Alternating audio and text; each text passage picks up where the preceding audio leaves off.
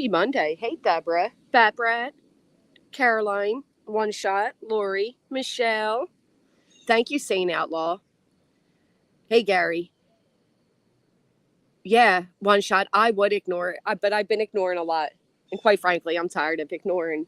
I'm so sick of these people taking screenshots with no context, no clue what they're talking about, and presenting them how they want them to be. I'm like so tired of it. Been dealing with it for quite a long time now. So, yeah, we're going to acknowledge it. Brittany owes me an apology. She absolutely owes me an apology. Hey, Billy, good morning.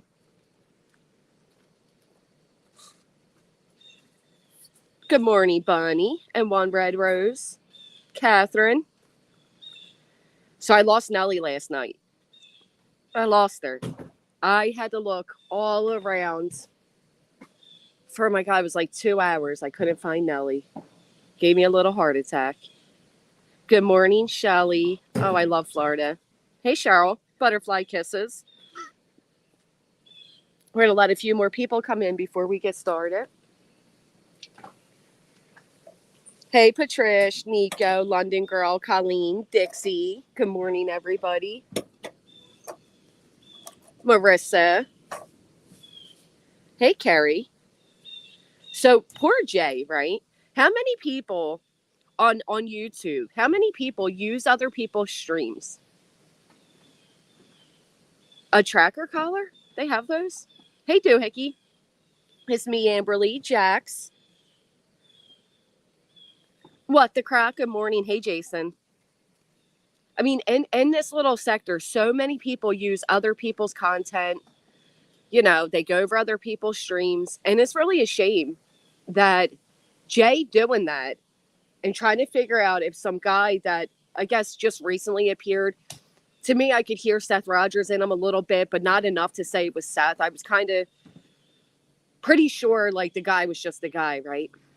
Nonetheless, it was Skeptical Robin. Good morning. It was rather boring, is how I felt about it. So I'm over in Jay's and we're just hanging out, and Jay's playing these videos, and I'm in and out. I'm on the beach, and I'm in and out of the chat. She gets in an argument with Barbecue Girl, which we're gonna play, and whatever. And then she starts playing some of Brittany's videos. Apparently, she has this guy she has dubbed Sugar Daddy. Apparently, he's like a big spender to these YouTubers. He sends them a lot of money. Anyway, he goes up on the panel, and he sounds a little bit like Seth, right? And Jay's thinking it might be Seth with a voice changer. I'm not so sold on that, but I'm listening. And it was boring. What do you want me to say? It's not my fault. It was a boring freaking topic, right? It was very... they talked about bacon. They talked about the way kids go to the bathroom. It was just an odd, boring, all over the place conversation. So people in her chat were saying it was at 5 a.m. It's at 5 a.m., right? And I'm like, it's 5 a.m.? Question mark, question mark. A troll account, I can only assume, came from Brittany, makes a comment, where are your kids while you're up at 5 a.m., GW? So my response back is exactly what it was. And Brittany goes and says this is about her. And this is what pisses me off. First off, I made a comment right before that said 8:30 is now 5. So where's that SS, right? But I made a comment that said my kids are sound asleep at 5 a.m. And if I were having a hard time falling asleep, I'd play this. Also, let's stop using children's private moments as content. Do you see where it says my kids are sound asleep at 5 a.m.? That's in response to a troll account that wants to know where my kids are while I'm streaming. It had nothing to do with Brittany. Didn't have a thing to do with Brittany. Doesn't say Brittany's kids are not sound asleep at 5 a.m. It said my kids are. So Brittany takes that screenshot. She doesn't take any screenshots before or after, but she takes that screenshot and she goes, Granny's talking about my kids again. Do you get fucking tired? Do you get tired of the twisted-doos and the constant need to be a victim of mine? Well, London Girl is exhausting, right? Because when we were on QBs a couple weeks back, we made a deal not to talk about each other. But she still goes in chats that are solely dedicated to me. And, And I just ignored it all because I'm like, it doesn't even matter because what I say doesn't change it, right? She's always going to be the victim. I'm always going to be the bad guy. It just doesn't change it. It is sad, Doohickey. And unfortunately, thanks to Jay, she got the most attention she's had in a long time. And Jay didn't even do anything to Brittany. Jay didn't say a bad word about Brittany. A hot 4-course breakfast, yeah. Well, I'm not one then. Leave her alone, you're rude. Okay, Kitty. I'm going to leave her alone, I'm rude. I'm not going to defend myself, kitty catty, because you said not to. Okay? Just because you said not to. I'm just whole new direction for this stream today because you said not to. Because I'd hate to, be rude. So as a moderator, I see things that some of you don't. And there are comments, right, Kels, that have to be approved. So they have to, do you accept a comment? Do you not? It's censored. Who did, Dixie? Somebody please explain to me. Hey, TLC. And good morning, Kels.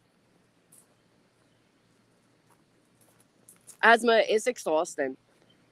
I really thought we made this truce. We're going to stop. We made progress. But I guess just because I was over there, that made me guilty. Matter of fact, I was actually defending Brittany, oddly enough. Hey, hippie. B-fam, I know. I'm the one that said, everybody chill out. Maybe she's not going to talk about Jay, but just defend her friend. After all, he's sugar daddy, right? Sad part, all of these nasty people is causing depression in some people. Of course, Carrie Hall.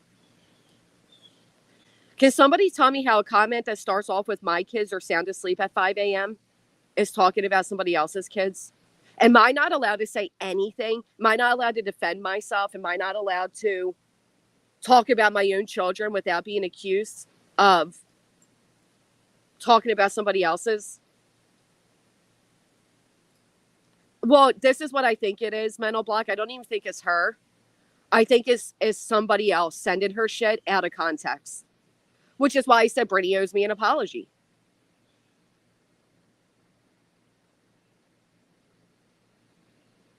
Of course, Steffers. Hey, Bluebird. Shaby, good morning. No, that shit really pissed me off, though. Obviously, there were contexts around it that Brittany didn't have. So to go live and cry that I'm talking about her kids is bullshit. It's bullshit, Brittany. You need to stop doing that. Hey, King Hazy. It may have been planned, Doohickey. I mean, it offered a lot of views that otherwise wasn't getting, right?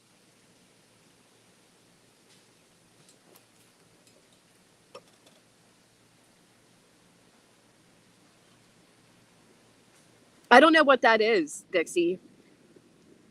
Hold on. Maybe I'm reading it the wrong way.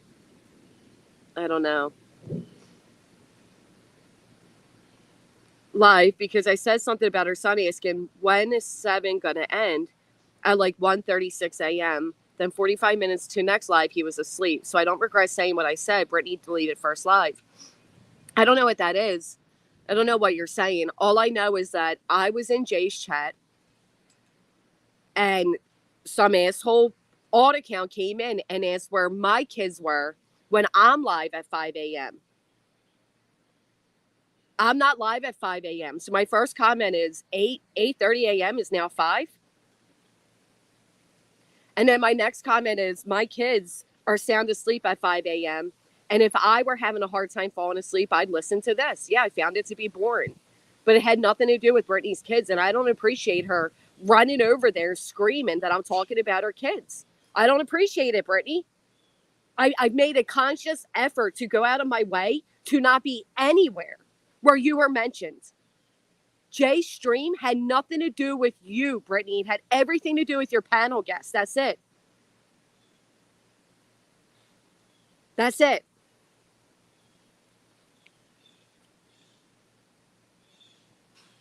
Jay even said a few times, maybe Brittany isn't aware. Maybe it is, Seth. Maybe it isn't. I didn't say a singular bad word about Brittany. Hey, Kraken. I know, right? I mean, it's exhausting.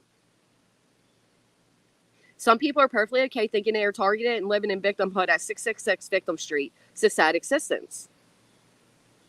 But she could have, like, instead of relying on whoever sent her these screenshots, she could have went and looked herself and saw that I was having a back and forth with a troll pertaining to mine.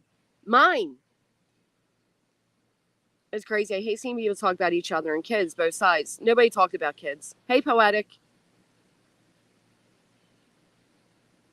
They did, and they accused every panel, every guest that ever called in was Chris with a voice changer. They did. It's you know the way it is, Kick Rocks.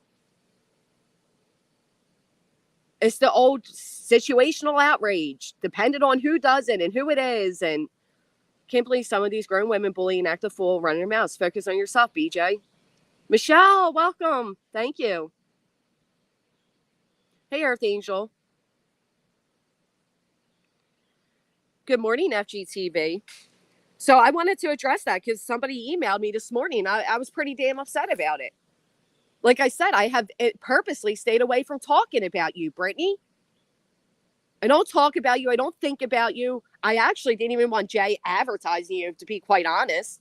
I did find the stream to be boring. I thought it was weird. You guys went from how children use the bathroom to bacon grease to Doritos without seasoning. It was a weird conversation is all. I thought it was very boring. It was very dry. I was shocked you let this guy keep interrupting you on your own panel. Well, she never did it anyway, Cracking, because she was right over in all the chats that are dedicated to me. So she never really stuck to her part of the deal anyway. But I didn't care. I didn't make it a big deal to come out here and be like, oh, Brittany didn't stick to her end of the deal. I don't give a shit. But when you go back to your panel and you take an out of context screenshot of a comment I made and tell everybody I'm talking about your kids when I'm not, I got a problem now. Hey, Moi. Thank you, it's me, Amberly. Stupid is as stupid does, right? Thank you, Michelle. I just acted as if never existed in my world as hard as it was. Not saying if I got worse, I wouldn't have eventually spoke up. Well, Steffers, I've had it pretty fucking hard on here. And that brings me to my next thing. I know, Remy. It was like a whole discussion on in, like, oh, guess my name. It was just weird. I'm sorry. I didn't like that type. But I don't watch anyway, so it's none of my business, right? All I said, the next screenshot she put up mine is like, this is riveting content. I wish I was as entertaining. So what? So what, Brittany? I can't call your content boring. It wasn't even yours. I thought we were on that guy's panel because he's the one that did all the talking. It's not my fault that shit was boring. Green Eye, thank you so much. She does owe me a huge apology, Pristine. She does. Did it even last that long, B-Fam? Because I really don't think it did. Really don't think it did. I don't understand that, Kraken. I mean, bless Jones's heart. She kind of just floats around and supports everybody, but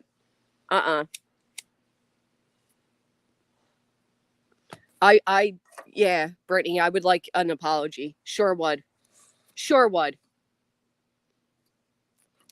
No, I get it, Steffers. I ignore a lot of shit, and it is best to ignore it because some of these people love the fake victimhood. Matter of fact, I have screenshots. Let me see something.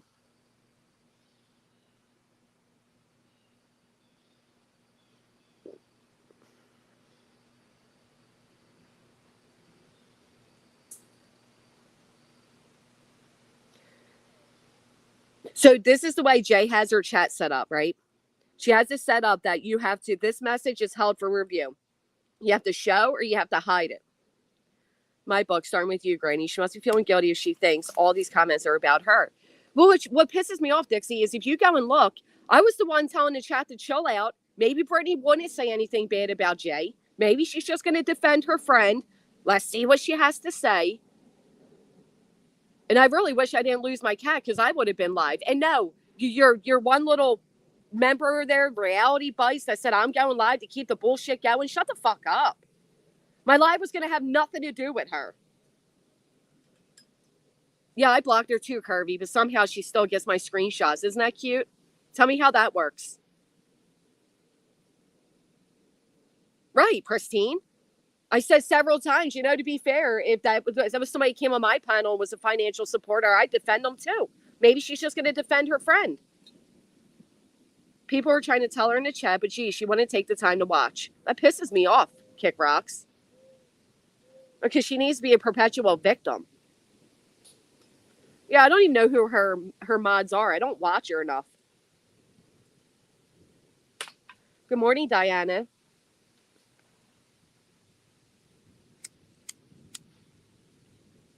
Right, Loki's mom.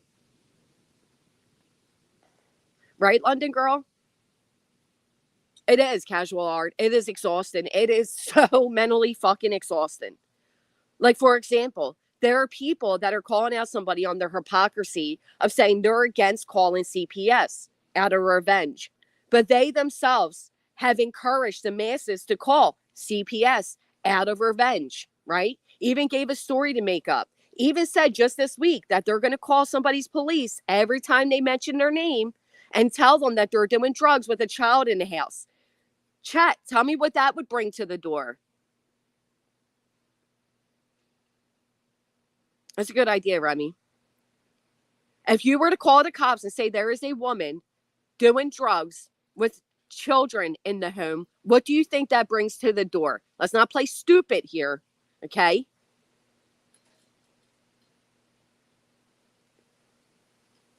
Anyway, others are calling this out, right? You guys haven't heard me call anybody out on that.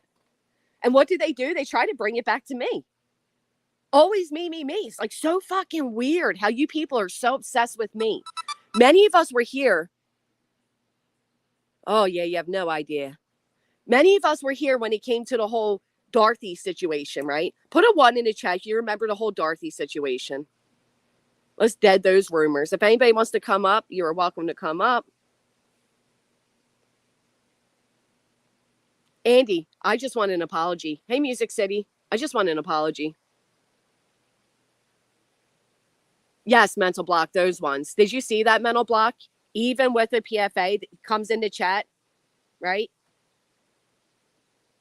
When you and BJ had talked green, I knew she'd be the one. Oh, she did. She immediately was right back into anti-me chats, Jay. And I ignored it. She is too sensitive, and it drives me nuts, Angelix, because she lies on other people to portray that sensitive, broken image. Meanwhile, Brittney literally befriended people she's never liked before simply because they go at me. There's about 10 streams a day about me that Brittney's in, and she's a victim. I can't with it. No, Dot did not pass away. Dot is doing good. Dorothy, admittedly, was suffering from her addiction at that time period. She got off of YouTube, got herself together, and is doing really good now. Okay? But there was a point in time, and I still have the streams, so we can revisit them. There was a point in time where that woman was going live for over 36 hours in a row. And yes, unfortunately, there was a child in the background. She was falling asleep with cigarettes. She was burning food. She was on a rampage. I mean, she literally, it was horrible. It was horrible. It was scary. A lot of us were uncomfortable at that time. Right. It did get scary, hippie.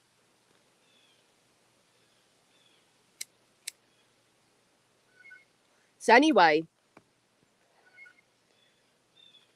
I was dealing with her sheriffs at the time. She was saying things like she hopes a Chris Watts meets me and my family, that me and my children deserve a Chris Watts. It was extremely extreme.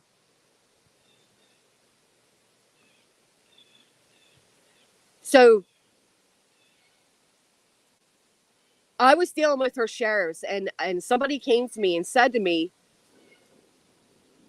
don't tell anybody, but I'm calling CPS.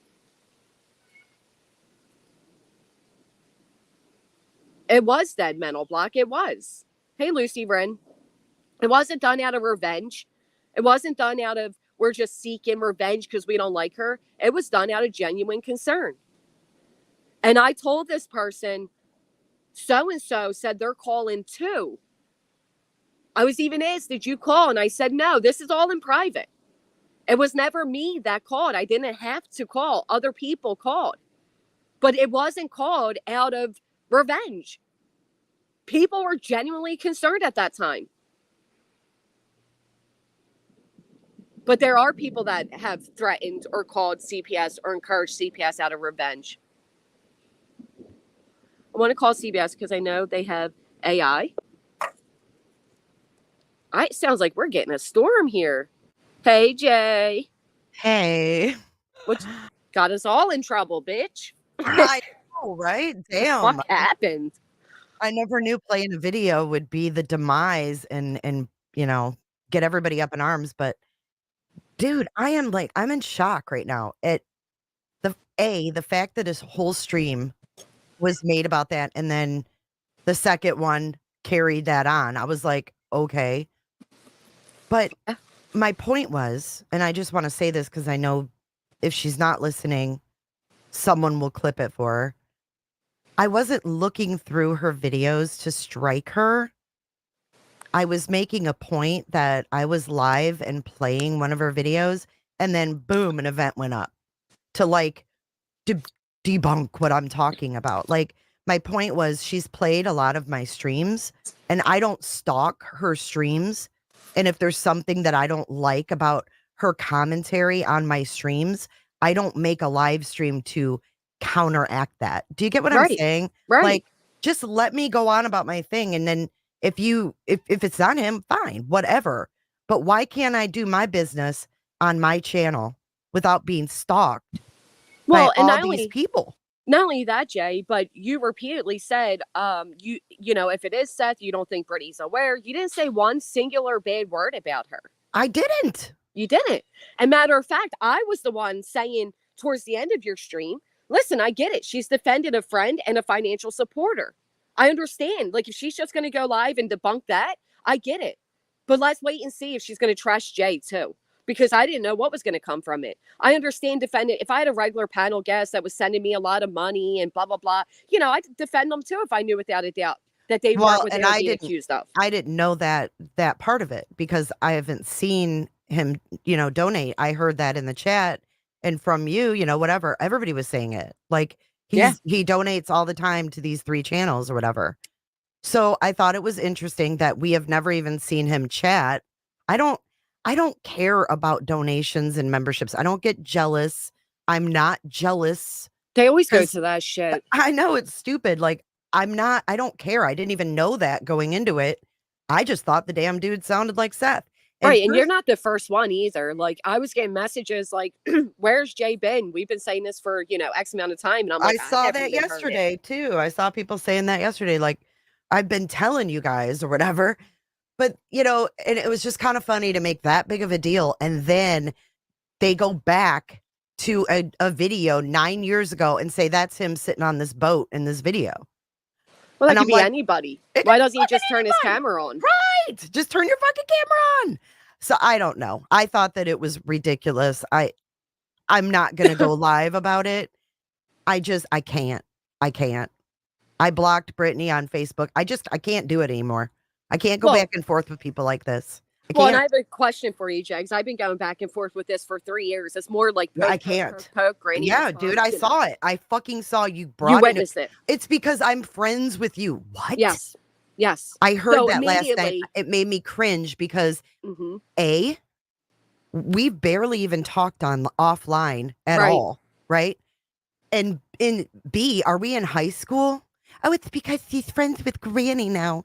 What? But you weren't even bashing Brittany. Like, dude, I'm cool with you until you're not cool with me anymore. And I told her, I said, we're fine, Brittany. Like, I don't want to fight with you. Then I go live and I start talking about her guy, Ben George. And then she, boom, puts up her live. So she took it to that level. And now I see why you're so frustrated. Well, not only that, Jay, but as we've been friendly, you were doing something on your channel and Brittany came in and you guys were being all cordial and shit. So why would it be because of me when you were still friendly with her, knowing that I didn't like the bitch? I don't care if you like somebody and I don't. I'm not fucking 12 years old. And as a matter of fact, I gave you a wrench on that channel and she was actually chatting in there when you were and I didn't a mod and there was no fucking problems. Right. because I'm not immature. So Yep. you do have this thing for wrenches, right? Where comments are held for review. I do, yeah. Okay. So when a chatter came in and they said to me, "Where are your kids, Granny, when you're going live at 5 a.m.?" My first comment is 8:30 is now 5 a.m. What? With like a laugh face. My Mhm. next comment is, "My kids are sound asleep at 5 a.m. And if I was having a hard time going to sleep, I'd watch this stream." Brittany takes that and says I'm talking about her kids. Oh my God. I'm defending my own kids. I didn't say Brittany's kids are not sound asleep at 5 a.m. I said, no, my kids are sound. Don't ask me where my fucking kids are at 5 a.m. They're sound asleep. Oh, that made me so pissed. Hey, Green Eyed. I know. I don't know. Thank you for the super sticker. I almost Why, feel like how she would I was approach looking her? for a reason because Hold on, she's mad Jay. you're okay.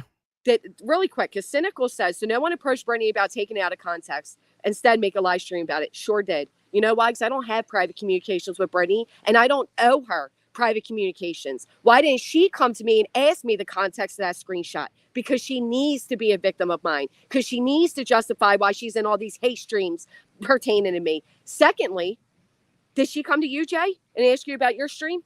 Mm-mm. No. So we don't owe people private conversations. Nobody's entitled to my private time. I'm going to address it publicly just like she did. Cynical. Same. And secondly, my stream, if anybody watched, which obviously she said she didn't, I love how people go live and bitch when Well, they they haven't didn't even even watch it. watch. You Yeah. didn't say a bad word about her. And do you I want to didn't know say a bad something word. else? She just skipped over all of the chatters that were saying Jay wasn't bashing you. Jay didn't say she was going to strike you. Of She just course. skimmed right over those and just kept reading the ones that were egging it on, like Sandwich. Sandwich was like, you done it, all caps. I mean, just working it up, working it up. And she just fed right into it. Shame on you for doing that, because you know what? My live was not about her thing. That just led into it, because I remembered when we were talking about Crime Time Buzz, I was like, oh, I want you guys to hear this voice. And we just went into it. It wasn't like I said, oh my God, I'm gonna make a live stream and I'm gonna out this Brittany J because she's getting Right. all these super chats from this guy, and oh, I'm gonna make her come on. It was Right. organic. And, It happened and organically, and I didn't even have a chance to end the stream, and she had another one ready to go. you didn't even say Fuck. one bad word about her. You didn't say Mm-mm. one bad word. Mm-mm. You even gave like the out, like maybe if it is, Brittany doesn't know, or you Yeah. even said several times this has nothing to do with Brittany. He just happens to be on her panel. That's it. That's all. Thank you. Thank you.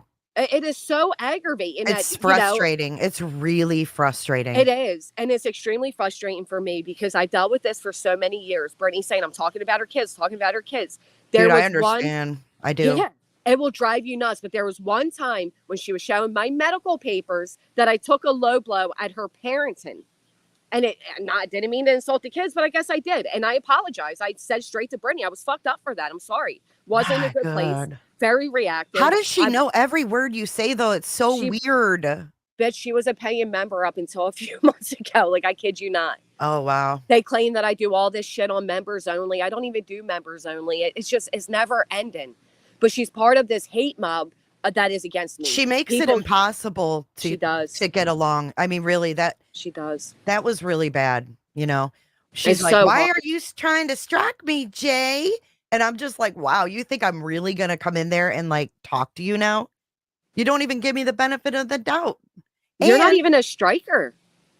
You never said you No. were going to strike her. Where'd that even come from? No. And when my stream ended, I was playing her stream and everybody was like, oh, I bet it was BJ. And I was like, it was not Brittany. Like, I got my email and it was the harassment thing. I said it was not her. Wow. So I was even commenting defending her, Jay. I said, Brittany's not a striker. She'll hide streams as people are going over them, but she's not a striker. Mm-hmm. And then I got confused because there are two channels. I thought she deleted videos, but I corrected that. I mean, obviously you can't do anything right because I don't feel like I did anything wrong to her. Right. I don't give a damn if she's, offended that I thought Ben sounded like Seth. Why is that so shameful? Like, why is that so awful? Is Seth a bad person, Brittany? Is that why? Is it an insult? Awful? Was it awful when they were accusing every male caller of being Chris Proudfoot with the voice changer? Was that awful too? Mhm. You Yeah. know? Oh, and He then they was. said that I sat there and, talked about Seth, that he did it and that he's No, you didn't. responsible. You never said that shit. I had a theory, right? I have lots of theories. We all have theories. And I see her chat theorizing that Katie and Chris are fully responsible. Right. Why is that okay? I guess that's okay, but you can't theorize on Seth's side. Right. And I've been saying that for a long time. People are like, oh, he's a father with a missing child. So is Chris and Katie. They're parents with a Mm-hmm. missing child, too. Who's to say your side is right, this side is wrong? Who cares? If we all came together for Sebastian, it'd be a lot better. But instead, Mm-hmm. everybody wants to do these. And I'm telling you, the only reason some of these people are defending Seth is because the people they dislike aren't. Betty's only defending Seth to get at JLR. I still stand by Brittany's only defending Seth to get at me, but I was one of the first to call out Seth. But this whole idea that, oh, Granny talking about my kids again, she needs to correct that. That is not cool. Like, that is not right at all. I was defending myself and my kids. It says my kids. It says nothing about Brittany. Yeah, I don't like bringing kids into this. That's just all fucked up. Yeah, and Brittany does say that about everybody, Jay. But you know what? I know who's going to strike me. Oh, I know nonsense is going to strike me. Oh, I know Jay's going to strike me. I guess this, like, Yeah, she did say that when she played my videos, and I was like, dude, I'm not going to strike you. And then she was like, why would Jay be looking to strike me on videos? She gave me permission. I wasn't. Why don't you like ask for the clip where you said that? Yeah, watch it first and then react. Like, girl, you are way too reactive, Brittany. Way too reactive. She is, and she lets other people get in her head and try to, get her worked up, like getting that screenshot and being like, yeah, here's Granny talking about my kids. Like, Brittany, look for the context. That's so not fair. I've held to my part of the deal. Mm-hmm. I called her content boring. I'm sorry, but that was very boring. I think that saying that is not insulting Brittany. It's the guy on the panel that was talking for 30 minutes. Dude, you can have your opinion, right? You can have your opinion without someone going live and saying, oh, she was talking about me. It's ridiculous. It's every time. Grow up. I know. I was floored last night. I was floored. I saw it with my own eyes, Granny. I've never talked to you about Brittany ever. Thank you, Jay. I was going to ask you that next. Did I ever come to you with any of my personal issues? Never. With creators? Never. Never, ever. Have we talked about her? Ever. Never. Never. And I mean, like I said, out of it because y'all's thing is your thing. I never even cared what happened. I even seen your mods drop in her channel, and I didn't come to you and be like, Jay, don't do that. Nothing. Never. Nothing. It's not my business. Never. Mm-mm. The only thing I've heard about you two is from your mouths. That's it. Right. Right. But for her to sit there and say like, this is because Jay's friends with Granny and Jay has so changed. Sick of her blaming me. Fucking sick of it. But I really like Jay. This is like your typical manipulation, gaslighting bullshit. Yep. I really like Jay. But why was she trying to strike me? Like, really? You can't win with someone like that. You can't. And that's why I texted you. I didn't even know you were live. I was like, what have I gotten myself freaking into? Yeah. You'll now be the devil. She said the same thing when it came to nonsense, right? Oh, Nonsense only going at me because she's friends with Granny. I've never held a private conversation with Nonsense ever. We have never talked. You and I have never talked on the phone either. We've only texted. And never about any personal creator. Never. About cases. It drives me nuts that she always has to blame me. It's like, Brittany, these people, I have nothing. You weren't even calling Brittany out. Weird. I know. Pisses me off. I'm so sick of like the excuses to it's crazy because we were just minding our business, watching some videos, and then all of a sudden I start questioning, if it's Seth. And all hell breaks loose, man. Well, what really gets me is that I held up to my deal with Brittany. We made a deal a few weeks back that we weren't going to talk about each other, and I held up to it. So for her to take the fact that I was in your stream where I defended her a few times, like, holy shit, I actually defended her. and Mm, turn that into be like, see, Granny. Yeah, it's always my fault. Every troll you account that can't comes in is win. Granny's troll. Every person that does something, it had to come from Granny, despite the fact that I literally don't even bother with her, Jay. I don't watch her shit. I don't talk. I don't even think about her. And here we are again. Granny's talking on my kids because I defended my own kids. Like, you got to be fucking kidding. You said not a single bad word about her, but now she's a victim of yours because you're friends with Granny. Like, stop that. Yeah, it's ridiculous, man. I mean, I could have had some things to say, but I didn't. I could have said some things about that stream, but I didn't. I still do think that guy sounds like Seth. I don't know if it is, but the whole thing, even just me questioning it, should not have turned into this. I should be able to question whatever I want. Right. Right. It was okay when she played other people's streams to be like, "Do you think this caller's Chris Proudfoot with a voice changer?" That is literally no different than Now what you were doing. No she's like, different. you owe Ben George an apology. Like, get the fuck out of here. Why? Right. And doesn't that say enough, Pine Needle? The fact that Brittany opened up her stream about me. Me. Mm-hmm. Mm-hmm. Mm-hmm. Are you fucking kidding? Well, and the first thing that she talked about addressing the Ben thing was the money. If he doesn't give me another dime, I don't care. Like, no one cares about that. Like, obviously you do, because you're the one talking about The that. money. Yeah, that Right. was like the first thing. Like, if he had never donated another dime, I wouldn't care because I like him. Oh, yeah, I'm sure you like sitting there listening to him talk about his nephew's, Potty. yeah, how he Right. shits, right? I mean, come on.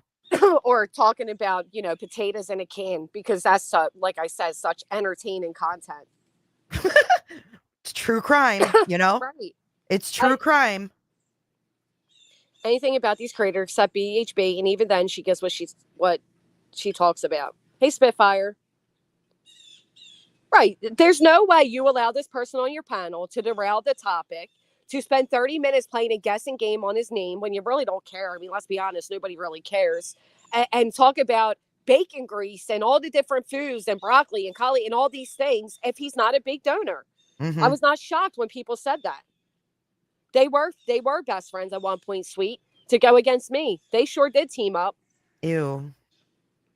Right. Who cares, Marissa? So what? The fact of the matter is, I still never came to Jay with my personal issues. Never. Mm-mm. Here's to the Wildlife Watchers. Thank you, One Eye Flow.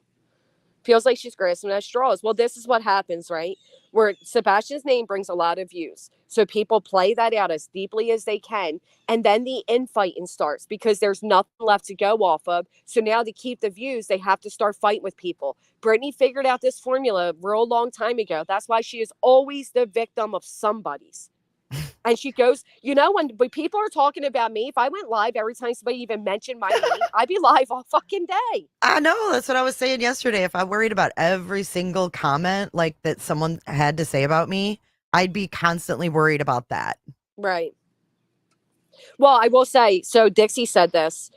She loves Jay because she has 1K subs. Did you notice that you did skyrocket her views? Mm-mm. It was the most views she's ever gotten. And it was because you were attached to it. Mm. Right. Yeah, I We can't wanted to question make an. anything anymore, Roxy Lady. Thank you guys for the super stickers. It means a lot. Yeah, I don't have a sugar daddy. You can't question anything without it becoming a bash fest and you're the bad guy and how could you? And, Well, you can know, I just say, like, I just want to point out, like, how much of a baby I think she is. Because I've never really watched her chat too much, but last night I was watching and I noticed that one of her moderators is Boston supports Lana. oh, yeah, doesn't that say a lot? Yeah, and Lana's the one that sued me, right? To put all my personal text messages out there. So that was another good tidbit to find out to stay away. And then Bullhorn Betty was in there as well. So she supports, that. And Bullhorn Betty talked about my children. So I'm seeing a lot of hypocrisy here. And Yes, ma'am. Thank you. I think there's just a lot of times when maybe she just needs to zip it and just talk about something else. Because this is just it is grasping at straws. It's honestly like talking to a fucking log. It is. I said you're better off banging your head into a brick wall. I've dealt with this for so long now. So long. Like this constantly. Granny keeps, one time she went over my channel and said like, this stream's about me, this stream's about me. Every day she would mention me. She was literally lying because she Yeah. couldn't find streams about her. So she was making up that like certain streams are about her when they weren't. Because the Mm. fact of the matter is, I'm quite content going on with my life as if Brittany never existed. But each time me and Brittany have come to a deal to do that, she breaks it. She breaks it. I really want to know how a comment of me saying my kids are sound asleep at 5 a.m. means I'm talking about Brittany. I don't know, but I'm going to be honest. Like when I heard y'all's drama, I thought, oh Lord, what a bunch of stupid shit, you know? Juvenile shit. And right. I didn't think either way, like on your side or her side. Like I just thought how Right, it's stupid immature. on both sides, you know? Yeah. But now I see, I mean, I'm really seeing your frustration because you can't fucking win. Can't win. I can't Can't win. imagine doing this with her for 2 years. That's why I blocked her on Facebook. I said, I can't. I can't do this. Yep. It's too much, man. And Chaco, she did break it. Immediately after me and Brittany had an agreement, she ran into a chat that was dedicated to just trashing me. And like, you don't expect people to stay out of chats and shit, right? Like, yeah, no doubt. But I intentionally stay out of chats that are going at Brittany, so I can't be accused of anything. Here I am as a moderator in your channel, even defending Brittany, and yet I'm to blame for you thinking that Ben may be Seth and not saying a negative word about Brittany. You didn't say a negative word about her. No, and now that's what I was saying. That's why I wish I never would have let her use my streams because I didn't micromanage all the comments that people made on him. I'm sure there were some not so nice comments about Jay is for Justice in the many times she played my streams, right? That you never struck her before, right, Jay? No, I would Right. know. I told her she could use them, but what I'm saying is like, I'm sure there's some not so nice comments about me. Not everybody likes me. I know that. So like, but I'm not over there, you know, hey, why are you letting so-and-so say this about me? I don't give a fuck. So let me stream in peace. She says she wants peace. Leave me the fuck alone. I never heard somebody say they want peace so much, but yet go looking for victimhood. Ever. Good Lord above. Ever. I mean, oh, I consider myself a pretty level-headed person, but I could only take so much, and that was just too much. Yeah, I'm telling you. I realized I can't win. Can't win. No. Mm-mm. You won't win. But then you get so frustrated that you need to like let it out. I get it. Right. And then the very few times I let it build up to the point where I need to let it out, I'm still the bad guy. And I'm like, wait, but she went on about me here, here, here, here, and here. I'm simply responding and I'm the bad guy. It's like unbelievable to me the way these people do this shit. She's got it down to a system. I mean, she does. You know, I hate to say it, and I'm not trying to be mean, but sometimes, you know, people, they don't even realize they live like that. That's just their programming, like for whatever reason. You know what I'm saying? It's just natural. It's really hard to deprogram someone who instantly goes into victim mode for whatever reason. You know? Right, you're right. But then she also goes into the whole YouTube takes 47%. So if you want to support the channel, you know, consider joining the green team. And if you want to tip the host, I got Venmo, Cash App, PayPal, da. She knows why she does it. Right. And I mean, I guess that's up to her listeners if they're turned off by that or they don't mind that. And, you know, to each their own, right? Absolutely. But stop using my name. Stop looking at everybody else's shit. You know what I mean? Yeah. Right. She knew Taylor, but without the idea that she believed Jay was talking shit, she loses that victimhood, right? If Jay wasn't talking shit, then that means Granny didn't get Jay to talk shit, and there goes the victimhood. Yeah, it didn't go with her narrative, man. She skipped right over it. I saw people over and over, and I'm like, wow, she's just not even reading those. So did I. I got screenshots today, and I'm seeing Jay never said she was going to strike you. Brittany, that didn't happen. Jay didn't do that. I seen Teresa in there screaming. Granny didn't say a bad word about you. Yeah. Brittany. That's not about Teresa got a lashing. It's like, fuck. Yeah, you can't win. I would just suggest stay the fuck away. Far away. That's why Debbie, that's why they always do they're jealous of the money. They're jealous of the money. Yeah, they're jealous that he donates because that gets them to donate and be like, here, be jealous of this, bitches. It's an old manipulative fucking thing. Everybody is aware of it. Besides those subscribers that, you know, don't realize it, I guess. I mean, like I said, I didn't even know the dude was a damn donor. I thought he sounded like Seth. I still think he sounds like Seth. Right. And I don't think they proved a damn thing. Okay. I'm just going to say that. I'm not going to go on and go live about it, but that was weak. I really thought she was going to like, it took 3 fucking hours. She couldn't replay my stream to get the facts, right? She had 3 hours to replay the stream, get the facts, talk to this Ben guy, get him camera ready so he can just flash his camera and be done fucking with it. But nope, nope. We had Where's to the victimhood in that, Jay? We had to drag it out on 2 motherfucking channels Right. all night long. Right. Bubbles. Yes, she has a screenshot of me saying her and that Ben guy were extremely boring. Yes. They are. Is that a crime? I mean, was I supposed to pretend otherwise? Oh my God. Can't believe. Yeah, you got to be able to take such riveting content. I wish I was as entertaining. I mean, this is literally the conversation. You won't believe my name. What is it? What is it? It has an O in it. An O? O? An O in it? Yes. You're never going to guess it. Neil? No. And then he finally guessed and he's like, now guess how I got that name. I don't know. Your grandmama's mama's favorite show? Who the fuck cares? Mm-hmm. I'm sorry, it was weird. And if he wasn't a big dono, he likely wouldn't have gotten that airtime. No, that is what the screenshot says, Bubbles. I'm looking at it right now. It's literally what the screenshot says. Don't fucking tell me it isn't. The other screenshot says, my kids are sound asleep at 5 a.m. Because the troll account said, where are your kids while you're streaming at 5 a.m., Granny? I didn't say Brittany's kids aren't asleep. Bubbles. Well, there's that. Good morning. Well, I don't know why anybody is saying anything about her kids because she's the one that's live all night and you can hear them in the freaking background going, did you end it? Are you getting off, Mom? I want Taco Bell. I mean, if you can hear it on a live stream, expect people to talk about it, dude. I mean, that's just the way it is.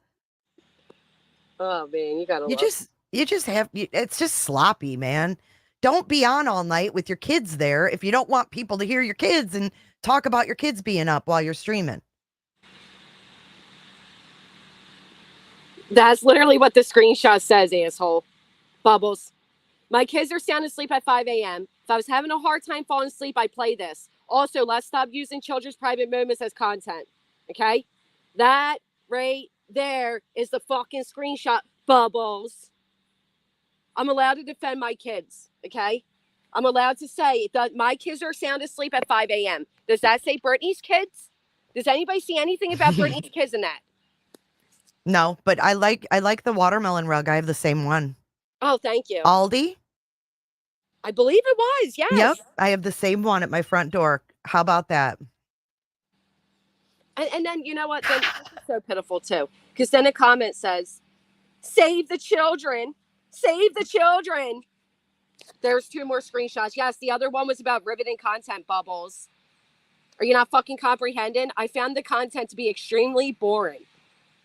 Extremely boring. I said, I wish I could be as entertaining, Bubbles. Now, you are a Brittany troll. In the words of Brittany, get out of my chat, please. Actually, don't block them. Let them stay.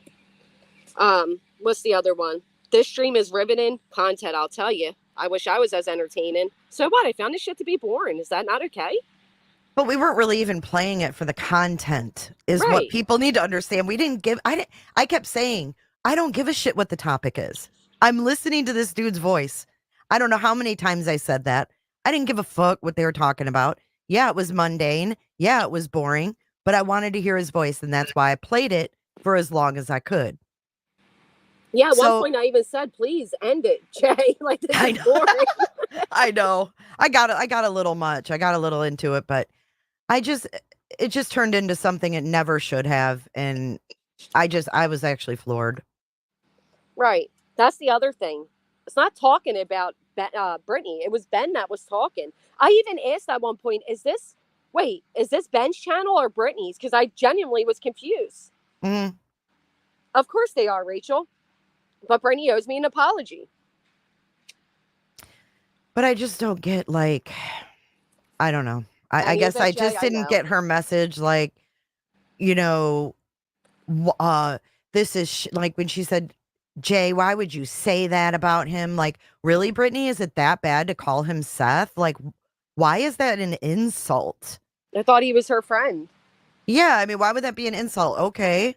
I even said, I think that Brittany may not be aware who this is. And you said several times, this isn't about Brittany. This is about the voice. Listen to the voice. Thank you. And then I even said several times, maybe I defended Brittany. You know how hard that was for me to do? I can imagine. Oh my gosh. And you guys are right. What was her purpose of showing my screenshots, Bubbles? To make herself a victim and pretend I was talking about her kids. Jay has comments held for review. I'm seeing all the accounts coming in that I'm sure another mod here, they're the ones that declined it. I'm sure they saw it. That asked where my kids are while I'm streaming at 5 a.m. My response was, my kids are sound asleep. Period. Oh, that was from my chat? Yes. Oh, I didn't realize that. Oh, I'm sorry. I didn't know that. No, that's okay. That's okay. That's why we have moderators, right? Oh, so Jesus. I saw okay. it, despite it not being approved, just like I saw one of Brittany's main chatters calling you the R word. Right? Me? That's cute. Yeah. See, you don't even see these comments because as mods, we're not even approved. They're not being approved. So you're not seeing them at all. Oh, gotcha. Yeah, because I do have that hidden for review. So if there's like triggers in there, it holds it. Yeah, I don't see those unless I actually go back in and read those afterwards. Yeah. So that's what it was. So I responded. And I said, my kids are sound asleep. And I think it's because people were pointing out that the stream was at... Oh, okay, Bubbles. Thank you for clarifying that. I received an email saying Brittany said I was going at her kids again. Maybe I'm wrong. Maybe I should have watched it. We all need to take a deep breath. Why? It is frustrating as fuck. Look, so Granny, did Queen contact you about breaking a peace? BJ was literally yelling Queen's name, telling people let Queen know it was you. It was quite dramatic. Oh my God. It wasn't me. I have screenshots of Brittany immediately in a chat that was all about me after we made peace. Like Queen's the teacher. What's Queen gonna do? Like Queen's the teacher. Time out. Oh, this just gets more comical as we go. It's a new day though, Granny. It is, but it pisses me off because... Oh, I know. Me too. I'm telling you. So we were on Queen's panel. We made some progress. She was getting on my nerves a little bit, but whatever. I said, Brittany, just like the second time, let's just stop. Just stop. We don't need to like have a conversation. Let's just go apart. Like go your separate way. Don't talk to me. I won't talk on you. Deal. Not even 2 hours later, she was in a chat that was all about me and continued to be in these chats that are all about me. She broke it long ago. I'm just not a fucking toddler. And I'm not going to scream, Queen, put her in timeout. I don't give a fuck. She did it first. Thank you, Cousin Trixie. Right. BJ immediately went in another chat talking smack. Thank you. Like we don't have eyes. But here's the thing. I didn't even care to present it to anybody because I just wanted her to fucking go away. Just leave. Just leave me alone. Don't look at my shit. I don't look at your shit. You don't exist to me. I don't exist to you. Move along. But no, she's going to drag this out, Jay. She's going to be a victim of yours for about 5-6 more days. And yeah, that's why I said, what did I get myself into? Like, yep. You have no idea. And here I thought, oh, I can just play, this video and talk about this and whatever. And nope. All hell breaks loose. Got people coming in. She's got a live stream scheduled, and then she had it scheduled for like 15 minutes from then, and then it moved back 2 hours. Because she was waiting for you to end yours. I should have fucking went live. I couldn't find my damn cat. I spent all night looking for my cat. Oh my God. I was like, again, Granny, no show, Granny. I'm the worst. Absolute worst. They are creators that need fans. I agree. No, I regret it because like I said, she did. She got the most views ever out of it. Like she knows what she's doing. She knows what, and then the whole, like, they're jealous of the money. So here goes Big Dono. Here's 50 memberships, Brittany. Like, she knows what she's doing. I'm sorry. There's no doubt in my mind she knows what she's doing. I'm sorry you and Jay have to deal with this. It's a lot. It is a lot to deal with. I did find her Hazel Eyes. Well, I mean, that's on her. If she's going to, just have some dude on panel just because he donates. I don't know. I've never had one specific person that did that. I've never had that on my. I just have never dealt with that. That's weird. Dealt with it for years, man. Literally. No, I mean like having one specific person that's a big donor. Oh, and then like just like giving them like free reign over your streams and shit. Like I've never done that. It's No, kind of it's weird to me, weird. but It's a weird thing to do. It's not, I was going to, Lucia. People can even use multiple question marks if there's a chance their comment not being understood. Couldn't they? Absolutely, Thor. It is the best way to do it, Andy C. But I don't think you guys realize how much I ignore. Like how much I ignore. It's a lot. It is Andy, I literally a lot. agree. I agree too. It is frustrating because you feel like she's a really good manipulator. I'll say that. She's good at it. Mm-hmm. And I don't. it's really not worth going back and forth with someone like that because you'll never get a resolution. I don't No, want I to don't say want you'll to. never win because you don't want to win, but Right. you'll never get a resolution because they can't own the part, you know? Well, and that's what it was. So I even said that to Brady. Like, you just don't acknowledge what you've done. You don't like you. It's always an excuse, right? Like Brittany's in these anti-me chats. The whole streams are about me, right? There's no like other conversation going on. It's just strictly me. And Brittany's in there, but somehow that's not talking about me. Yes, it is. So she does this thing where she may not be on her channel, but she's on all these other channels. How do you find out about that? Well, I used to get screenshots. I told people not to send them to me anymore because what I don't see can't hurt me, and I can't. You can't Exactly. win. That's You know what the I mean? best course of action. Don't even look. Because Right. you know what? If it ain't her talking shit, somebody else is going to say something. You know what I mean? Because that's just the way it is here. That's exactly how it is. But they do. They go. Yeah, you 10. can I only mean, get poked so many times, you know? some of these people dedicate their whole days to me. Like the one wakes up, goes live about me. Then that all of them jump to the next live stream. Then the next live Well, stream. take it as Then the next live flattery. I stream. mean, Yeah, but it's take it like as 90% lies and it's fucking sick. And that's what Brittany's part of. But yet I'm somehow responsible for Jay going over a panel of a panel guest, not even her. Or I'm responsible for nonsense calling out Brittany's misinformation, despite the fact I don't have a fucking relationship with nonsense. I even stopped going to nonsense chats weeks ago, so I couldn't be accused of that. Take some accountability, Brittany. I understand there are people that don't like me because they don't like me, because I said something that they don't agree with, because they don't like the way I carry myself. I'm just not their cup of tea. You have to realize that with you, Brittany. There are people that don't like you because of you. Not because of me, but because of you. So fucking accountability would be great. yeah. I mean, you're not going to have everybody like you and you're not going to please everybody. So Instead, she's like, it's because of Granny. It's because of Granny. If an account comes in and disagrees with her, that's a Granny troll. If another creator calls her out, that's because of Granny. It has nothing to do with me, for fuck's sake. How many other creators are you cordial with, Jay? Queen, Savage, that's Kodo. about it. There's plenty of them. Yeah, a few. I keep my circle small. I don't really watch a lot of creators, but yeah, I mean, Are you going after all of them because the of people that what, I like to listen to. Believe me, if Jay was attacking people for me, Brittany wouldn't even be first on my list for her to highlight. And I'm not an attacker. Why would anyone No. come to me for revenge? Right. First off, I know you're not even a drama. I don't even bring drama to you because you're not a drama person. I'm not like, I've never hey, Jay, addressed this stuff until now. Right.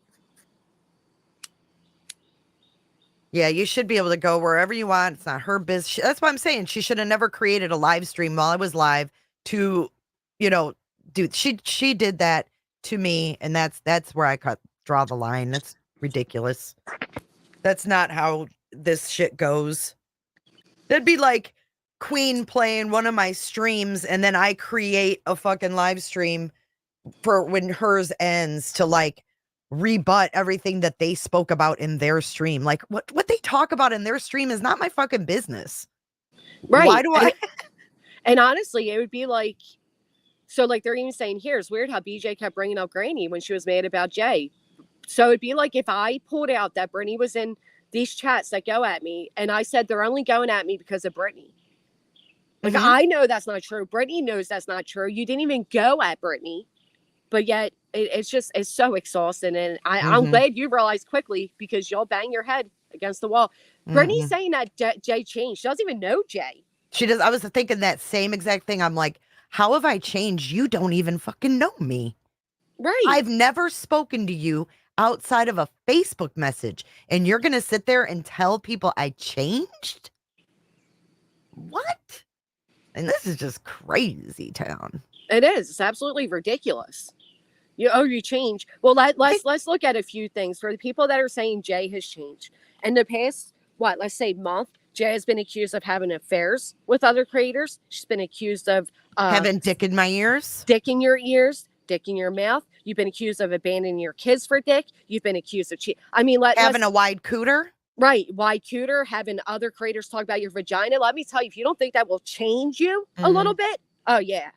I'd like to see Brittany go through a lashing like that. Oh, please. Good Lord She above. caught it, Jay. She caught it. Brittany says in chats that say the most horrific shit about me. They talk about my kids. They dox my family. They dox my address. They do all this. But Brittany J has never been doxed. Let that sink in. She's such a victim that she has never even been doxed. Yeah. She's got a lot to learn, I think. It's exhausting. It's like just, people are going to not like you, Brittany, and that's fine. But there's a difference between like harassment and bullying and just being called out. You get called out. You're not harassed. You're not bullied. You're none of those things. Harassment and bullying is what you participate in. Yeah. People have the right to not like you. Right. I mean, that's just the way it is. You can't force everyone to like you. No. I mean, you can't stomp your feet and have a little tantrum because someone doesn't like you. It's not going to make them like you. So just leave it alone. Just accept it. It sucks. Yeah. But again, Jay, your stream wasn't even calling Brittany out. Now I wish I would have. I know, right? I wish I would have. I wish I would have because I was on a roll. I'm going to go back and delete my comments where I defended her ass. Say it never happened. I mean, fuck, man. Someone sent her shirts and she didn't know from who. Oh, God. Let me guess. It was. Hi, Talisa. It is disgusting, Notorious Ash. Just like Brittany going on laughing. Granny got a dirty butt. Bros. Never heard the bitch laugh so much in my life. Weird. Besides talking about another female's private areas based on lies. Unreal. But they do, Notorious Ash. These women are just very gross women. Leave our cooters alone, damn it. Right. Bubbles, we're over it. We don't care. I personally don't know if Ben is Seth or not. I don't know. What I do know is Ben is a sugar daddy, according to Brittany and Chatters. That's all I know. Okay. That's great. Have your little sugar daddy. But don't pretend to be a victim of people calling out Ben's weirdness. The guy was weird. That's okay for us to say that without it deflecting on Brittany. And get this. I heard another thing last night that was ridiculous. That because I played his old videos on his YouTube, that was wrong.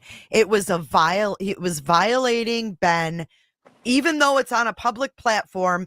He didn't ask for his videos to be played on my channel. That's the same thing Julia tried saying. That's the public platform. People think that they have some kind of privacy. Wrong. He was violated. Oh my God, this poor guy.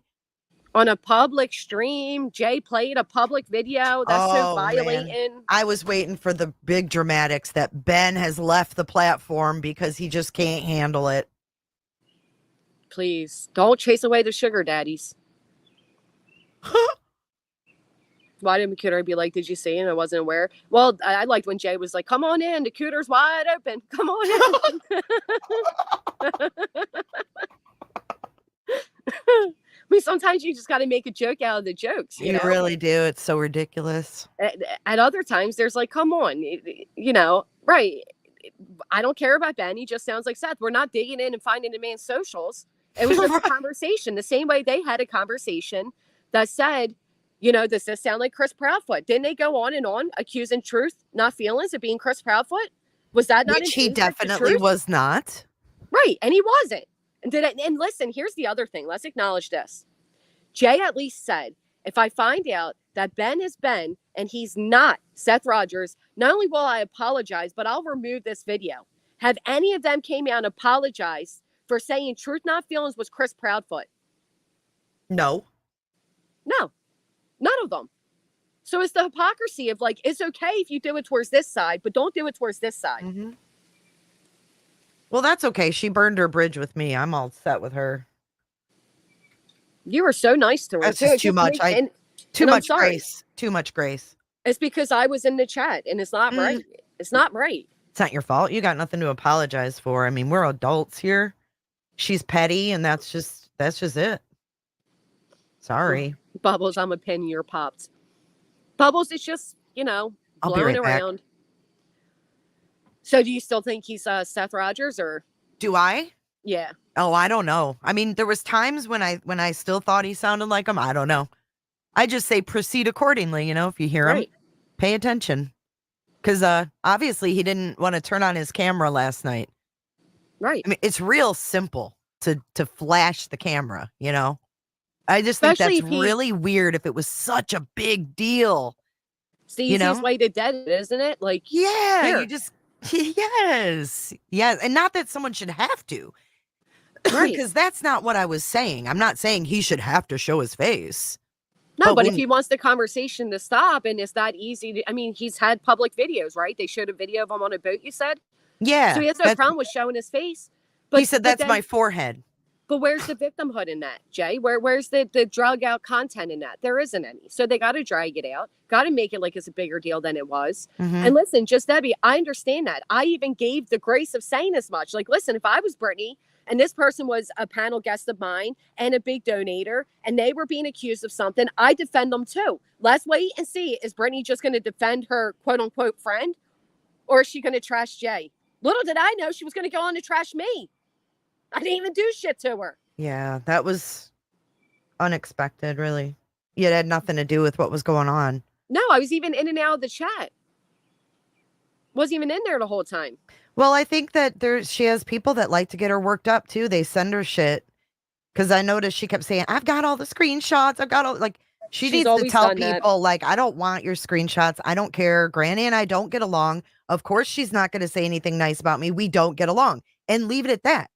Right. But she keeps accepting all of this for it's content. It's content. It's the victimhood. It's, Granny's the big bad wolf and she's the poor little Red Riding Hood. And I can't take it. I can't take it. Needs everybody to defend her. And does everybody see this? And it reminds me of like a little girl in an adult body. It's just very needy. And you can never satisfy that person. Like nothing you do is ever right. They're always going to take something the wrong way. It's exactly what it is. That's why when Brittany said to me, like, oh, you can reach out to me on Messenger and we can talk about it. So there's no point, Brittany. There's no point. She will never acknowledge what she had done to me. I get it. She will never accept, Yeah, I get it. She does use any opportunity to bring me up. They do sound alike, Brandy. They do. They sound alike. Yeah, they sure do. And, I thought it was funny that people were saying, oh, it can't be Seth because he's donating. That's not true at all. Like, right. They think Seth is broke. And it's like, yeah, there's a lot of ladies throwing a lot of dollars. Yeah, and apparently he's still got, these channels that support him and share his Cash App and all, whatever he's, doing. I agree. Plus, let's not forget that his coworkers donated vacation time. So he was getting full pay. Plus the fundraiser. Plus the GoFundMe. Plus the Cash Apps. And then was he getting any kind of, short-term disability from having a surgery? I mean, who knows? But he ain't broke. Right. Why are they assuming he's broke? Just like it's a lot of insult. It's insulting to say somebody's him. Why? Why are you insulted by that? Yeah, that was weird to me. Isn't he a great person? Who cares? How awful. He didn't give somebody $20K. T-Rev apparently made $20K talking about Sebastian, but he did allegedly give $12K to Michaela.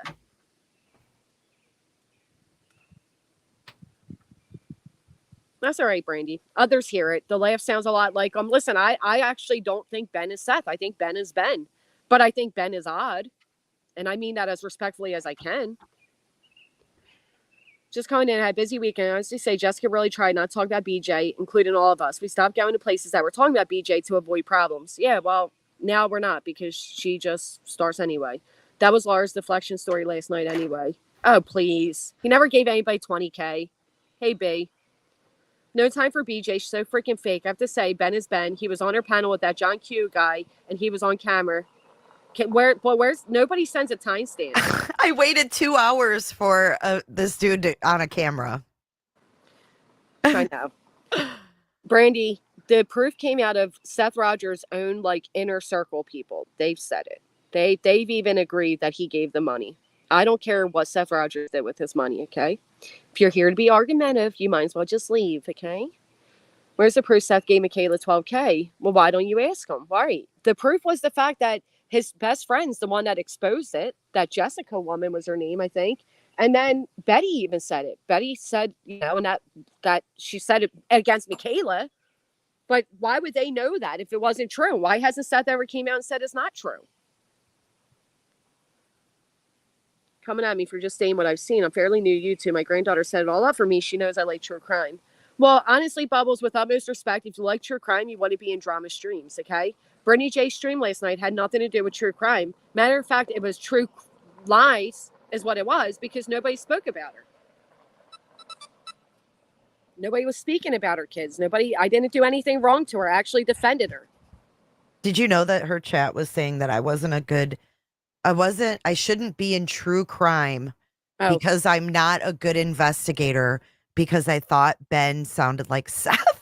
Oh, so you shouldn't be I need to wrap it up. I need to wrap the whole thing up, call it good, because I shouldn't be in this genre. Says coming from the chat of the woman who was accusing every male caller of being Chris Proudfoot. Okay. Wouldn't it be funny if Ben was really Chris Proudfoot hosing her? I think that'd be fucking hilarious. That'd be hysterical, actually. That would be a great turnabout. That'd be a great spin. Oh, that'd be hysterical. She hates him so much. Start fires in YouTube world. I know, Gypsy Trail. I know. You as well, Bubbles. Thank you. Hit the thumbs up on the way out. Maybe he is, maybe he isn't. The point is that people are entitled to their own opinion. Right. Well, why? Hey, Time Traveler, why were they entitled to, evaluate others' voices and accuse them of being Chris, but Jay is a big, horrible person for wandering the scene when it comes to this guy who just appeared? Mm-hmm. He just appears for 2 weeks, and he's got all kinds of comments about CPS and what happened in the CPS call with Chris and all that. He had all this information. He was even cutting her off when she was playing the part where Chris Proudfoot was, going on about CPS. That's not what happened, he says. How the fuck do you know, Ben? Right. How do you know, Ben? Right. 2 weeks. Bubbles. 2 weeks he's been here. That's 2 weird. weeks, yep.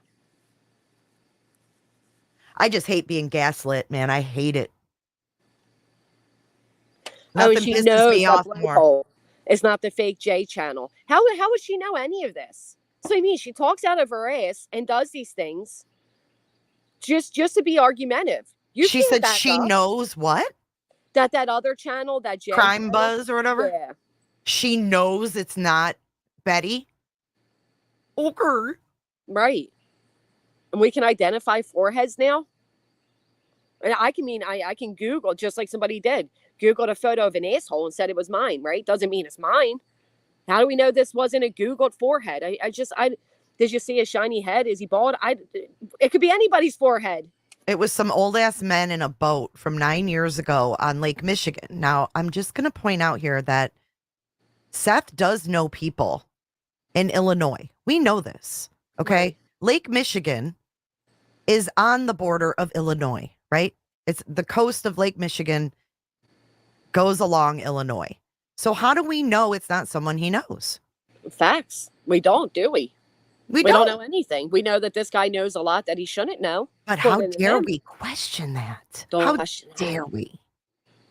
But that channel over there can be all conspiracy led, and they can do all the deep investigating and rabbit holes they want. But yep. you can't. And here's the thing: we've heard malicious intent said that the way Brittany is now I got to be nice to Alma because memberships are really low this month. And then Brittany would go in and be like, "Hey Alma, hey sweetheart, so good to see you. Oh, I just love you, Alma." And then Alma would donate memberships, and Brittany would turn around and say to malicious intent, "See, it worked." So, I mean, take it for what it's worth. I never heard Mal lie. Nina Drew, thank you so much. I mean, you're talking about an account that has been there since 2006, but she was like, "Oh yeah, Seth made this account in 2006. He just knew he was going to have a kid, and he was going to go missing, and he was going to switch the name on this guy. And I'm like, Is that what she said? wow. Yeah. Yep. And I thought you can use anybody's account, like, and change the name to whatever you want. She really said that? She did. Yep. Seth knew in 06. That was before Sebastian was even born. He knew in 06 he was going to have a kid and started that channel. It's ridiculous. Absolutely ridiculous. That's what she... Absolutely ridiculous.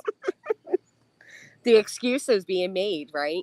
But again, tear the Proudfoots apart all you want. The other thing was, she goes, and it was also mentioned that Ben has a video of Sebastian, and the only one he has is the one of Katie Proudfoot alone, which I thought was, she did. And she said the reason he has that is because he didn't think anyone had seen that one, so he put it on his channel, and I call bullshit. Wait. Let's slow this down a second. So Brittany brings up herself, because you didn't bring this up. I never heard this till now. Brittany brings up that, in fact, this Ben guy has a video of Sebastian, right? Yes, because someone said he has a video of Sebastian, and the only one he has it's Katie by herself. And so it's a video of Katie by herself. Is Sebastian in the video? No, it's the interview of Katie on Patrol Live. Okay. When she was alone. And I thought it was very interesting that of all the interviews, the only one he had was the one where Katie without Chris. And she said the reason he had that was because he didn't think anyone had seen that one yet. So everybody's going to see it on his smaller channel better? That's what she said. Okay. I think it's very odd. Not only does he sound like him and say things that he shouldn't know, but the only interview he has is without Chris. Without Chris. And it's just Katie. And again, he has that because he didn't think, so people are going to see it on his small channel. Is this guy buying his way to subscribers or something? I have no idea. What was that whole radio station thing? Again, I was in and out because of the beach. Okay. So the radio station thing was an old video, and they were singing along with a song, and it was a DJ. It sounded like a DJ, and his last name was Rogers. It was Paul Rogers. But then the radio station was 107.5, and it was a classic rock station in East Texas. In East Texas. So there's another connection. Texas. Right. Wow. But yet the guy says he's from Michigan. So. Right, Andy. And then, so are you not so let's not forget, Seth did start a YouTube channel in 06. So this whole, like, he just knew he was going to have a kid and the kid was going to get missing, and stop being an idiot. You don't have to even have kids to make a YouTube channel. Exactly. Oh, and let's not forget all the video games on there, right? The Call of, what is it? Call of Duty games? Mm-hmm. Well, this whole case has been so odd. If you honestly think about it, everything. We got that, whatchamacallit woman, Tammy Joe, that comes in and says she's part of Cajun Navy and I'm a chosen one, but she can't even spell Cajun correctly. We got, this guy, this big dono coming out of nowhere, and what do you know, on his channel are these weird videos of Katie. I mean, come on, it's just weird. She needs to be more careful. Either she needs to be more careful or she knows more than she's leading on. Because she should be questioning everything with all the weirdness that has been going on in this case. You know what I mean? Yeah. He knows too much. It's weird. If Brittany wasn't friendly with Seth and this guy wasn't a big donator, she'd likely be jumping down this rabbit hole with you. Period. And I think that it's funny he's from Michigan. Guess who else is from Michigan? Taco? Me. Oh. Ooh. I'm sorry, I just think the guy's weird. I don't know if he's... Good morning, Prof. Mom. Where'd that go? He was singing Bad Company song. Paul Rogers, lead singer of Bad Company. That's right. I forgot. He was playing, it was a DJ saying it's Paul Rogers, 107.5. It wasn't the DJ's name, that's right. It was the lead singer of whatever song they were playing, but it was a radio station out of East Texas that they were playing.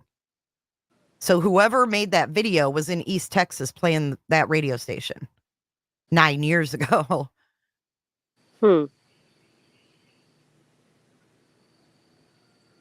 You do too. You guys are too. So little Lulu and just Debbie are as well.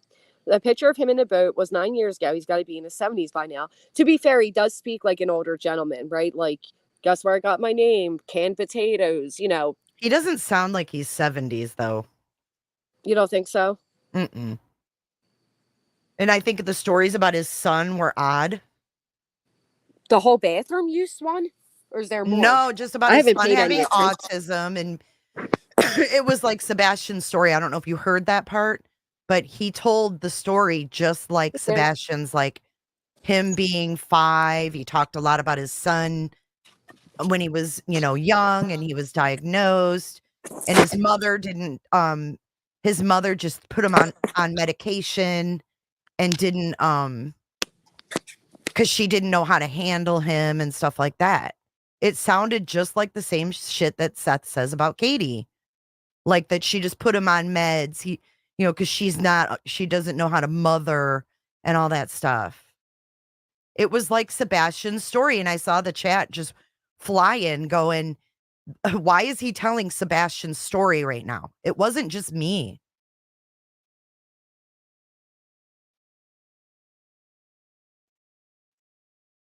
The potty squat was bizarre, Skinny.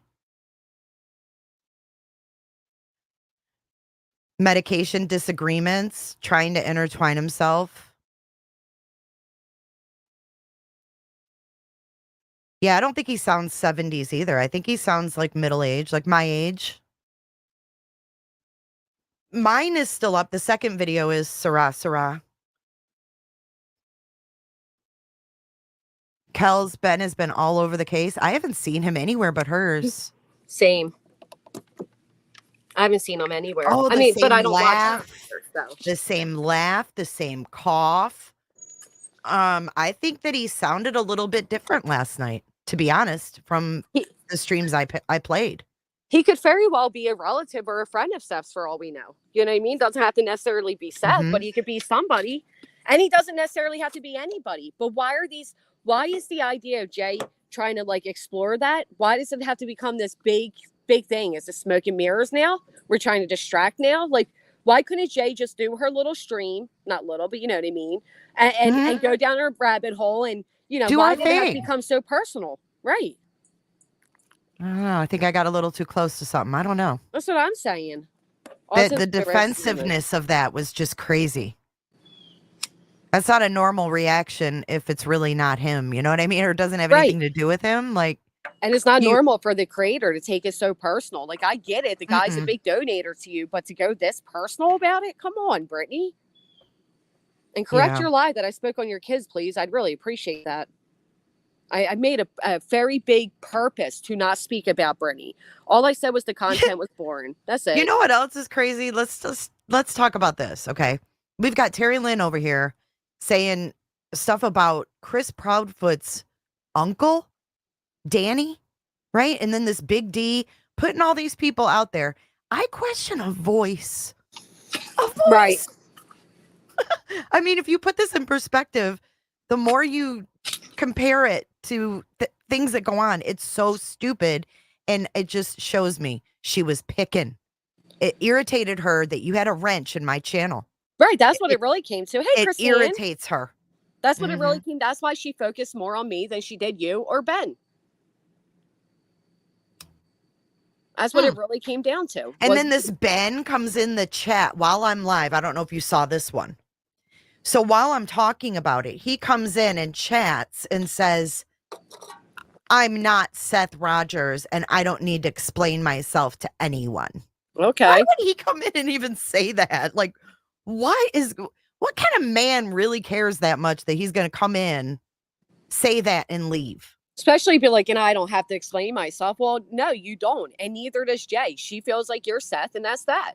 Right. Stay out Right, of and my here, stream. this is it right here, Kick Rocks. It drives me insane that BJ's panel can question a voice for hours and day after day, and it's okay. But one time Jay does it, and the YouTube world falls apart.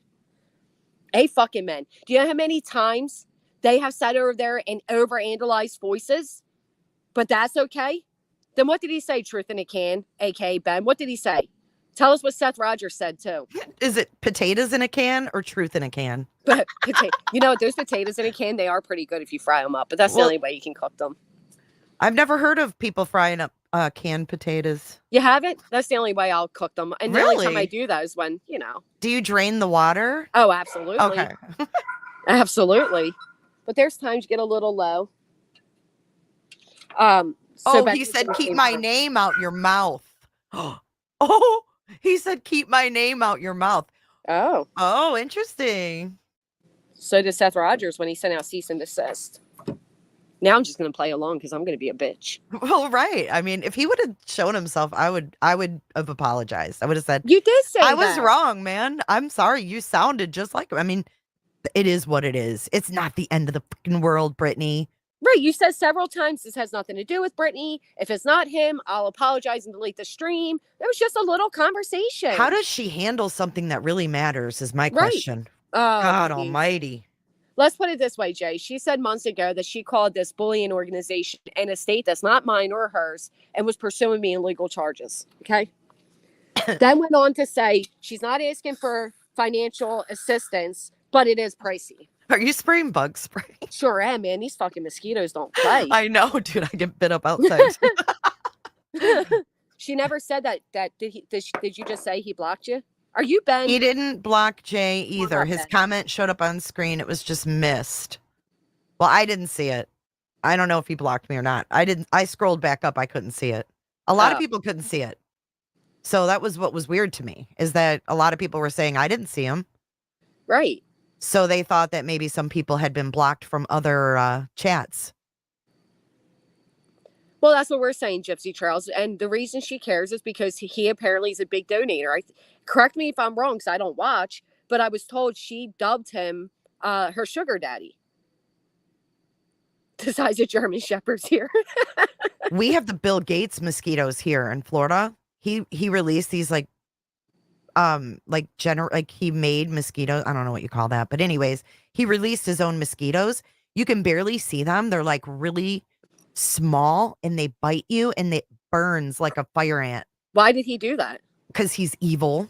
Ooh. Like genetically modified mosquitoes is what they are. It's effed up. Yeah, it's weird. You ever see, I have a video of one. You ever see those giant bees that came from a different? Yes, that was scary. God. They're like the monster bees. Yes, I had one and I was like, oh my God, it's gigantic. It's so scary. Ew. Oh, so the reason people couldn't see him, Jay, is because he commented way up. So people were claiming he was in the chat while his comment was only one time and it was way up. So that's why people couldn't see him. Are you him, Truth in a Can? That's what I'm wondering. If you are, you're welcome to come up. I mean, yeah, I don't have anything against you, dude. Cordial conversation and kill the conversation right here. If it's doesn't have to be a big deal. He says he's been around for years. I'm the YouTube dumpster firefighter. Well, you need to visit these sectors more often with your services. Lala says mosquitoes are our state bird in Florida. A state bird here in Florida. There isn't a moment when BJ isn't asking for financial assistance, right? Well, you should have heard her going this whole rant about YouTube now takes, what did she say, 50% and da-di-da, and, you know, it's not right. Listen, I get it. YouTube takes a heavy-ass cut, right? And I hate it. But at the same time, we don't pay to stream. You know what I mean? Like, this is a free platform. So the fact that I have memberships and I can make even a penny off this platform, I don't think you should really, you know, have any of us. We have avoided places that were speaking on you. So you and Jessica keep your peace. Disappointed. Yeah, she didn't want to keep the peace. She immediately started off her stream. Somebody's like, starting off with a bang, Brittany. Go ahead, girl. Because you created a channel of people that love the drama. And they want you to continue these fights. And look at that Angela that was in there running her mouth. You know what she does, Brittany. We just had a whole conversation about this. Yeah, there was a couple people in there that were relentless. And I'm telling you, she needs to go back and really look at her comments. I told her that before. You have your hype men that want to see you in this place. Like go back, Brittany, and replay and watch your chat. And really, I mean, take a look at it from a different perspective, because you had people that were just relentless. And if you don't squash that, you're never going to be at peace, because those are your worst enemies right there. Those people that egg you on, send you screenshots constantly. Those people want to see you worked up. They want to see the next dumpster fire. Yep. So they start it. I told her that. I said, Brittany, you have people in your ear that hate me. They want to see you keep going at me because you're their puppet. You have the access to subscribers. They don't. So they're intentionally getting you worked up to go at me. And that's what happened. You received a screenshot without context and immediately ran to say I was talking bad about you. No, I think your panel guest was boring. I think the conversation was boring. And if I ever had a difficult time falling asleep, I'll seek him out. Period. That's not bad mouthing you. And I certainly didn't speak on your kids. I have nothing to do with Jay's stream other than being in there, being supportive. And to top it off, her stream had nothing to do with you. Wasn't even personal for you. Right, Robin. And you weren't even in there the whole time, you know? No, I was in and out. Exactly, AT. Then she's screaming last night, Queen! She broke it! That's a lie. It's a lie. And we're not 5. What do you think Queen's going to do? Bend me over her knee and spank me? Ugh. Thank you, Rachel. So if you stream, oh yeah. Several people said they don't listen when Ben is on her streams. Right, Melissa Hart. And then I even made a joke like, shh, don't tell her. This is great content. Making a joke. It was a joke. Lighten up. All the shit you said about me, I made a joke about your panel guest being boring. Sorry, I thought he was. Many people do. I got to show you something. Hang on a sec. This is really interesting. Even the bird knows it. I know. The bird's like, no. Shut him up. Okay. Yeah. And to say that, Jay, you were looking for streams to strike, she was not. No, and I wasn't. Argued that Brittany's not a striker. Brittany private shit as people's going over them, but she's not a striker. Okay. So if you look here in her chat, I don't know about that. Summer Rain says, Shelly, I blocked and reported. Really, Brittany? Really? I mean, I'm comparing a voice. You got people reporting me? Right, Vivian? Yeah. Reporting you for what? Maybe that's why your stream went down. No, maybe. But this is probably on the second one, because this is in her waiting for her live. This is an hour before she went live. It's okay for people to put in here that they blocked and reported. She don't delete that. Her mods don't delete that. No, just like, there's this outrage. And then here's Angela's. And then there's Granny calling him a sugar daddy. Brittany called him a sugar daddy, not me. It's more like they are going after other creators, donators. Yeah, that's what it was about. You're an idiot, Angela. You are such an idiot. Do you know who Angela is? She's the bitch that put out 2.5 years of my private fucking conversations. She's the bitch that sent around my family members' doxes to be doxed, including my kid's father. She's the bitch that reposted a photo of my minor child. She's the bitch that lied and said I had hemorrhoids and and sent her a photo of my asshole. And thank God, BrittneyJ came out and admitted the truth that she knew Angela was lying that I ever sent a photo of my asshole, because that went around for fucking months. Yeah, Angela's a dumb fuck. It's Brittany that calls him her sugar daddy, but you wouldn't know that because you're only in Brittany's streams when you think it's an opportunity to go at me, asshole. I'm going to get that bitch one day. His screen name is Ben George, Brittany's sugar daddy. Fuck. Mm-hmm. For asshole. real? You smelly fucking washed up bitch. Shelly says, Summer Rain. This is how the reporting thing came out. Summer Rain. She had yelled at me once before about a different topic, but never, ever again will she. This Canadian is mad. And then Summer Rain says, Shelly, I blocked and reported. Oh, watch out. Reported for what? Mad. You fucking idiot. For what? What am I getting report? Now it's gone to reporting? Right. But let's talk about this, right? So it's okay for Brittany subscribers to report you. Could you imagine if your subscribers were in there saying, I'm reporting Brittany? Yeah. Oh, boy. I never spoke about Brittany's fucking kids. That was about my kids. Hence the part that said my kids are sound asleep at 5 a.m. If that's a guilty conscience thing, then admit that, but it has nothing to do with me. I can't stand that fucking woman. Yes, she's going after, right, she's going after your money by reporting your shit. Well, now I'm That's what wondering she's who doing. reported the first stream. Was it Right. not one of her people? May have been. You were talking about both on both. Yeah, I mean, when it ended, I was playing her stream. Oddly enough, I got cut off doing you that. were no longer talking about Betty. That was well moved on. It Why was. did the strike go through that far in it? That's what I'm saying. It was her video I was playing. Of course, Christine, we're going on over a year of it. Over a year on it. Says nothing about Brittany. You need to apologize. One of you little Brittany people, go send her a message and let her know Granny's talking about you. She'll wake up real quick. Come on up, Brittany, and let's talk like adults. Jay said nothing wrong about you. I said nothing wrong about you. I most definitely didn't speak on your fucking kids. It was her people, Leandra. Why would it happen when she's going over Brittany's streams about this Ben guy? That makes me sick. Reported. Wow. Reported her because she wants to know if Ben is Chris or Seth. But it's okay that we sat there and overanalyzed if all these other people were Chris Proudfoot with a voice changer. But don't do the same. Not when it comes to Seth and our big donator. The man that dubbed himself Sugar Daddy, that Brittany called Sugar Daddy. Now we're going to say Granny just made that up.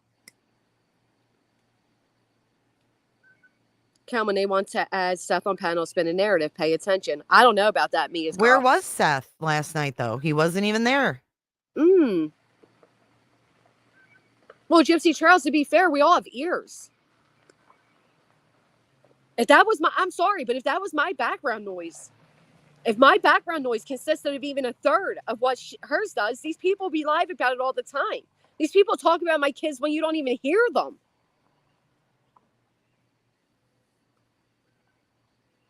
If my child was ever behind me asking if I'm getting off,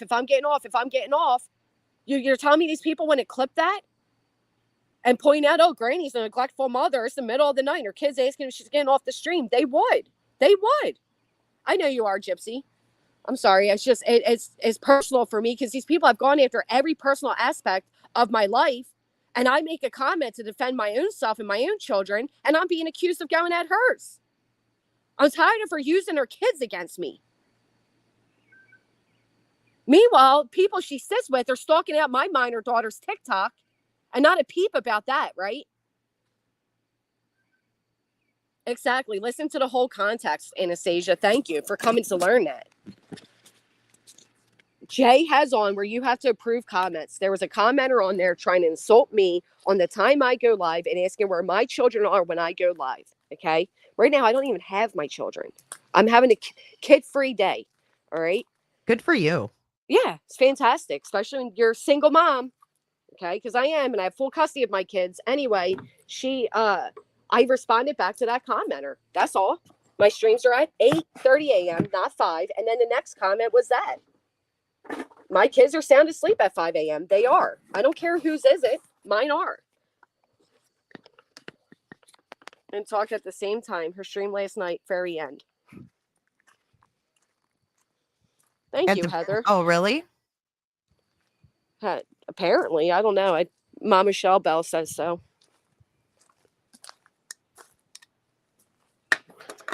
I just want to know why it had to be made into a big deal and why it had to become, why throw me in it? I can't just be in a chat and support a creator without being thrown in the mix, for fuck's sake. I guess not. Anybody else's comments, Jay? You know what I mean?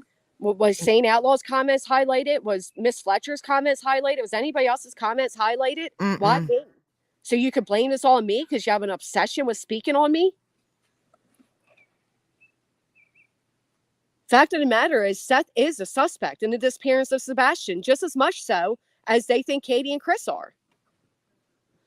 They came up same time with voices. Let them came up same time. They can't because they're both Seth. Wait, what? My I'm gonna go see. Hold on. 4-letter word, in my opinion, should not be brought up, period. I don't allow kid comments. Right, One-Eyed Flo. That's why the comment wasn't approved, and that's what I responded to. It has nothing to do with Brittany. Why not look for herself and see what was going on? Why turn around and just highlight my comments and try to make it all into about me? I mean, you started the stream off with about me. For what? Because I was in the chat? That's like if I go and look at all the time she's in Dee Dee's chat or his chat or, Psycho Lonnie's chat. And I'm like, here's Brittany. Here's Brittany. Here's Brittany.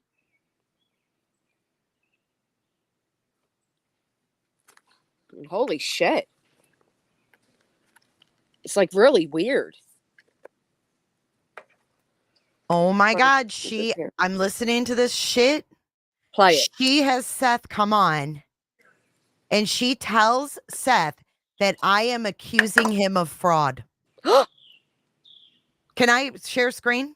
Absolutely. Don't you think it's more important that what Seth is wrong with this girl? Why are you even involved in this man who's supposedly missing his child in this petty, nonsensical drama? She just told him that I accused him of fraud. How is that fraud?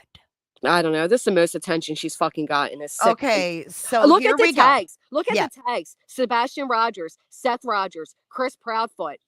You people over there sit with Brittany and claim that I'm using this child's name all the time. Look at your friend. Matter of fact, go to Google, put in hashtag Sebastian Rogers, and see whose nonsense drama streams pop up. Because it's no other than Brittany J's. She's the one messing up this child's investigation. I just don't understand why she went on the other channel and then went on this one and have you ever seen so much chaos? Like, why you are the chaos? She had to do 2 streams. Double your fun, double your money.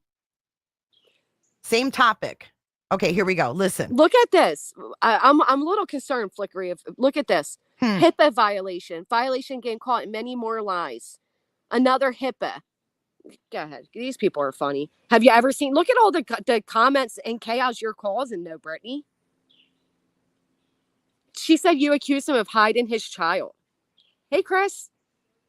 How many times have they said, Chris Proudfoot, where's Sebastian? Katie, where's Sebastian? I said, Seth Rogers, where's Sebastian? Right. It's no different what they say. Listen to this. All right. Whatever. All right, go on. Doesn't even make any damn sense. That if you wonder why, or if you want to know some of the reason why people question you, it's that shit right there. Here's Seth is in chat. Why do they question you? Can I ask the question I've said? Whose idea was it for Sebastian? I'm sorry. The real Seth is in the house. That you need to stop being me. Okay, Seth. We need him. I'm so sorry. Seth, let's pause for a minute, you Jay. huge favor, please, Seth. Let's talk about this for a second. We are talking. Thank you, Hobbit. We are talking about a man, right, who's supposedly this big grieving father. He's missing, and I don't doubt that he's missing his son. I believe he is, but he has time to pop up in a drama stream of a drama creator. It's a big joke. As a joke and say, Ben, I need you to stop being me, please. Sebastian S.R. Rogers, Sebastian's father. And we're still not supposed to point out that this man is totally using his son's name for attention. Sorry. Something ain't right, yeah. Something ain't right. Hey, Melissa.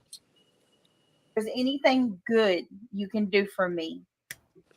Just one small favor. For him. I swear to you. Yeah, it's for you and it's for us too. It's not for him. It's mainly for you, Seth, because by them accusing you of this shit, they're basically accusing you of fraud and accusing you of having Sebastian. So if you could you come up on panel? Let's pause that right quick. Dude, so now that's this chick. By accusing him of being this sugar daddy, that's accusing him of having Sebastian. How is that? No, I had a theory. So yesterday, before we got into this dude's voice, I had a theory and I shared that. And my theory was about Seth. And my theory was that perhaps he was one of the flashlights and he went to Sebastian's window or had the burner phone that he had given Sebastian and said, hey, buddy, meet me outside. You don't need your shoes, knowing that his shoes were by the front doors is exactly what I said. You don't need to put your shoes on because he knew Katie would hear him, rustling around. Went outside, walked out with the flashlights. That's all I said. And then I said, where is your son, Seth Rogers, or something like that? That's all I said. And look at Mohawk Mama. We have the shoe police who go door to door counting shoes now. These people have accused Chris and Katie of the most horrific shit. And that flickery of foot, she came in a chat and wanted me to check out the voice of somebody else because she believes that voice is Julie. So you're allowed to analyze voices, right? Yeah, I guess she can. Okay. Thank you, One Eye Flo. You want me to keep going? Yes. Okay. For 1 minute, and you and Ben George talk at the same time. If you guys can do that, that would be great. Sure, good, Marianne. Pop up on panel for just a second and let me hear you and Ben talk at the same time. So we're going to need you to both. Okay. Yeah. No, I'll say one. He'll say two. He'll say three. I'll say four. No, heck, no. All jokes and games, right? Silly.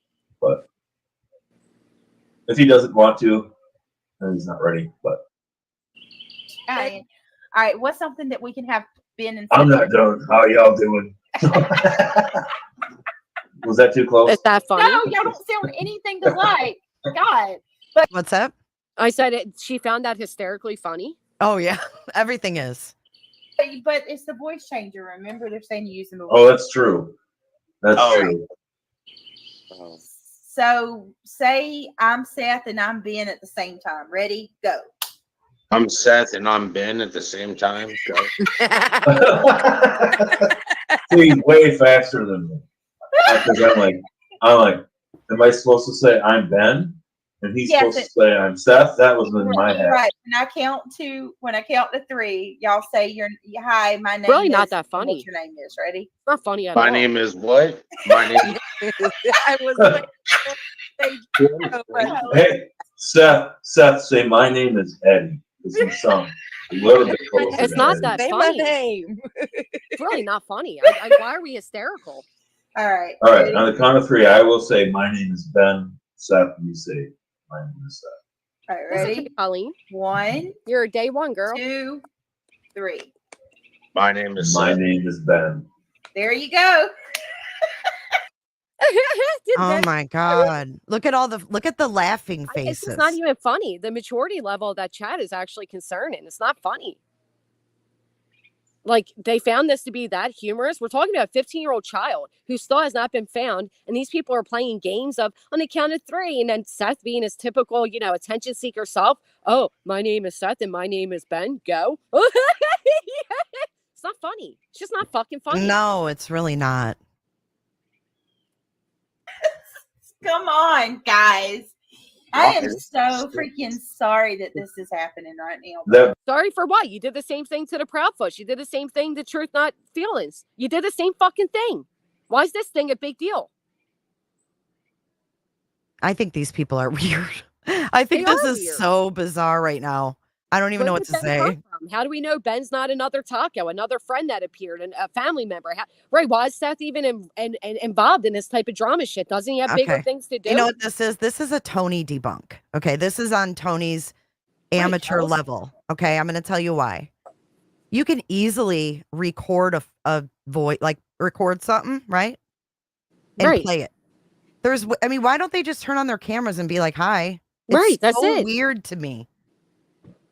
It really is. And it's like, again, why is this so personal to her when she turned around and did the same thing to many other people? She did it to random call-ins. She did it to Truth Not Feelings. She did it to Chris Proudfoot many of times. Why not just say, why not be serious about it and just, this is what's happening. Let's turn on the cameras and just solve this.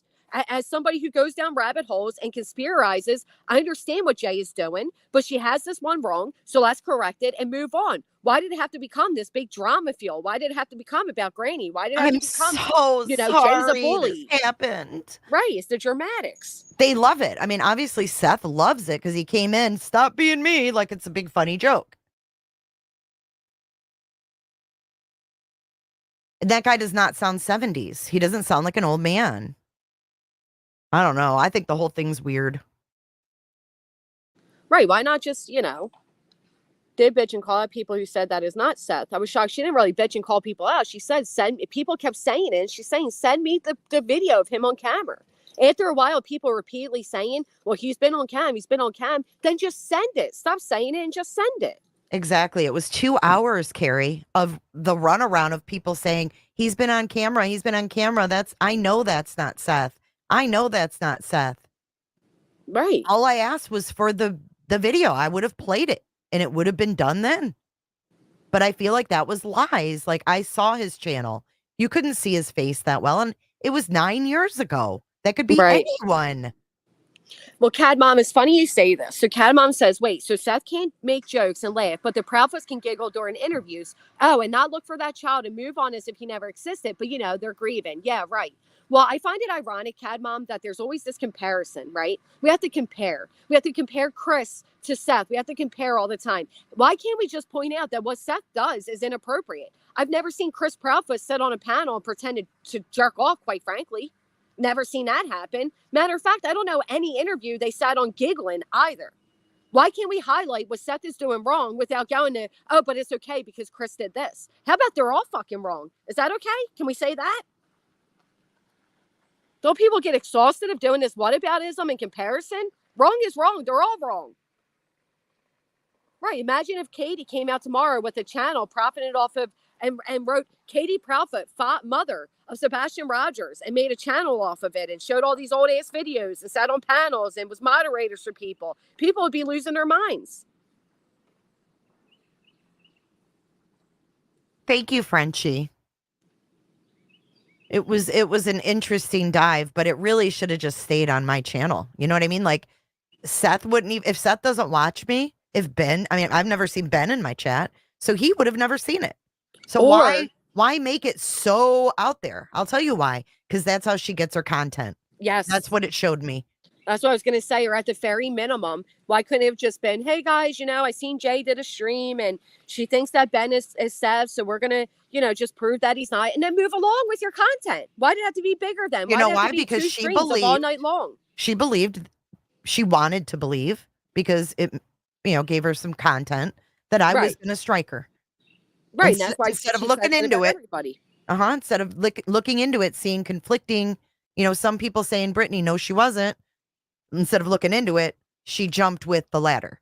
Right. Yes, Jay was going to strike me. Why were you going to strike me, Jay? I mean, directing that straight to me while she's live, she's looking for the comeback. And she does that to everybody. Yep. She claims everybody's going to strike her. Yep. She wants me to come back. That's why she addressed me in her live. She didn't have a problem Facebook messaging me before when she had a beef with me. But with her beef, she wanted to be public. She said it out loud in her stream. Well, again, it's the most views she's had in a long time, right? So character. It just really does. The fact that when she didn't want what she wanted to talk to me about public, she Facebook messaged me. But when she wanted to blast me, she blasted me on her live stream. You get what I'm saying? Oh, wow. Yep, sure do. Facebook message like she did before. Right. Mm-hmm. Right, because this was an opportunity for content and to be a victim and pretend somebody was talking about her kids. And yep. That comment about Jess Shady's video on a couple hours after her and Jess had talked that day. Right, but she's screaming, Queen, she broke it. Fuck you, Brittany. Fuck you. She does, Voodoo Doll. She does. She did make it weird, overblown, and ridiculous. It's who she is. She is drama at heart. It was very overblown. Everything is, though. Everything always is. Feisty Nana says several that were in jail that ranted BJs to blab. Subs are lighting these fires between creators. And that's her fault if she doesn't. That's her fault for falling for it. Yeah. Right. You have to be aware, man, as a creator. You got to weed through that stuff and be very careful because people will try to get you going. Right. I know, mental block. Please don't ground me. So ridiculous. No parent should be making jokes of their missing child. End of story. Right. None. Voices is shared, Lucia. Yes. And then you had all that other weird shit going on, Jay. You had the barbecue lady come about. I mean, there's a lot of things. I was going to say that. Yeah, I had Bullhorn Betty talking about my coot. I've got barbecue lady coming up. I asked her some straight questions. She skirted around it. It was like, what the hell, man? Gaslighting left and right. Yep. Well, Nicole, here's the thing. They're claiming he was already on camera, so it's not doxing himself. Not only that, but Ben George is supposedly his legit legal name. So again, it's not doxing himself. Whoever Brittany has as her stream clipper needs to give more context. At the beginning of Jay's video, Jay says, no, I don't think it's Brittany, but that wasn't played. Brittany always leaves out those parts. She always does. See, that's terrible. Got reporting going on and reporting cooter.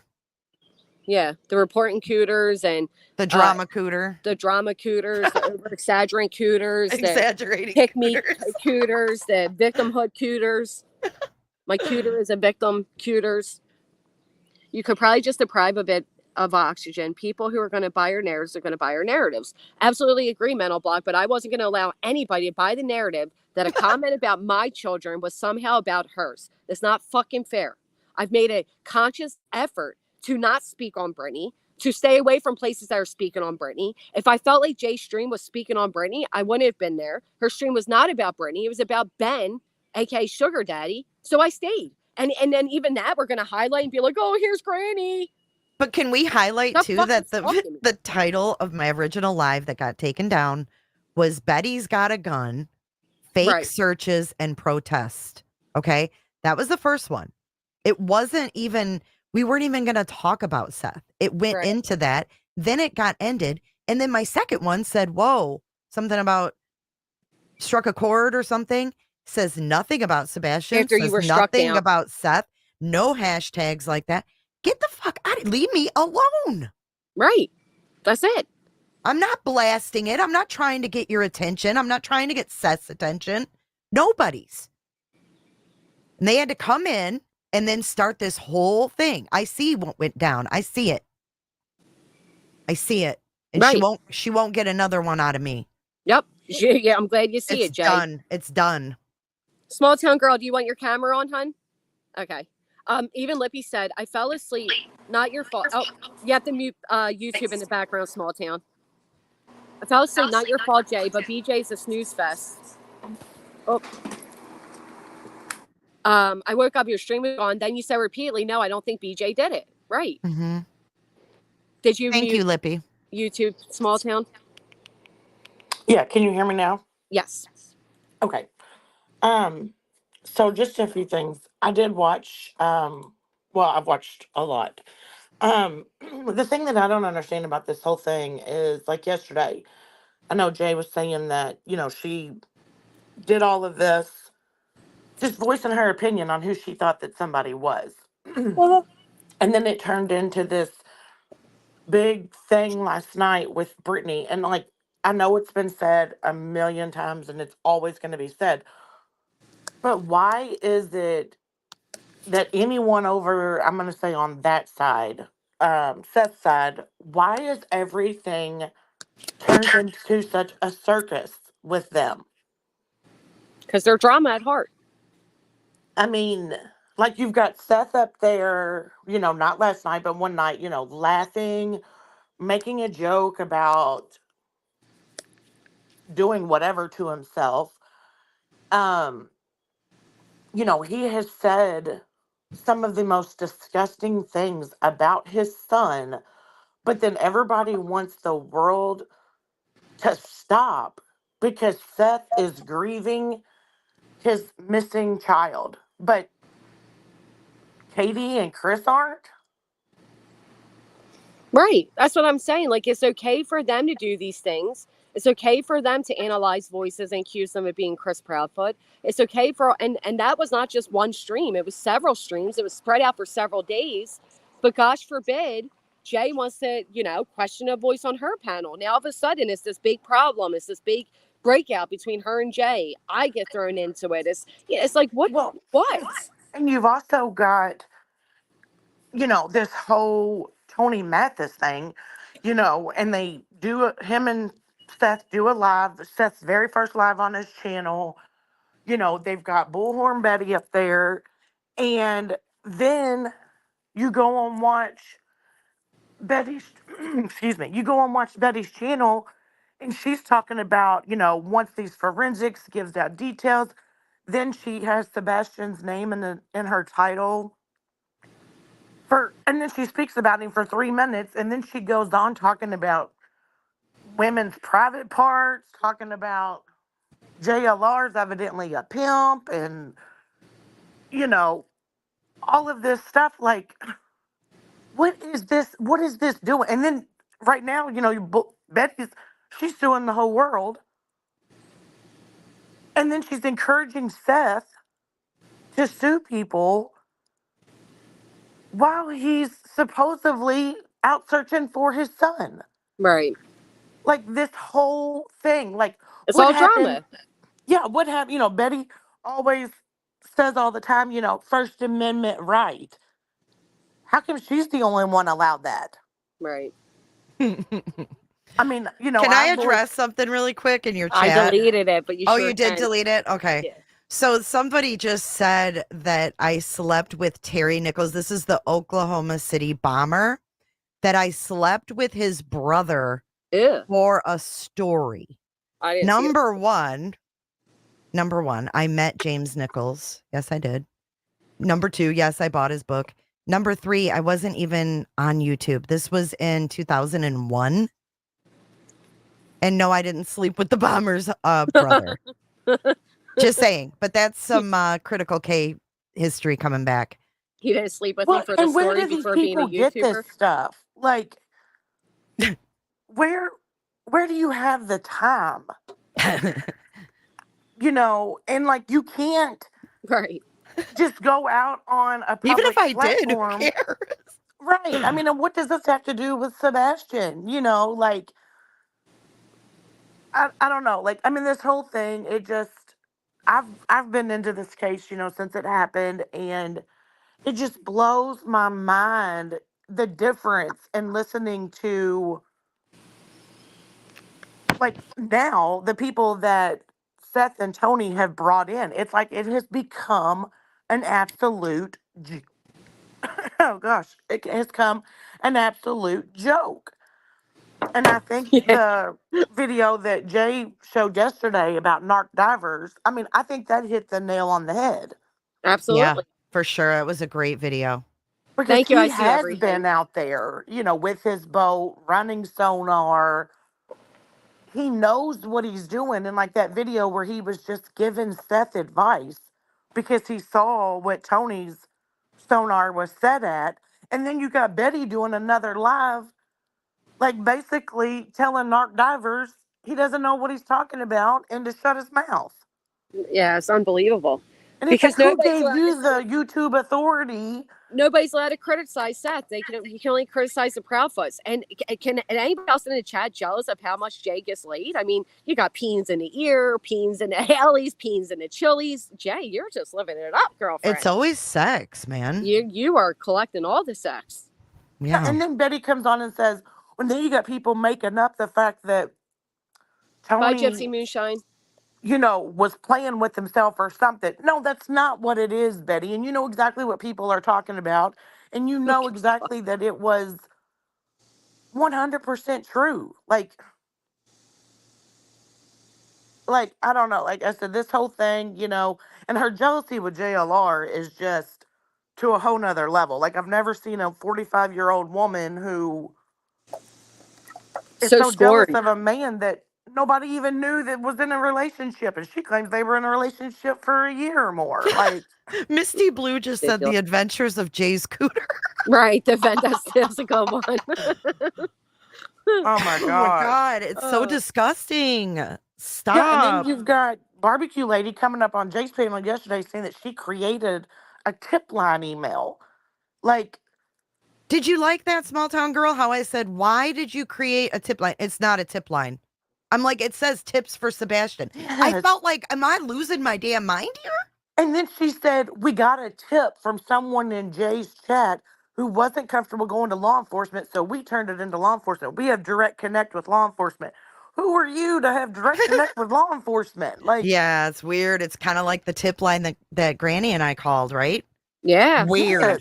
It's And weird. that's what I'm saying. Barbecue Lady used to be a ride or die Tony person on TikTok. Like, why are all these people making this into a circus? Like, Well, you're they make not it all doing anything. personal. That's what it is. They make it all personal. Like I said, Barbecue Lady got herself personally involved on a personal level. She likely did something personally to one of them that made them go personal on her. Like it's that simple. It's not, but they do this, and it's the same thing that Brittany does. Makes everything on a personal level about her.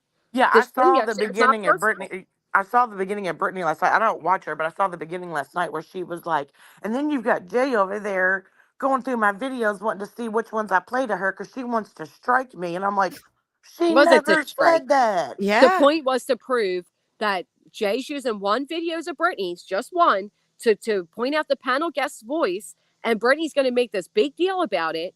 But yet, Jay didn't care when Brittany used all of her videos. Right. Yeah, and I was And then saying, you like, got I was Barbecue saying Lady small town girl. yesterday. Oh, go ahead. Yeah, Oh, go ahead. sorry. No, you're okay. Go ahead. Yesterday, you've got Barbecue Lady, when Jay's questioned her about this tip line, then she just out of nowhere, out of left field, comes in and says, well, because I'm making 2 a.m. t-shirts. What? Like, where did that come from? I know. Along with this tip line. And then you've got this tip line that you guys have called into that supposedly, Tony's set up, or, it never came out till Tony was involved. Like, and then you got Betty who's wanting to go down and protest the Sumner County Sheriff's Office. Yeah, But it's you got nuts. all these Bonkers. people out here that are making it. You want to know why forensics isn't done, and you want to know why the police aren't telling you anything. This is exactly why. Because you got people making up tip lines, making up tip line emails. You've got people out here you don't see Chris and Katie. Can you imagine if Chris and Katie had a tip line? Oh my gosh. Oh, Can you man. imagine if Imagine if they, Katie and Chris created a GoFundMe account? or if they had a YouTube channel Mm-hmm. And a website. and a website, right? And spend all their time on social media searching for panels and freaking wrenches. I mean, at the end of the day, he is a suspect. I don't think anybody should be this personally involved with. That's why it became personal for Brittany, because she's personally involved with Seth Rogers. So she wanted to make this personal about her. It had nothing to do with her. Yeah. But Nothing. she became personal, in my opinion, she became personal with Seth Rogers because Seth Rogers is panel hopping. Right. She became personal with Seth Rogers to try to get Seth to go at me. And then, because she started to turn on Seth a little bit. She started to see things, but then she realized she can't, because then she'd be agreeing with what people over here that she doesn't like think. So then she went right back to defending him the way she does. Right, Mrs. Right. Fletcher, nobody should. If I was And then personal with Chris Proudfoot, there'd be a problem. People would have a problem with it. And then you've got Betty sharing a video yesterday of her mod driving past the Proudfoot's home again. Like, when is it going to stop? You're not solving anything. Yeah, it's stupid.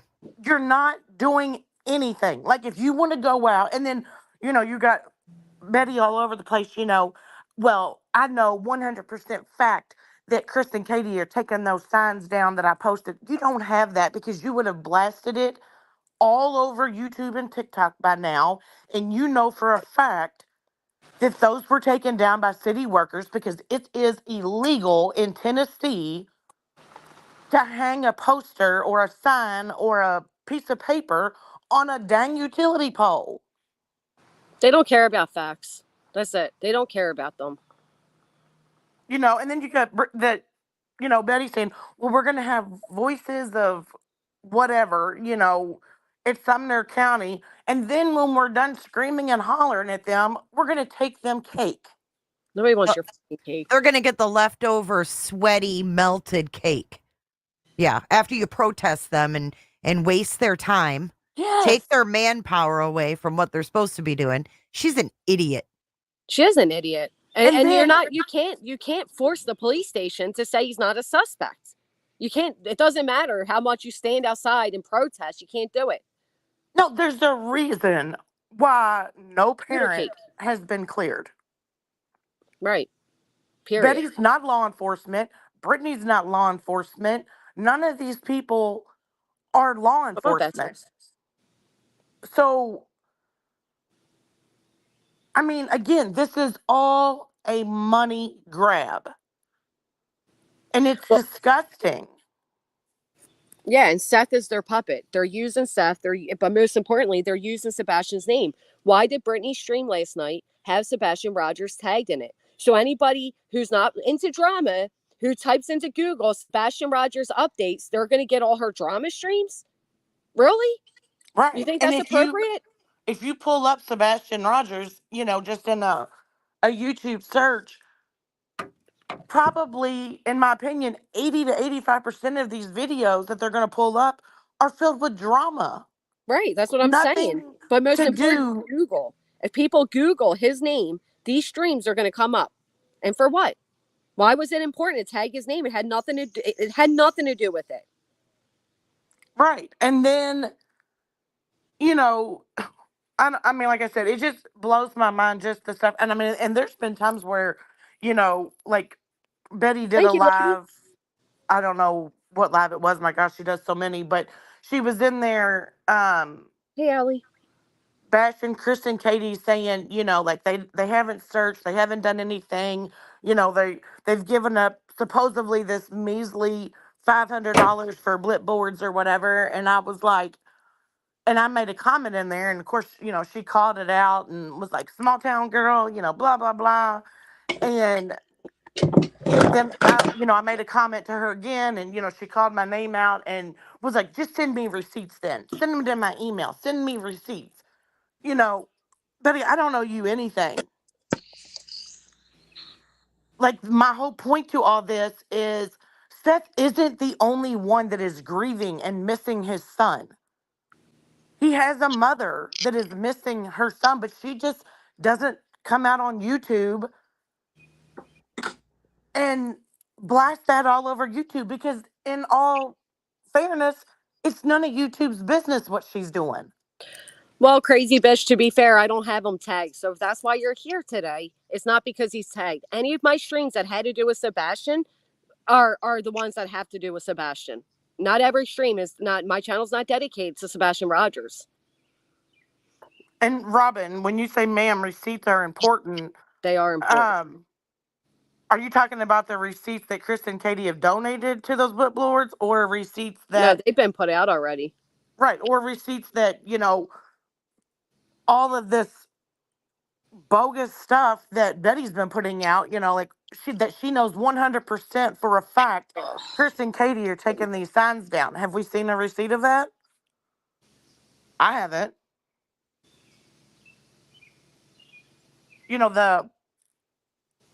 The police call,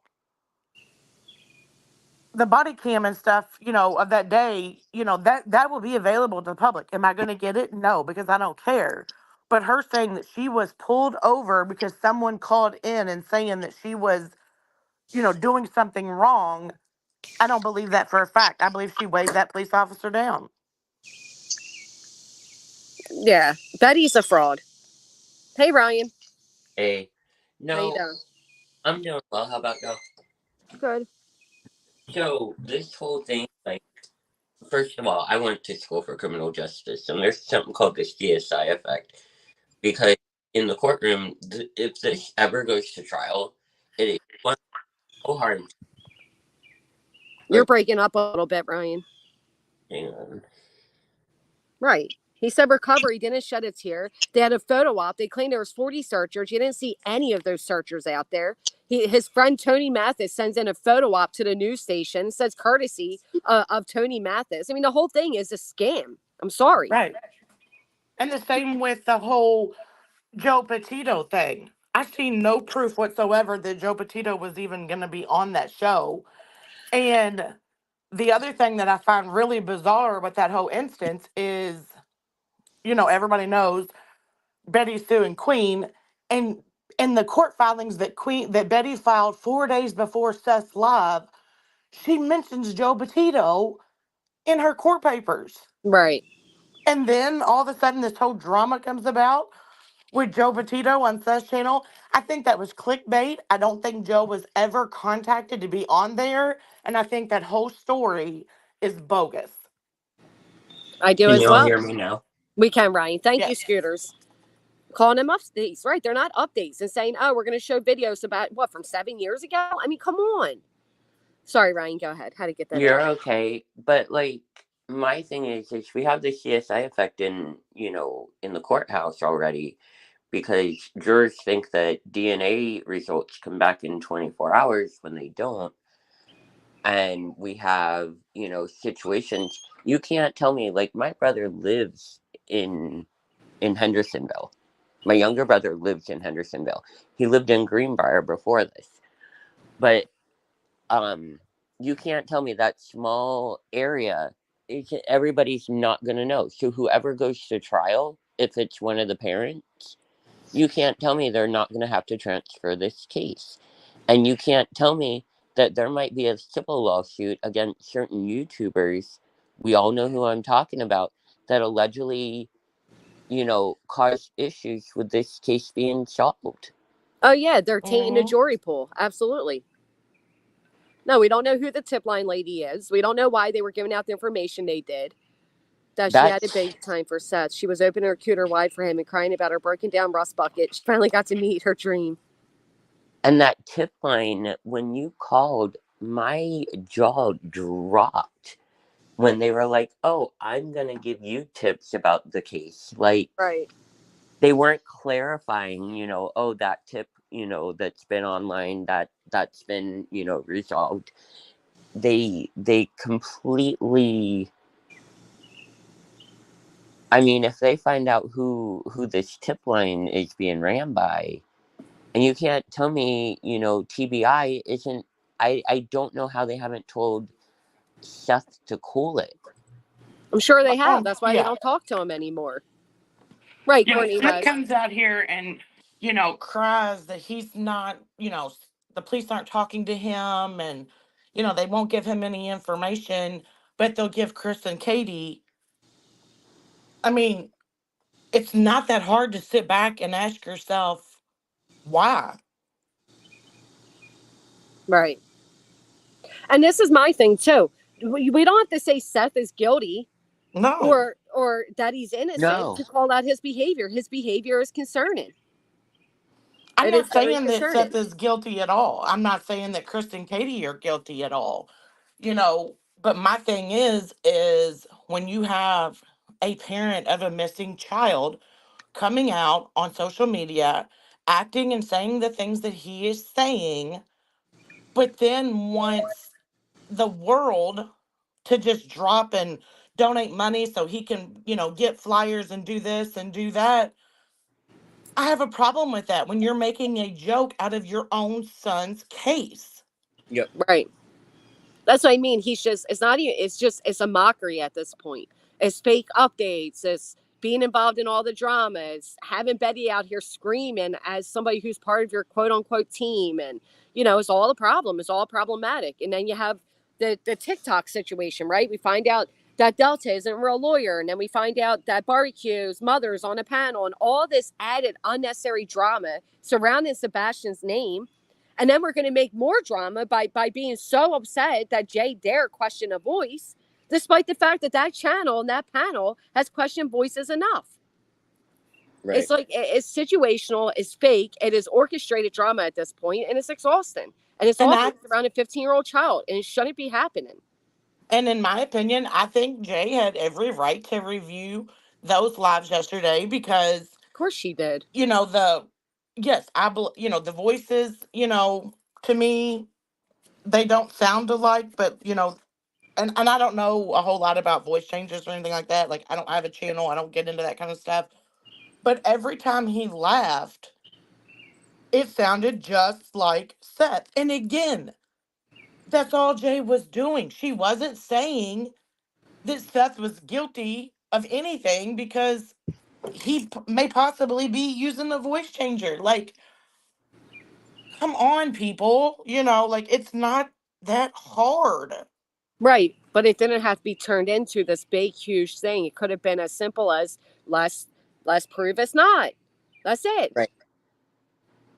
Yeah, and that's what I said. This whole circus that has been created, and in my opinion, has been created on Seth's side.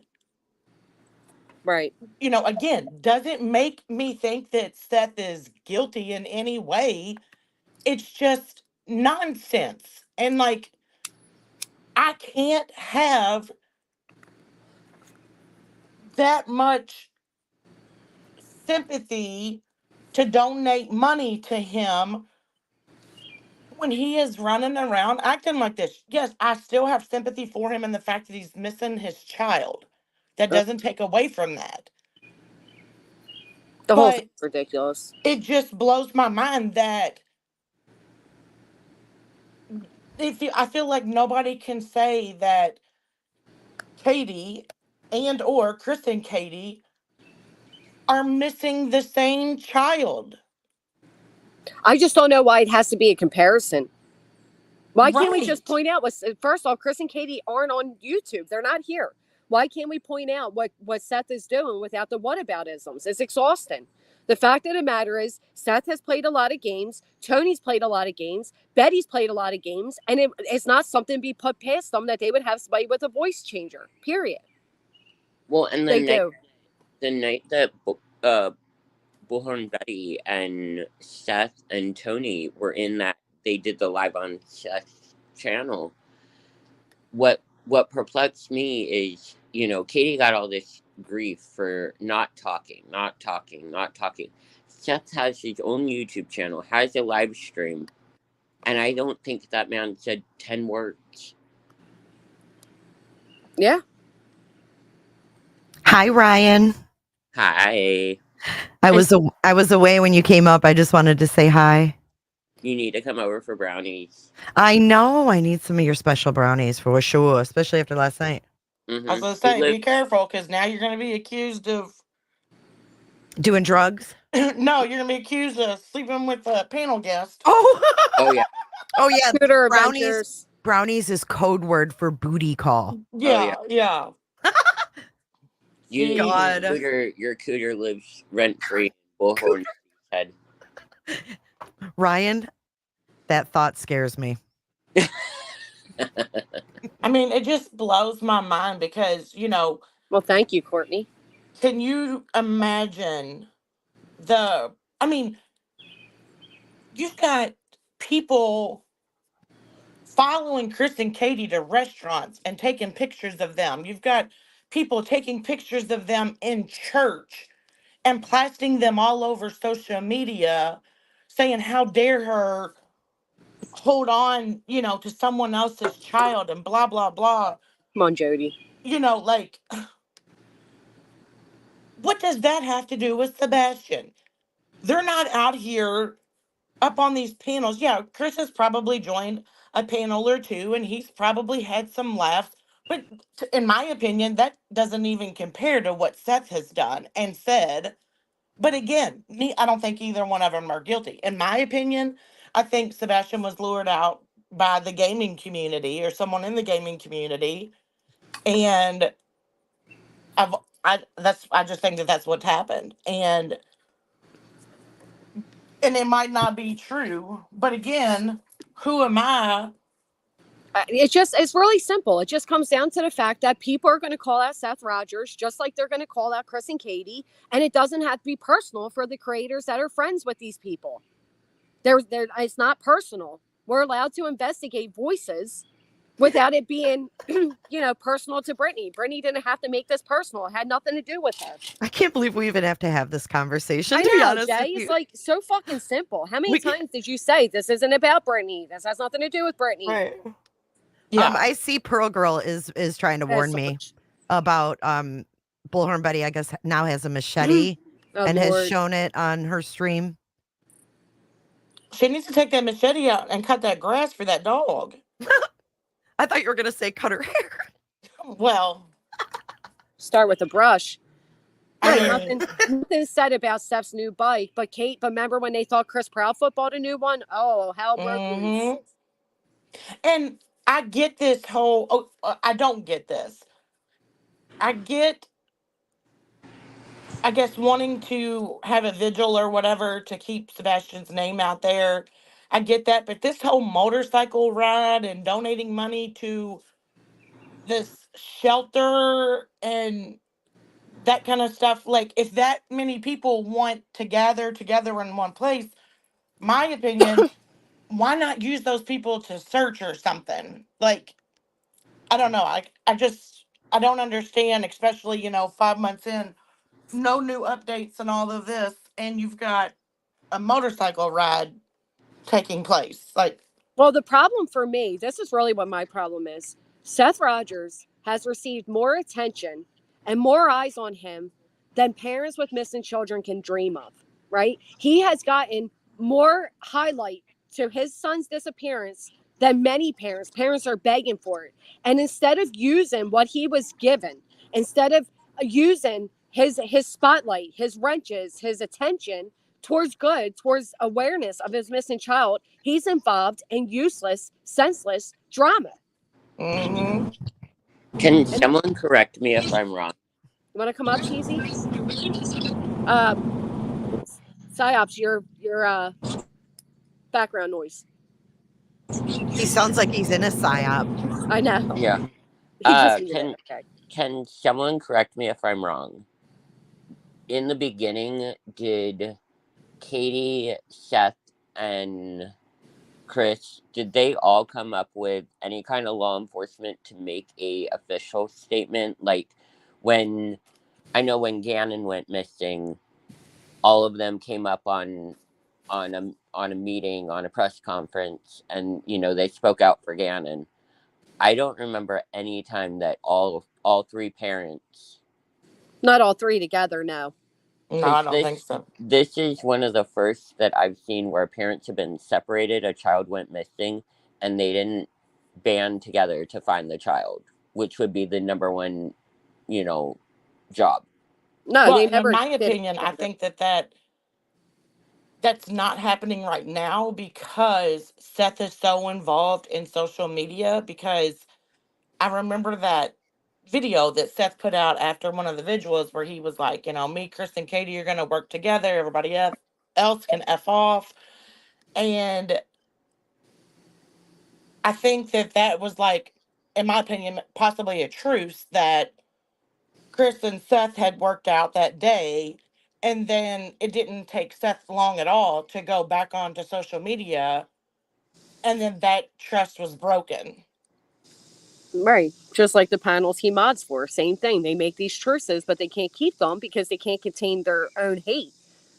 Let's face it. That's why truces are useless. Just ignore and move on. Right. That's what I even said. Like, let's just act like we don't exist. We don't. I see why you were saying that now. When I heard you say that, I was like, oh my gosh, that's impossible. But that's really all you can do is cut it and move on. And in my opinion, the only reason, and again, my opinion, the only reason that Betty is so involved in this and making this into a huge circus is because she thinks that it's going to make JLR jealous. Yeah, she's trying to get one up. Right. That's all because it is. he was so involved and Seth reached out to him in the beginning. But if I remember correctly, you got that so backwards. Mystic Firefly is actually comical. Chris was never on social media after that truce. It was Seth that came right back to social media because there were creators and subscribers that were angry about it because Seth gained his popularity off the idea of hating the Proudfoots. So the idea of him now working with them had a lot of subscribers and even creators angry about it. I remember JLR went live about it. I remember Pascal went live about it. And people were saying things like, oh, we want our money back. Da, da, da. So Seth went with the masses, with the majority, and went against the Proudfoots again. It had nothing to do with Chris being an alpha male. You have to remember, too, that Bullhorn Betty came into this with a personal vendetta. 3 months late. Everything is underlying with her personal vendettas. That's what I've been saying. She came on it 3 months late. She really just got worked up about it after she was kicked out of a Facebook group and she thought her badge was removed. This has always been personal for Betty. I think a lot of these creators are choosing to be on quote unquote Seth's side out of personal vendettas. Been saying that for months now. Right. And that's what I've said. That's why, Betty came into this late. And the reason why she's going so hard is because, she knows that all of these people were involved in the beginning, including JLR, and she feels like she's one-upping him by speaking to Tony or whatever, when in all reality, in my opinion, I wouldn't want to speak to Tony for nothing. Right. She's trying to have the in like she thinks he always has, and she's trying to get one up, but she's on the wrong, she's with the wrong group here. And because I don't Tony think is not the in. Tony doesn't know shit. No, and I don't think that Seth really wants to have anything to do with her. I think it's more of Tony and her communicating with Tony. I get that feeling too. If you watch, like the one time that Betty was on the live and Betty had said some, the few things that she has said to Seth on a live, like Seth has kind of like really short answered her, like, okay, blah, blah, blah. Oh, yeah. When the plan was made for her to like follow up with him offline about ordering bracelets, he was like, yeah, okay. Yes. And he didn't really sound too thrilled. Yeah, he didn't sound thrilled about it. And he's not really in her chat as there's much been anymore. Nothing. He's not in her chat as much anymore. And then, like I said, a subscriber said they called Hendersonville and Sumner County to warn them of Betty's upcoming protests. And they said, we're aware. Seth Rogers called us. Now, I don't know if that's true or not, but it sounds about true. Well, because I believe Betty has said that she's doing this on her own. Seth, and maybe Seth and Tony, I can't remember the exact words, but I know Seth was mentioned, wants nothing to do with it. Of course he doesn't. Who the fuck would? He knows what she's doing. It's so anybody can tune in. You get maybe 2 minutes of Sebastian before you get 2 hours of JLR, Magnolia, and now Jay. She's using this case for a person, and she's using that child's name to get the views, to seek her scorn diarrhea all over the YouTube streets. That's it. Yes, and so I think, and again, that's Mystic Firefly. I'm sorry, 1 second. Small town. I'm sorry. Mystic Firefly, you do this every time you come in. With utmost respect, me correcting you on your information being incorrect is not an echo chamber. I've had people in here disagreeing with me all morning. If you feel like my channel is an echo chamber, then why keep coming back? It's almost like you seek out. You intentionally write shit that you know I'm going to correct you on, so you can turn around and act like it's an echo chamber. There's no fucking echo chamber here. I've had people all morning disagreeing with me. I'm telling you, Chris did not break that agreement with them because he didn't even come back to social media after they made it. Seth Rogers was on that night and retracted his agreement to work together. Get tired of people always trying to and you're trying to start shit, Mystic. Stop it. Yeah, and so I feel that, and that's why a lot of times, when Betty talks, she's like, well, I did run this past Tony, or I have spoke to Tony, or, whatever. Like, she doesn't even mention Seth really anymore. And so, in my opinion, I think if it wasn't for Tony, I think Betty would have already been gone, because and Tony likes Betty because she's as dirty as him. Let's send out cease and desist. Let's dig up people's backgrounds. Let's accuse people of affairs. Tony gets down in the same grimy way. He is drama. Betty is drama. So they work good together. And the cease and desist, in my opinion, went to people that Betty has a problem with. Well, and Tony also flocked to people that, like he's been wanting to get at me, right? I've had a target since I wouldn't get on the phone with him back in May. Right. When he emailed me, right? And Tony? Yeah, Tony. He sent me an email out of the blue during one of my live streams where I was criticizing what he was doing and said, I'm willing to have a conversation with you. Here's my number. And I said, well, for the sake of transparency, let's just, have you up on panel. Right. And then it went, into this back and forth, and he just wanted me to get on the phone with him, and I refused. So ever since then, it's been like the fake stuff, and then the Julia BS, and then he teams up with Bullhorn Betty, and she's always had an axe to grind with me. So it fit the narrative of trying to get me to shut up.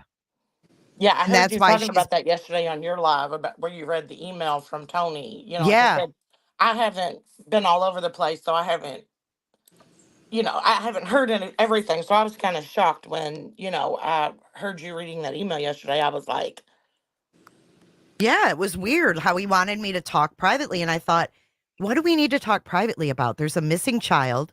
You're in contact with the dad. Come up on panel. Let's talk about Sebastian. What's going on? And that's it. It shouldn't need a private phone call. right. No. Or who if wants to it get on was the phone? that, if it was that private that he wanted it, he could have included it in the email. Mm-hmm. Well, Right, because wait, I didn't he- asked him in the email, I said, are there any, because he said, do you want Seth too? And I said, I would love to talk to Seth about Sebastian. And I said, are there any questions that would be off limits? And then he wrote me back and said, like I said, I'm willing to have a conversation with you. You have my number. Well, So I and, just let it go. and Jay, didn't he even try?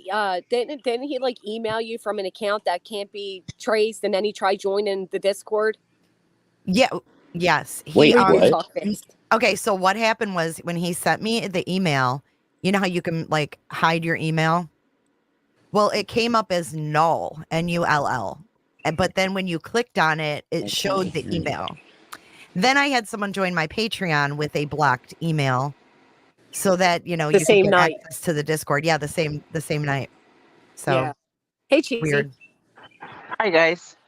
Everybody Um, thinks that we're bashing Seth, and that's not the thing. He's causing all this drama and stuff like that. We're just calling that out. We're not trashing him. no. No, I'm I not. wouldn't ever trash a parent that had a missing child.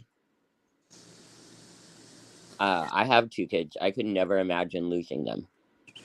Right. The only time, I did trash him on a more personal level because he got personal with me, and so it became personal. But at the end of the day, pointing out the red flags coming from Seth is no different than what people do when they feel there's red flags from Chris and Katie. Actually, I dare say some of them who think we're bashing Seth have said and done far worse to Chris and Katie than any of us have done to Seth. Right. And I just Well, I think think it's with ridiculous Seth, because anything that anybody is critiquing are his own words. We're not Personal things. speculating. These are Right. things he has said that made Jaws hit the floor. Yeah. Extreme things that would make Sebastian not even want to come home. Right. That's like when they said, oh, Jay's so wrong for, replacing Joe Petito with Shamu. That's literally what happens. Like, what is so wrong with pointing that out? I did it after they changed the damn title. Right. Yeah. and who would they think that you're calling Shamu? That's another thing I don't understand Right. about all Apparently, that. she thought I was calling Seth that. So apparently, she thinks of him as Shamu because I didn't mean it like that. It said Sebastian goes to SeaWorld. So the guest is Shamu, not Joe anymore. Right. Right. It was a little joke. It had nothing to do with Seth. It was the whale. Unbelievable. Like I said, you can't win. Well, and Yeah. it's not like they're younger where they might not know Shamu because of the age. You Right. No, they 'Cause- know. Yeah, well, and again, right. I'm not bashing Seth at all. Like, I'm just saying some of his actions that he has done, since his son has been missing are weird. And, Deplorable.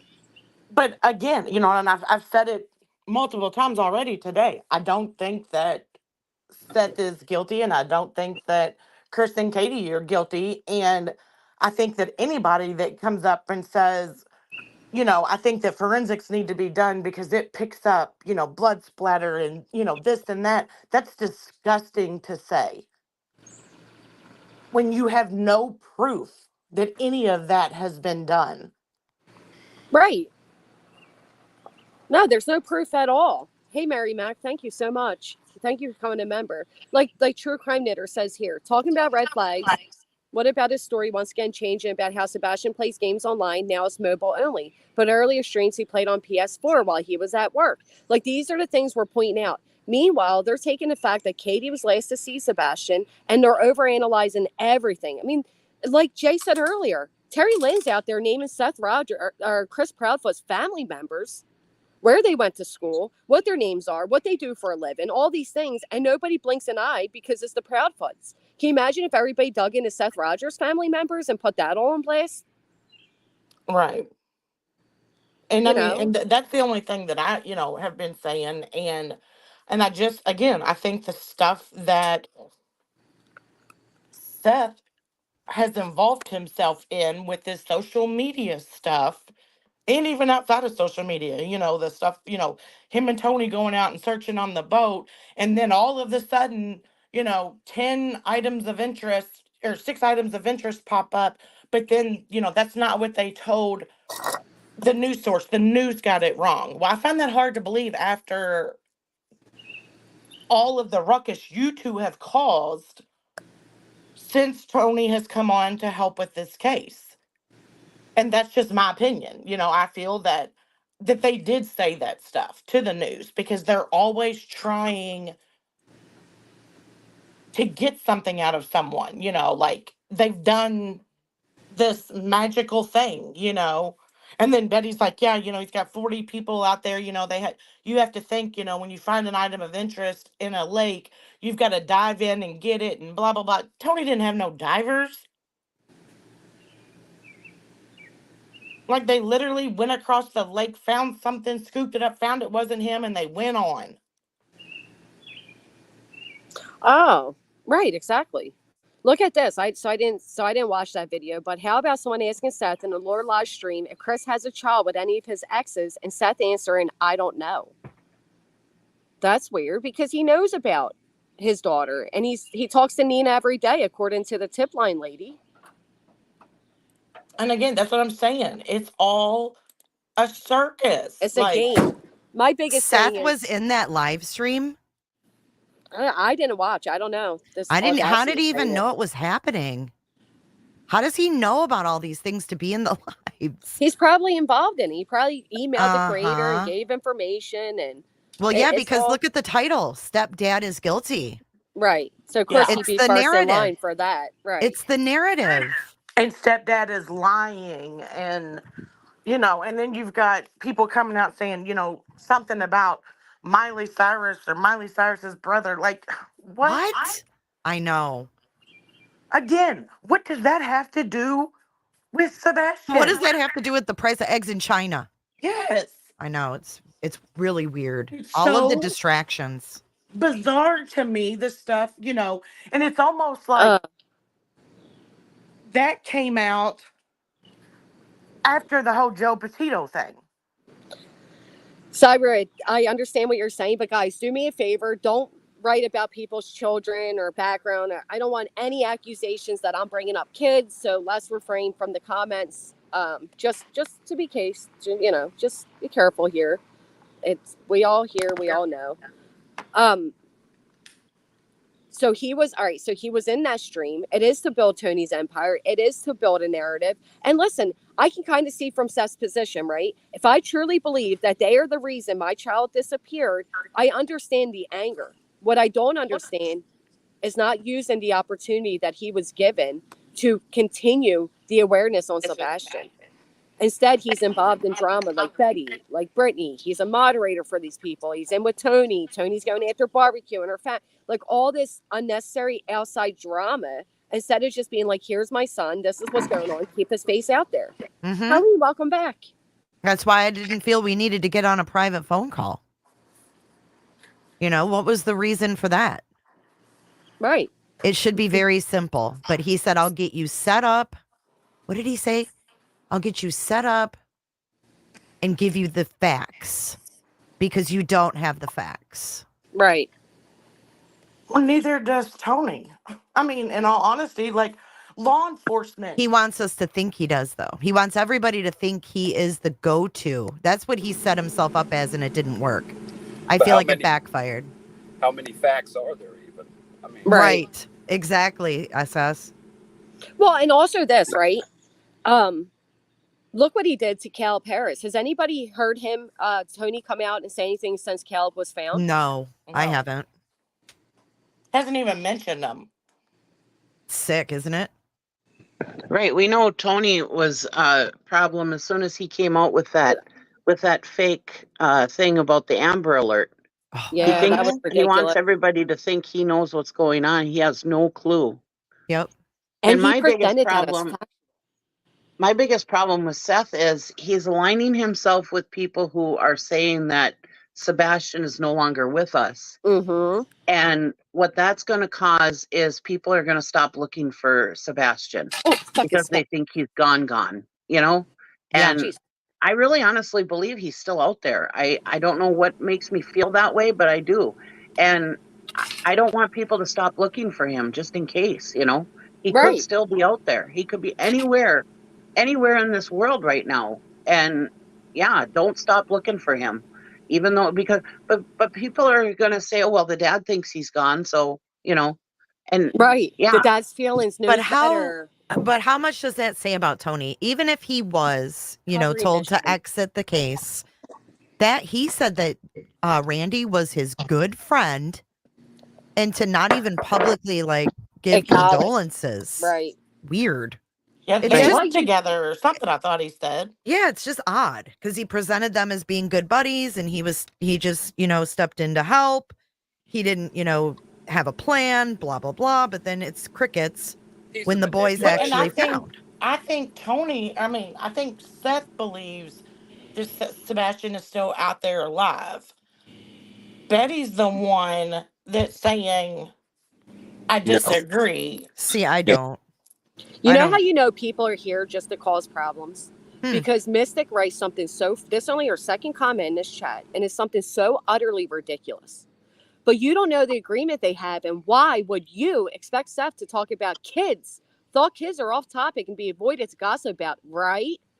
Do you understand Seth is only a thing because his child is missing? So why wouldn't I expect Seth to talk about anything but his missing child? Like, that's how you Exactly. know you're just here to try to cause problems. But I mean, that's Well, and even a friend, like even a friend, I wouldn't even insinuate that the child might be gone for the worth of their mental health. right. Like, Well, if And one I of my definitely friends, wouldn't be claiming I'm on someone's team and saying horrible things about that child, like, Betty has Defective. saying, yeah, Yeah. like, Well, how about the fact that Seth said, oh, I get woken up from Tony to show me, people are saying this about me. Like, why are Weird. you waking up your grieving father in the middle of the night to fill him in on drama? It shows Seth you has who he gotten rid is. of. Sorry, SS. No, I was just saying it shows you who he is. Nobody's going to do that except a snake that's trying to manipulate things, to get attention or a certain kind of view or focus on stuff. It's the same reason why he didn't send condolences to his quote-unquote friend. They probably wasn't really tight before all that started. He probably just used a work connection or whatever to kind of slide into this thing because either he was into true crime or just likes the spotlight. Yeah. He was trying to get in. He was trying to get in true crime. Remember the Idaho 4 video? Yeah. Yeah. I mean, and then he's a manipulator. Yeah, well, he and was I reaching still out to believe other parents. 100% that Tony came into this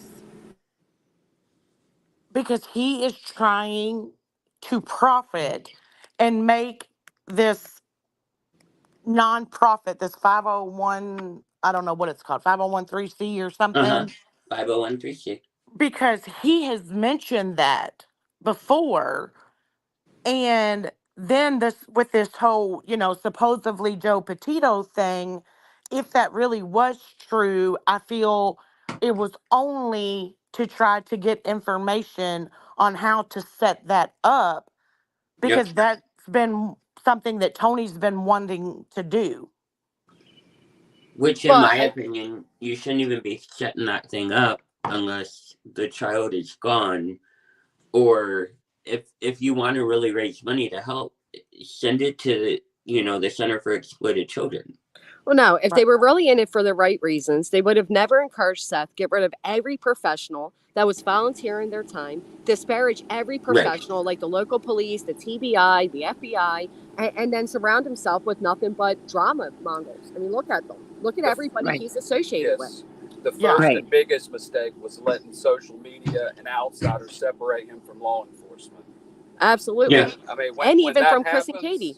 Yeah, well, that's the first issue. But people on these channels, they think that they're body language experts or that they can tell everything about somebody from one stray interview. And the Chris and Katie thing was a joke from the very start. I mean, you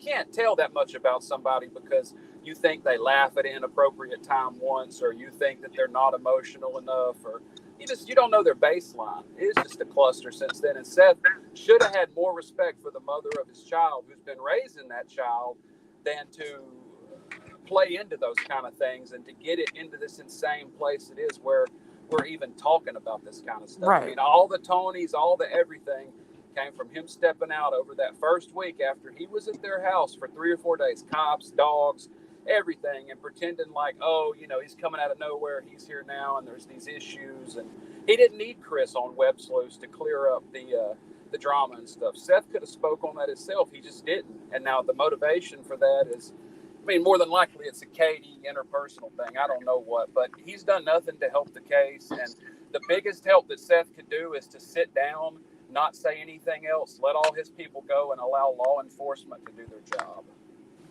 I agree. Right. And I do think that, I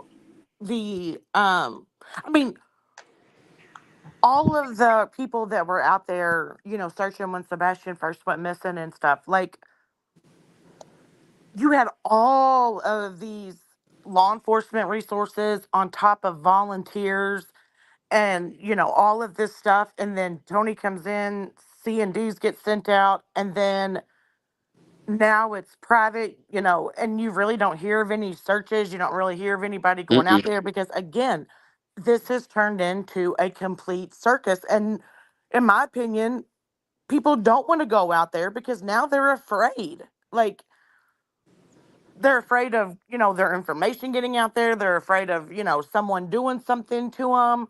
And that's how much of a circus that this has become. And it's completely sad, Right, and it because makes it's me not sad for about Sebastian. Sebastian.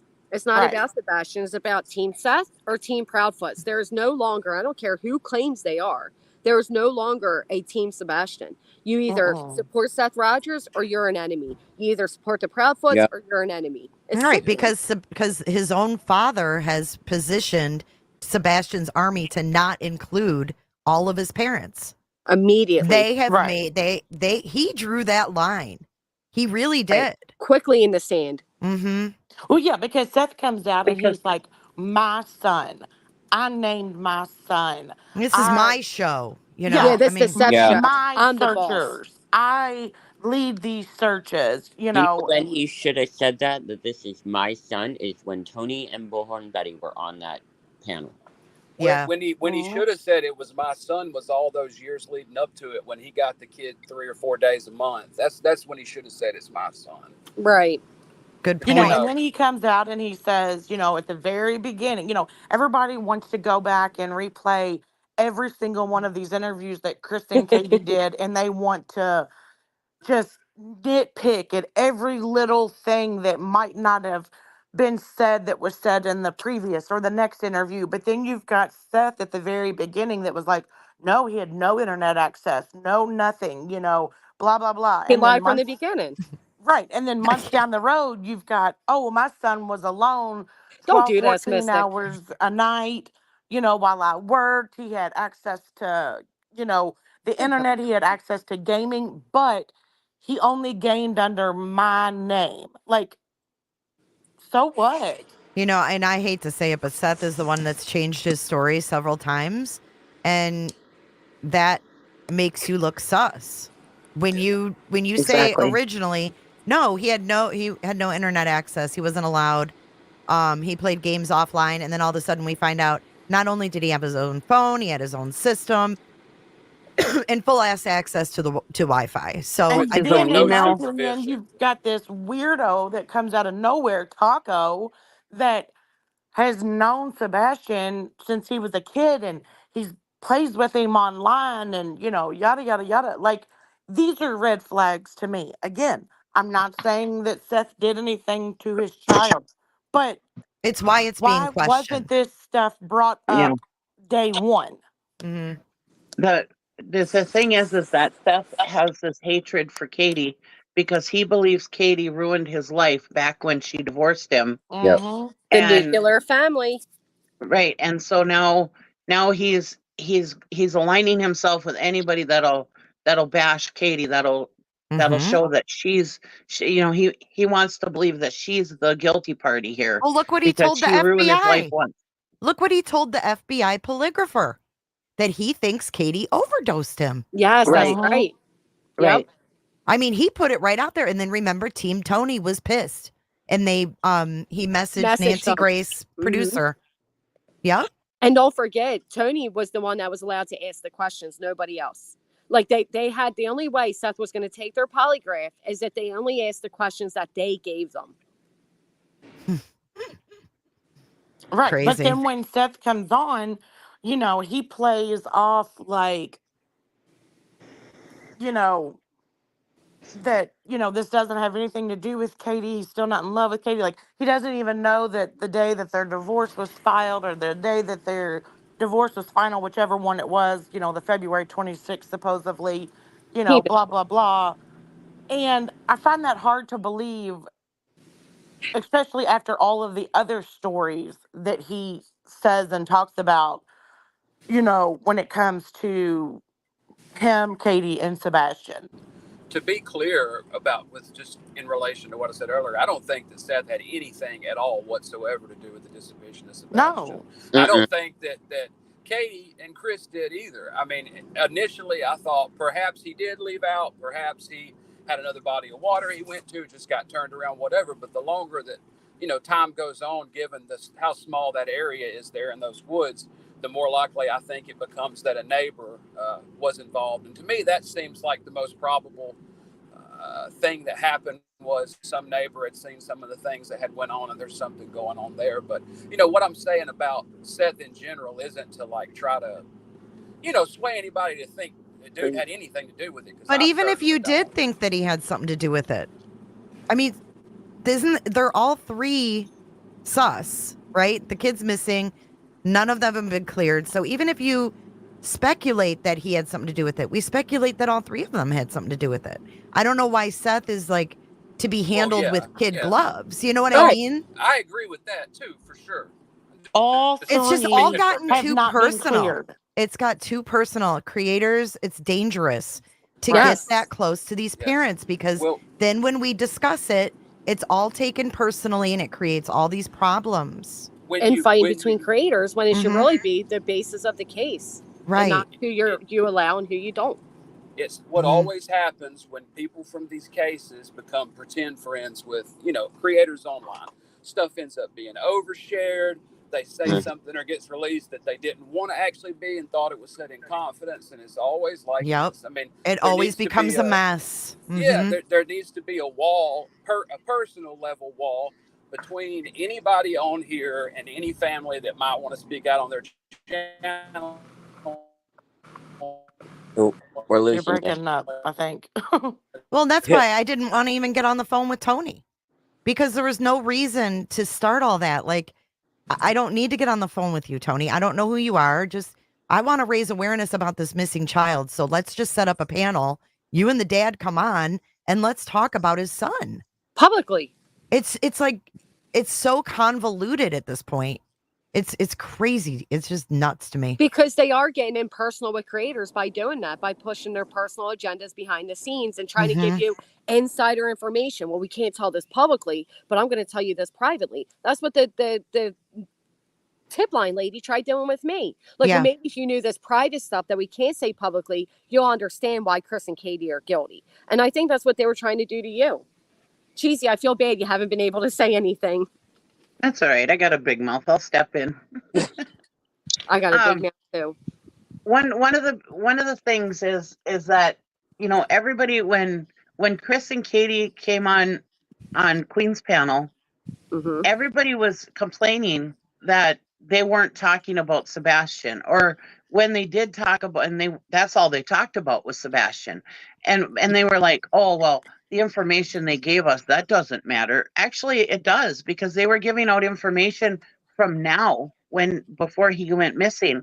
Whereas when you listen, and everybody, now that Seth is talking about all these memories of back when they were in California and stuff like that, which is nice that he's able to do that. I'm sure he needs that if he's not guilty of anything, which I don't think he is.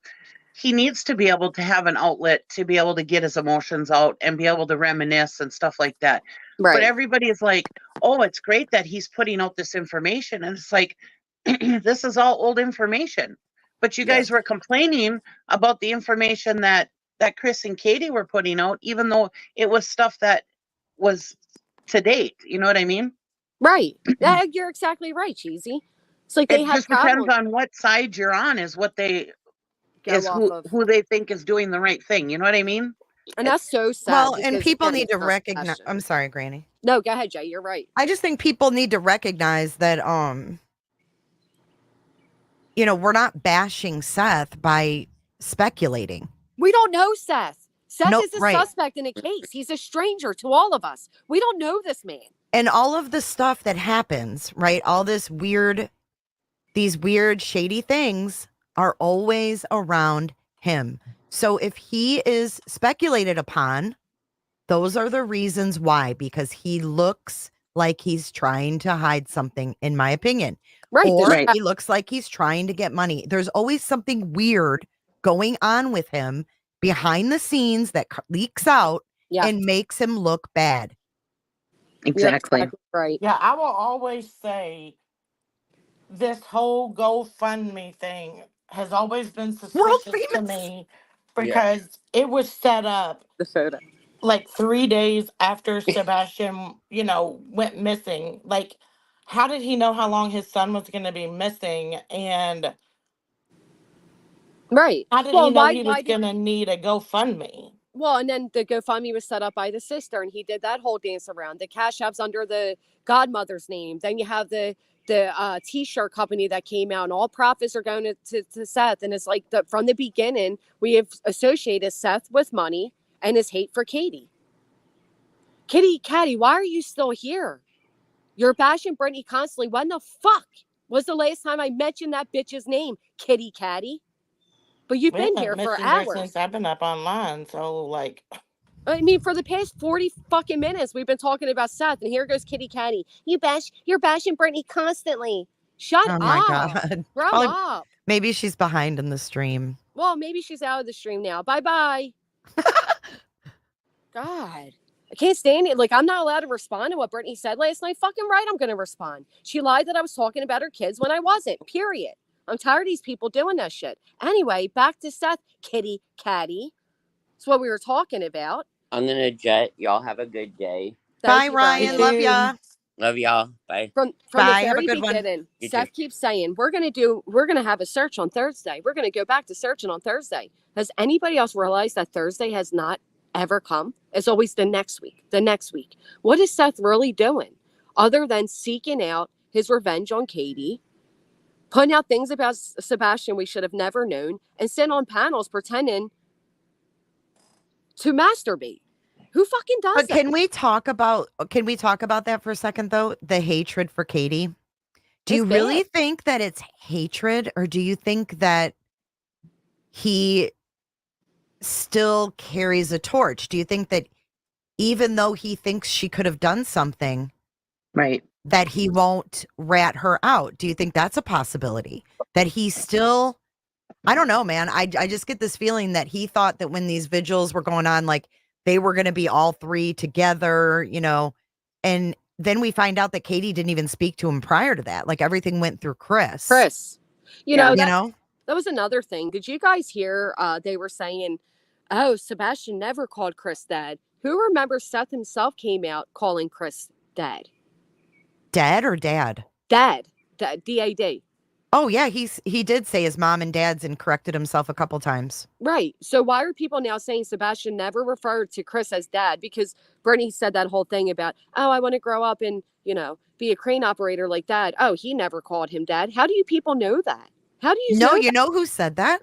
Actually, you know who said he never called him dad? Who? Ben. Oh, well, how would Ben know that? Ben straight up said he never called him dad. Right. And that's why I was so sus. I'm like, how do you know? But So, am I the only one that knows that Chris was known as his dad as well, even from the parents? well, I mean, obviously he raised Sebastian without Seth being around for a while. So I can see him being dad, right?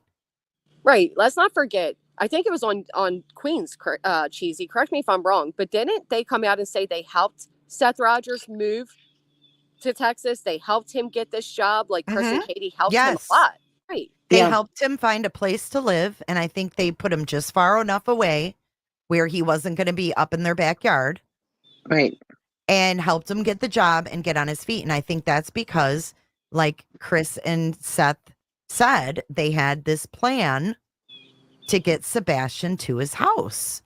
Because remember, Seth said, I was supposed to take him last year, but I made him wait another year. To see if he can get his act together. Yeah, yeah. So did they move him out there because they were having issues with him and they were thinking, okay, we need him to step in and, so we can have a break or something. I don't know. Like, what was the plan? I thought it was more just because they wanted Sebastian to have like all the love around him he could have. Like, let's get his dad. But why get a PPO and move across the country? I feel like she was like clean break. Why? It's just odd. I just wonder how that all came up, like the whole move and, how it all transpired, to be honest. We've never heard that. That whole timeline is confusing with me as far as from when they moved from California to here and how long it actually took Seth to come out here, because all of his memories are like 8 years ago. Right. But he said it only took him 4 months to come here. Seth came out in 2021. Okay. It looks like to me. From what I can see, he came out there in 2021. So I'm assuming those years in between there after the divorce was probably, Sebastian was probably, Chris was his main father figure. That's what I'm thinking. If they moved, And I'll never forget when Seth put out Sebastian's personal trauma. He said that Sebastian came home one time and he said, yes, son, I know. I'm sorry I wasn't there for you. I had to get myself together. So there was a significant time where Sebastian needed his father that he apparently wasn't. And that's like he was getting on his feet. He was homeless after the divorce, all that stuff. But he said that himself. Like, yes, son, I do know. And I'm sorry I wasn't there for you. And then he said Sebastian fell to his knees, right? I don't remember. Probably he always has that hallmarky. Yeah, there was, everything. I don't know if he was supposed to live with him or not, but I do know it was Seth himself that said, coming to live with me was his punishment. Cheesy, do you remember too, speaking back to, when he moved there and moved to Clarksville, don't you find it interesting that all of a sudden, like, Seth has only been there since 2021, but Sebastian has godparents that live in Clarksville? Yeah, I thought all that was, that's what I'm saying, that whole timeline and him moving here, because he said it only took him 4 months to move here and blah, blah, blah. And now all of a sudden he's got all these relatives in Tennessee. So why wouldn't he have moved sooner than that if he's got all these family members and stuff, Right. And how did Sebastian's godmother get to Hendersonville or to Clarksville? Like, he was born in California on the other side of the country. It's just that whole thing is weird. That's what I'm saying. Everything that Seth says is so confusing because he puts everything from way back in 8 years ago to now he intermingles it all together. So that's why I say the whole timeline with Seth and all this is also confusing because you really have to listen to it. Yeah. And I remember him saying at one time, tell me if I'm wrong, but he did say something about Katie told him, well, he worships you or something like that, or only wants to listen to you or something along those lines. I remember him saying in one of the interviews. And so I think, I think Chris feels sorry for Seth because I think there was and this is all my opinion, because of the whole order of protection back in California. So he wasn't allowed to see Sebastian for quite some time. And then where Chris is dealing with that with his daughter. Yeah. And So I think he feels sorry because it seems like Katie wants to keep Seth way at arm's length because it sounded like there was a lot of a kind of abusive kind of situation going on between them. Absolutely. With him. And so she's trying to keep him at arm's length, but Chris kind of feels sorry for him, I think, or and trying to help him. You can see that. And he's trying to get, I think it was all not Chris trying to get rid of Sebastian, but trying to help Seth get more time with Sebastian, to be able to have him, to live with him, to try to, because they said they were going to see how it was a trial period. They were going to see how it goes. You And could be right, Cheesy, because I remember, think because he's dealing with that, not being able to see his daughter whenever he wants to. So he's kind of looking at Seth as, hey, I'm a dad who was wrongfully accused or whatever, and I want to see my kid, but I can't because of all the problems between me and mom. like I maybe think they connected on that level or something. Right. And then how But do gross you that Seth goes and helps Nina. You know what I mean? Like, It's weird. Do you remember too that when Chris said Seth was in like the boot camp or training for his job, and he said that Seth said, I can't do this, like it was too hard, and Chris was like, you need to put on your big boy pants and get your ass back there. It's almost like Chris is a little bit of a father figure in a way. Like that was an interesting dynamic to me. Exactly. Right. And then he you've told got him, Seth that's going around and allowing these people, when he's in these chats and all of this, to bash Chris Yeah. for, that was all of this positive stuff, in my opinion, that Chris and Katie have done for him. I think it's bizarre. But then on the other hand, his family. But on the other hand, he says that he thinks Katie unalived Sebastian by overdosing him. So why all the hate on Chris other than he's got your girl? Right. He's got the girl you were supposed to grow old with. Right. I firmly believe he looks at it like this. I do.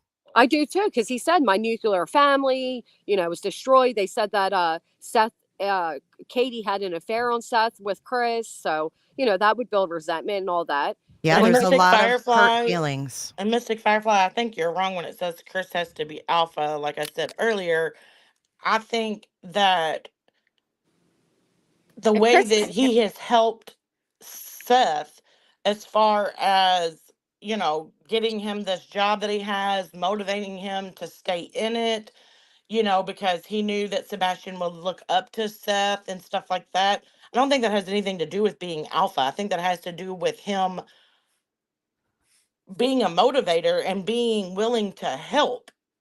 Right. Seth has always been an underdog. I don't think Chris has been an underdog his whole life. And he's trying to teach Seth how to not be an underdog. He's just trying to help him. All these people who say that Chris is trying to take over the conversation and he's trying to be blah, blah, blah, blah, no, he's being a gentleman. He's being the man. He's taking over for his wife, who is completely distraught. Her whole life has crumbled around her. She is living the worst nightmare that all of us mothers have had.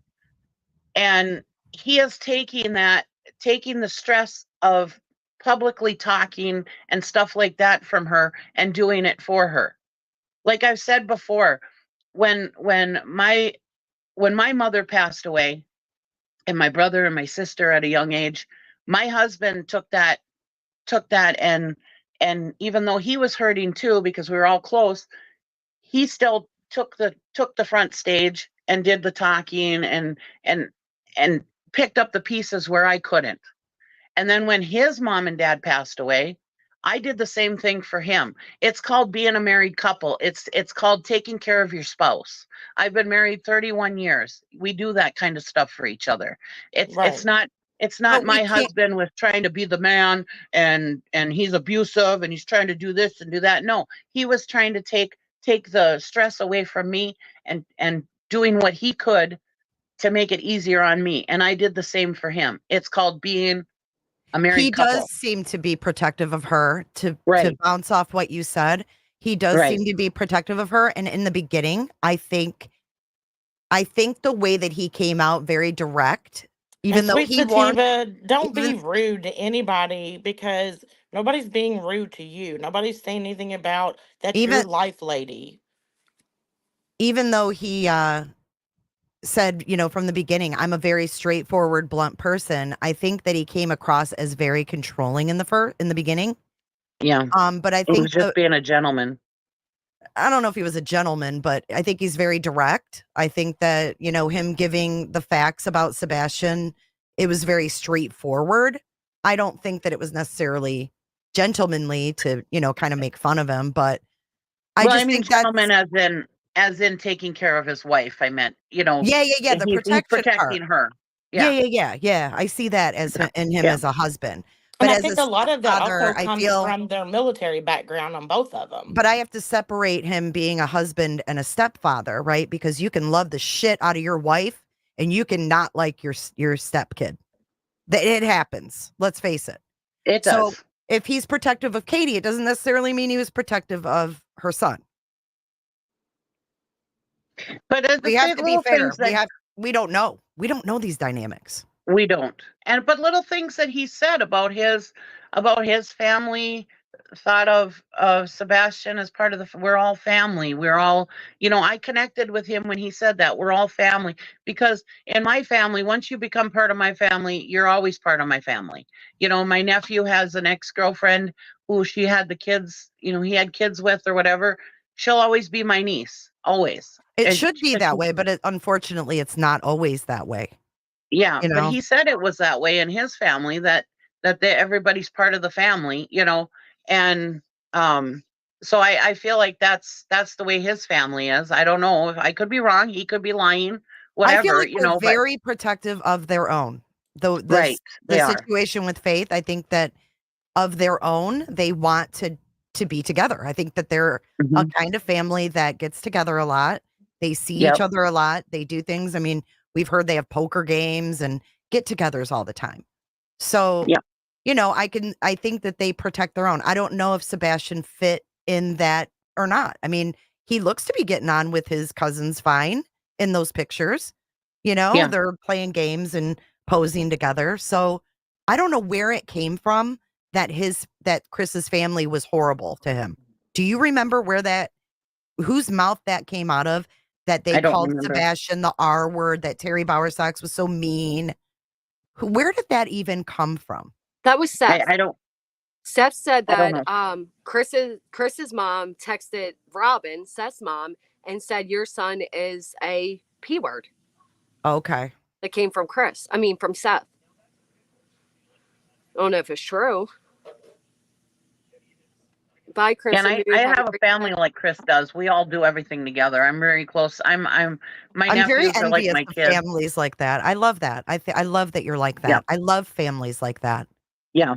We're and like everybody's that too. welcome. My stepdaughter is my daughter, but my daughter-in-law is like my daughter as well, Yeah.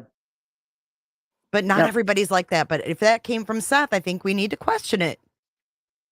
Mhm. Everybody took Seth, as factual.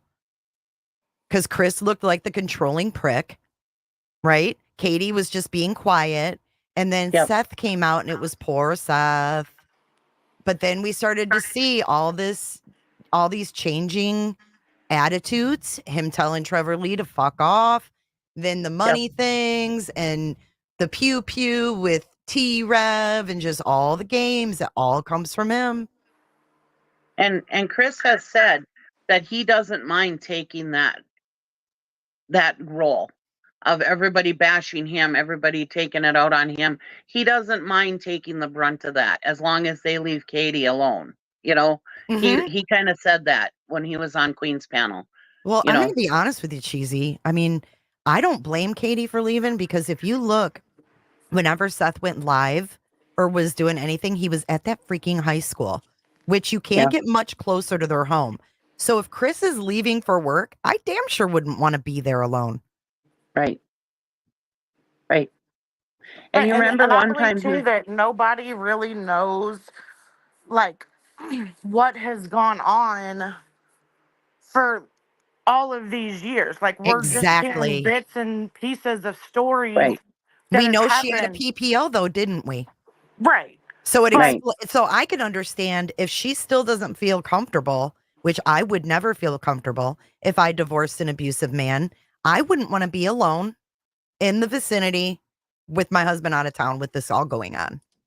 Kids Well, you can, missing, ex-husbands hanging out in your, right behind your neighborhood. I'd be gone. And well, why and I did think Seth they've get had that kicked out of the conversation. command center?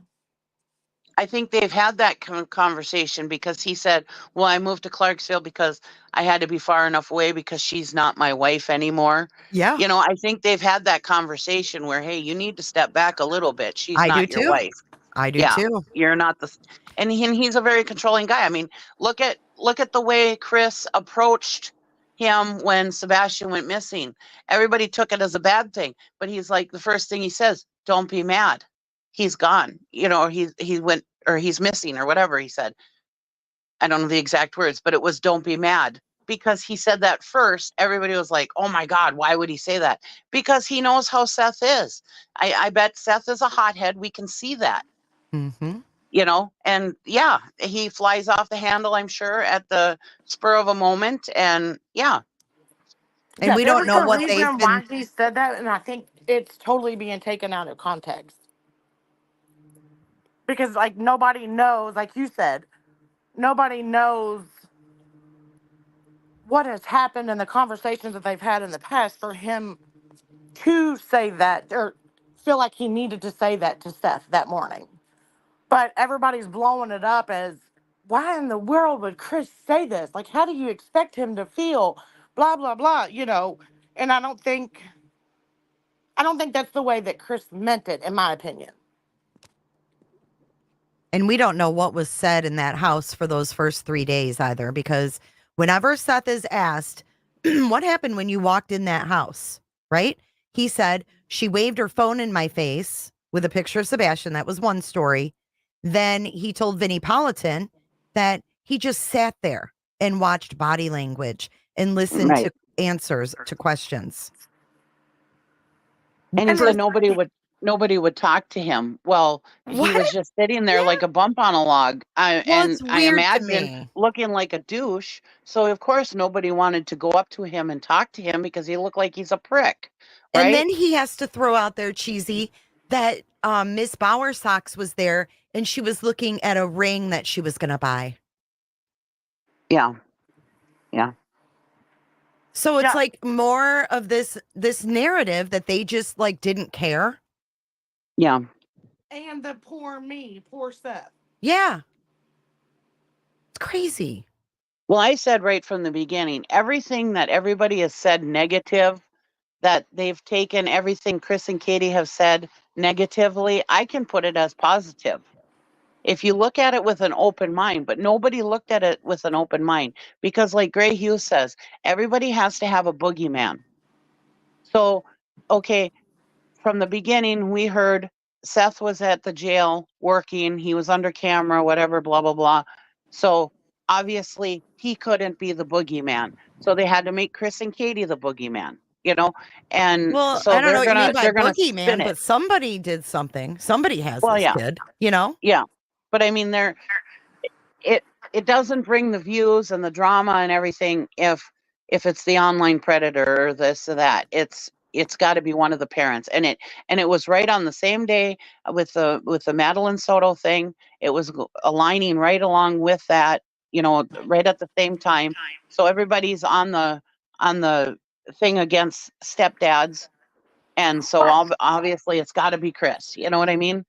Well, and two other things too with that. One, everybody says, it couldn't have been Seth. He was at work. He's on camera, blah, blah, blah.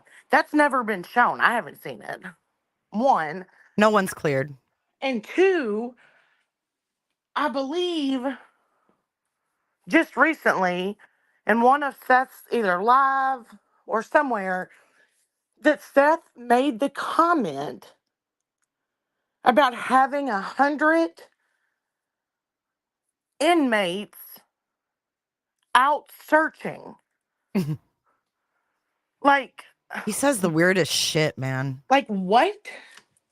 Well, yeah, nobody puts that. He didn't necessarily have to be there to be the one that took him, but he could have had somebody take it. And I'm not saying that he did, but I mean, there was a short time where I was side-eyeing Seth, and because of some of the things that he was saying, and I We should still, side in eye the all back of of my them. mind, We should right? side eye all of them.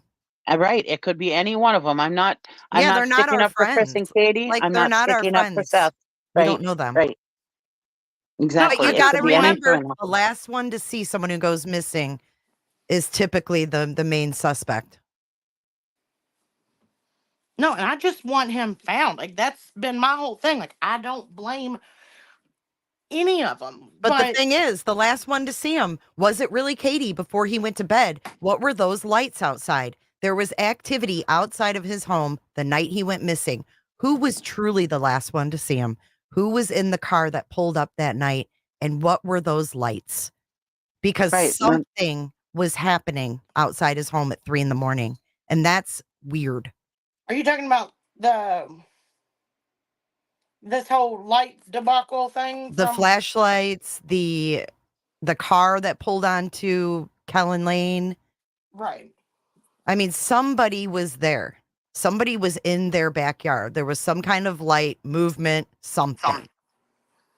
So somebody saw him after Katie went to bed. But I would think that if the cops really thought it was Chris and Katie, do you think that they would let them go out of state and be letting them? You know what I mean? I don't think they'd have faith. No, I don't. That's why I'm saying. Right. I think, yeah, and to protect faith, I think they would have put something out, or they would have done something. You know what I mean? I don't think that they would have allowed them to just be freely moving around the country and everything else, and cheesy, him to be able to have his.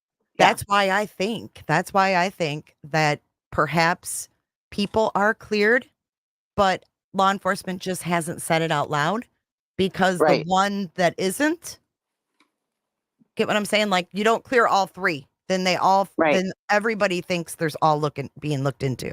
If you come out, like if they come out and say, all right, we've cleared Chris and Katie, we're still working on clearing the father. You know what I mean? They're not going to do that. They're not going to do that. Right. So it's odd to me. It's odd to me because I don't think that they would get faith if there was a chance that they had anything to do with Sebastian going missing. That's why my mind moves to a third, fourth party or whatever, an outside party. But why doesn't your mind move to Seth? I'm just curious, just for discussion purposes. It has moved to Seth, actually. It has moved to Seth that he has. Yes, I have side-eyed Seth, and I've tried to reel myself in because I'm trying not to bash the parents. I'm trying not to say bad things about Seth, and because I don't believe in that. But yeah, I have thought of Seth because those electronics have not been given back, and things that he has said is, that is my son, he has my name, blah blah blah, and he said things about when he's found, he's coming with me, they're never going to see him again, and things that his mother has said. So I've often thought that maybe there might, and he's around criminals all the time. Who's to say he wasn't sitting there bashing Katie at work one night, talking to the inmates, because you can't tell me that they don't chit chat with the inmates while they're there. Especially Seth. Seth is a talker, yeah. Because he said, exactly. he even said they're all human. They're all human. So he tries to talk to them on a human level. Well, yeah, and Seth has come out and said that.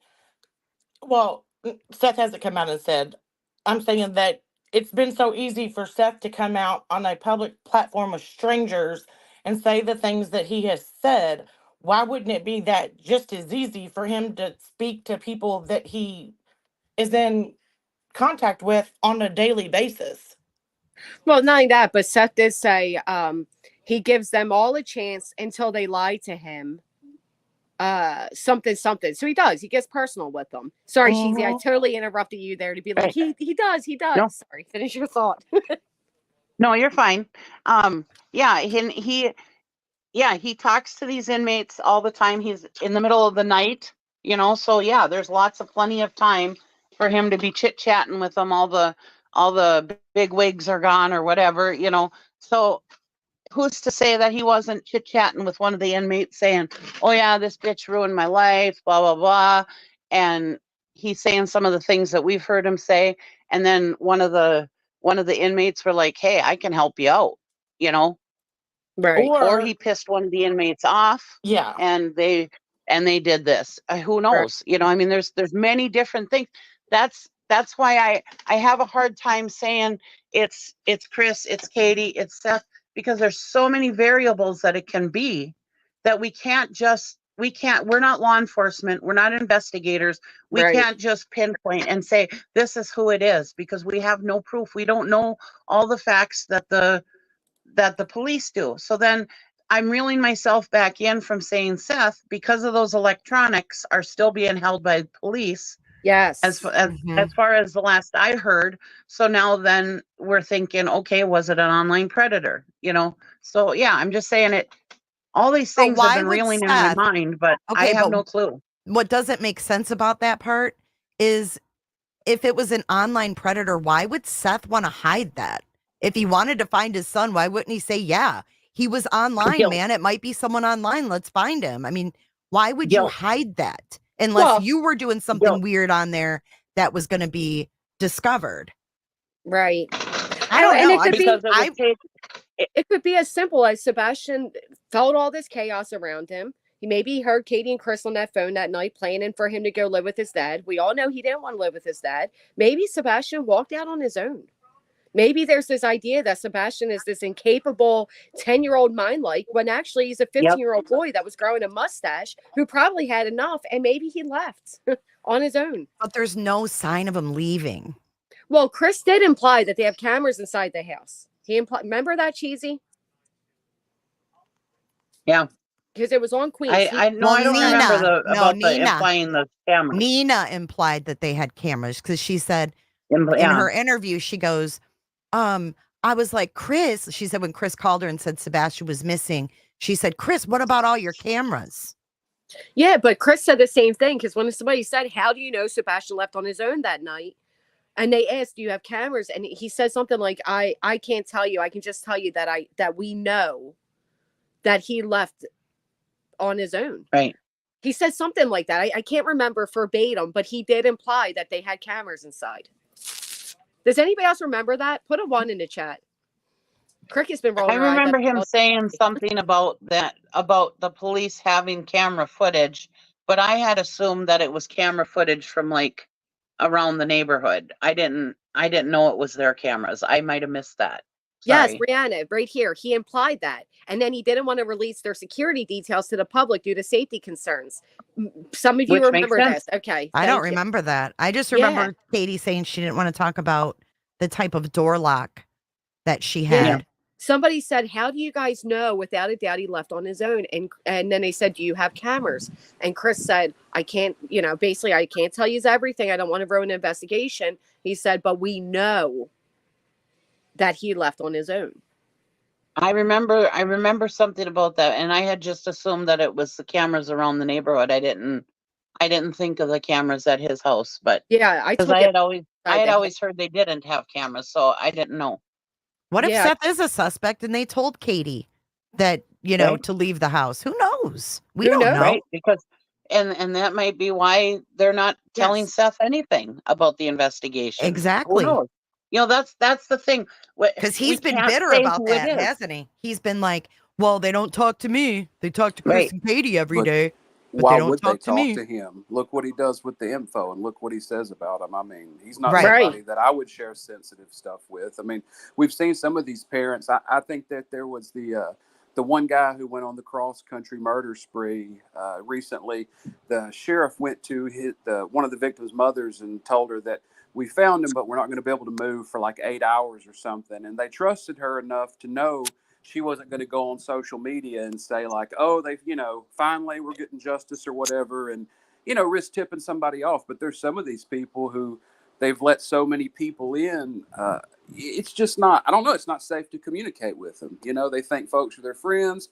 They tell somebody something, and next thing you know, it's like going live, breaking news all over a few super chats.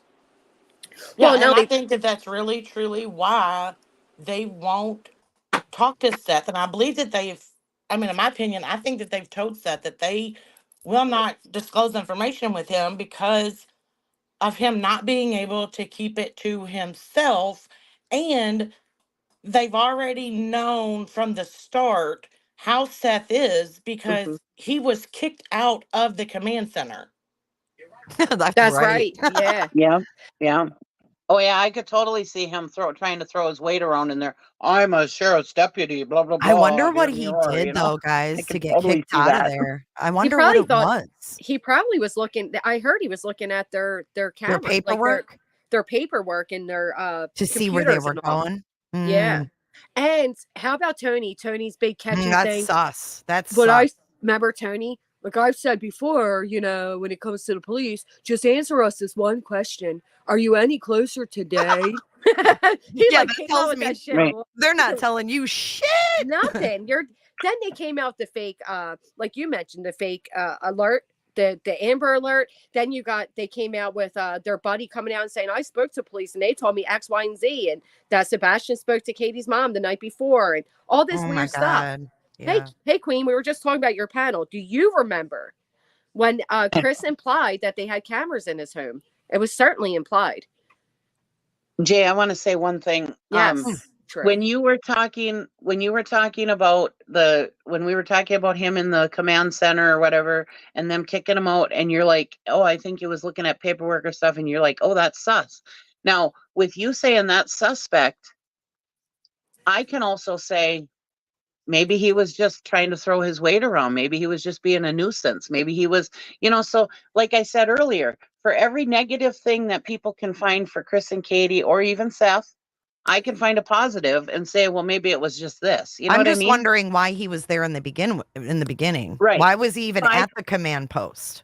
And at the beginning, when he said that, I was just imagining him, trying to throw his weight around, saying, I'm law enforcement. I'm a sheriff's this is my deputy. son. I want to know what's going on. Yeah. Right. Well, I could yeah. totally see him just doing that and them saying, hey, you know what? Calm You down. need to go. You are You're too not law emotional. enforcement. Mhm. Get the Right. fuck out of here. You know? You're right. Well, he did. How many times have we heard him say, this is the Seth Rogers show? That's my Right. son. I'm the boss. Even in the private messages, I can pull them up Right. again, Yeah. that they Yeah. sent to T-Rev or Trevor Lee, when they sent to Trevor Lee. And he said, I'm the boss here. Well, he did also say that they told him they didn't want him searching because he's too emotional because he's the father. Yeah. Yeah, Which I well, understand. you know what happens in those situations. It happened in which Yuba City is a whole different thing. But the John Benet Ramsey case, same thing happens. If a parent were to find something, the first instinct is going to be the direct opposite thing you want to happen. Yeah, for you're an going to grab him. Right, you're guilty. You're going to grab him and you're going to destroy evidence. Well, not only who that, knows but what you would say or do? maybe But they John found Ramsey the evidence destroyed because they evidence did it. picking up his daughter.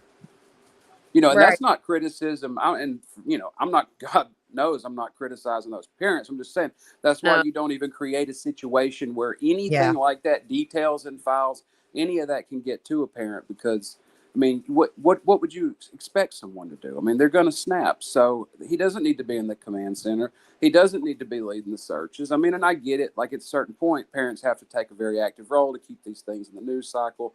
And I do understand those things, but just this thing has gotten so far beyond the pale that the only case I can compare it to would be the Wells case, or maybe the one from out west with the crazy guy, Michael, whatever. Oh, Michael Vaughn.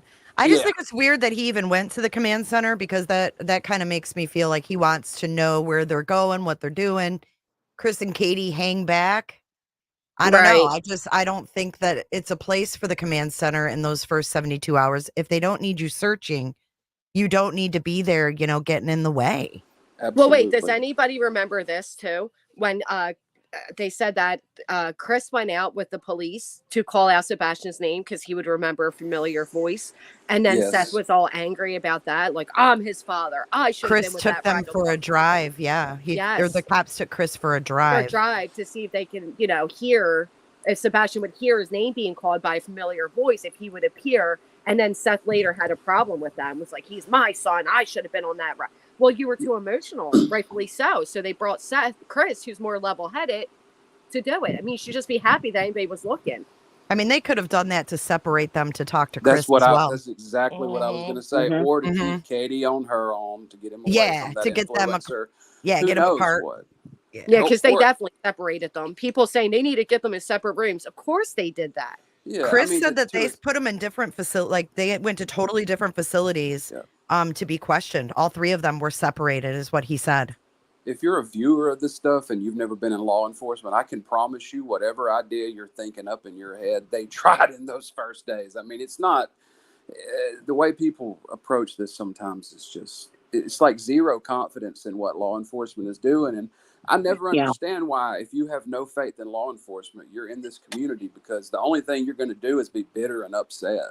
Right. There's a lot of creators that really like to, enforce that, distrust in law enforcement, and I don't like that.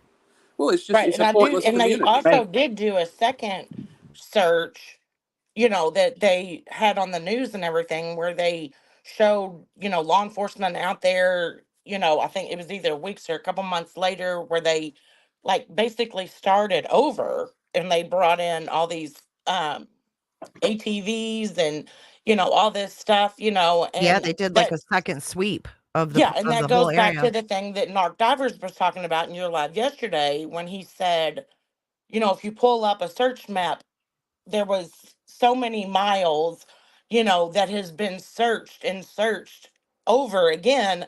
So what? So these YouTubers, what and where are these people searching?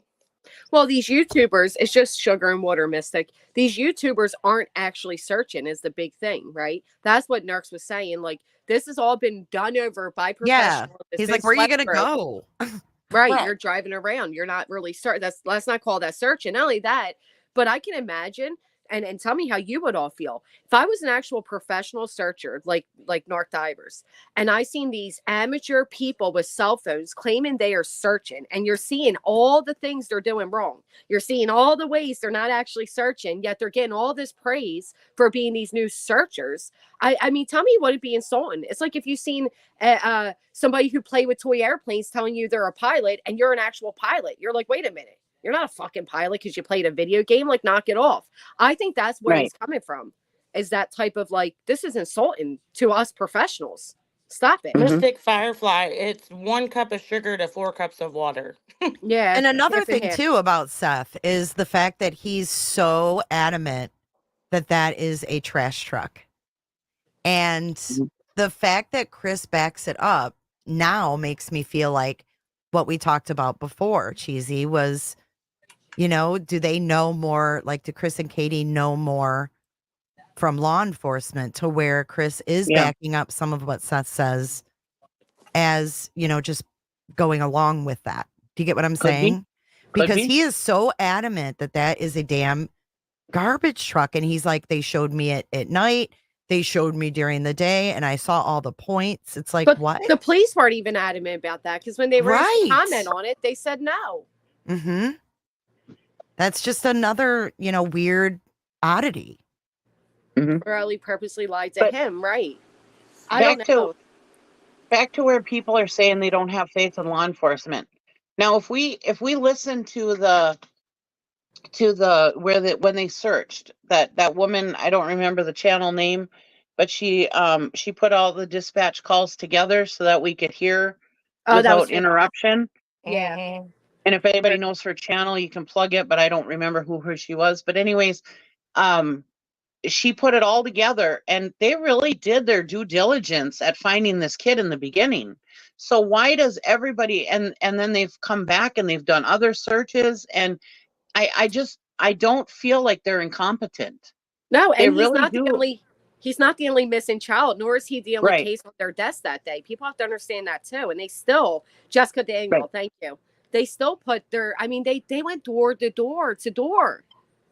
Yeah. Yeah. So what do they think it is? If they no longer think it's a trash truck, I don't remember them saying that in the last stream. What do they think it is? I think they're going off of that overlay stuff or whatever that Betty's throwing out there that Yeah, it was I don't I know. haven't seen what she put out there. that Yeah, it was can we talk about that? How many people try saying, "Oh, Seth's not monetized. Stop lying. Stop lying." When it was Seth Rogers himself that said he is going to monetize to do members only streams on Sebastian. And now he is monetized because, like I said, he needed the watch hours. People that are subscribers that don't know how YouTube work, you thought we were all up here just making shit up. He's now monetized, right? Because he got the watch hours to monetize. That was his plan from the beginning. He said it, not us. We didn't make that up. Me neither, William Eyelash. And again, And what would everybody be saying and doing if that was Chris and Katie? Right. right, right. Like, that's what I'm saying about this And whole he uses clickbait divide too. is insane to me, because Seth is out here allowed to do all this stuff. Seth saying that he's, using all this money. I mean, I think he even said at one time that he either threw out a dollar amount, or he said that his GoFundMe money was used for gas to search for his son. Right. And that is insane. Like, do you know how much gas and miles he would have had to put on his vehicle? He'd have to be He, driving an he international harvester to burn through that. Right. He Right. didn't put a money amount on it. What happened was, when we were on Queen Bee's channel, me and B Tim and Queen Bee and all them were talking about it.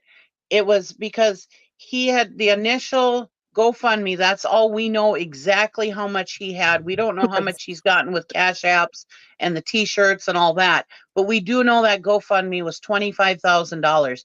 B Tim figured it out.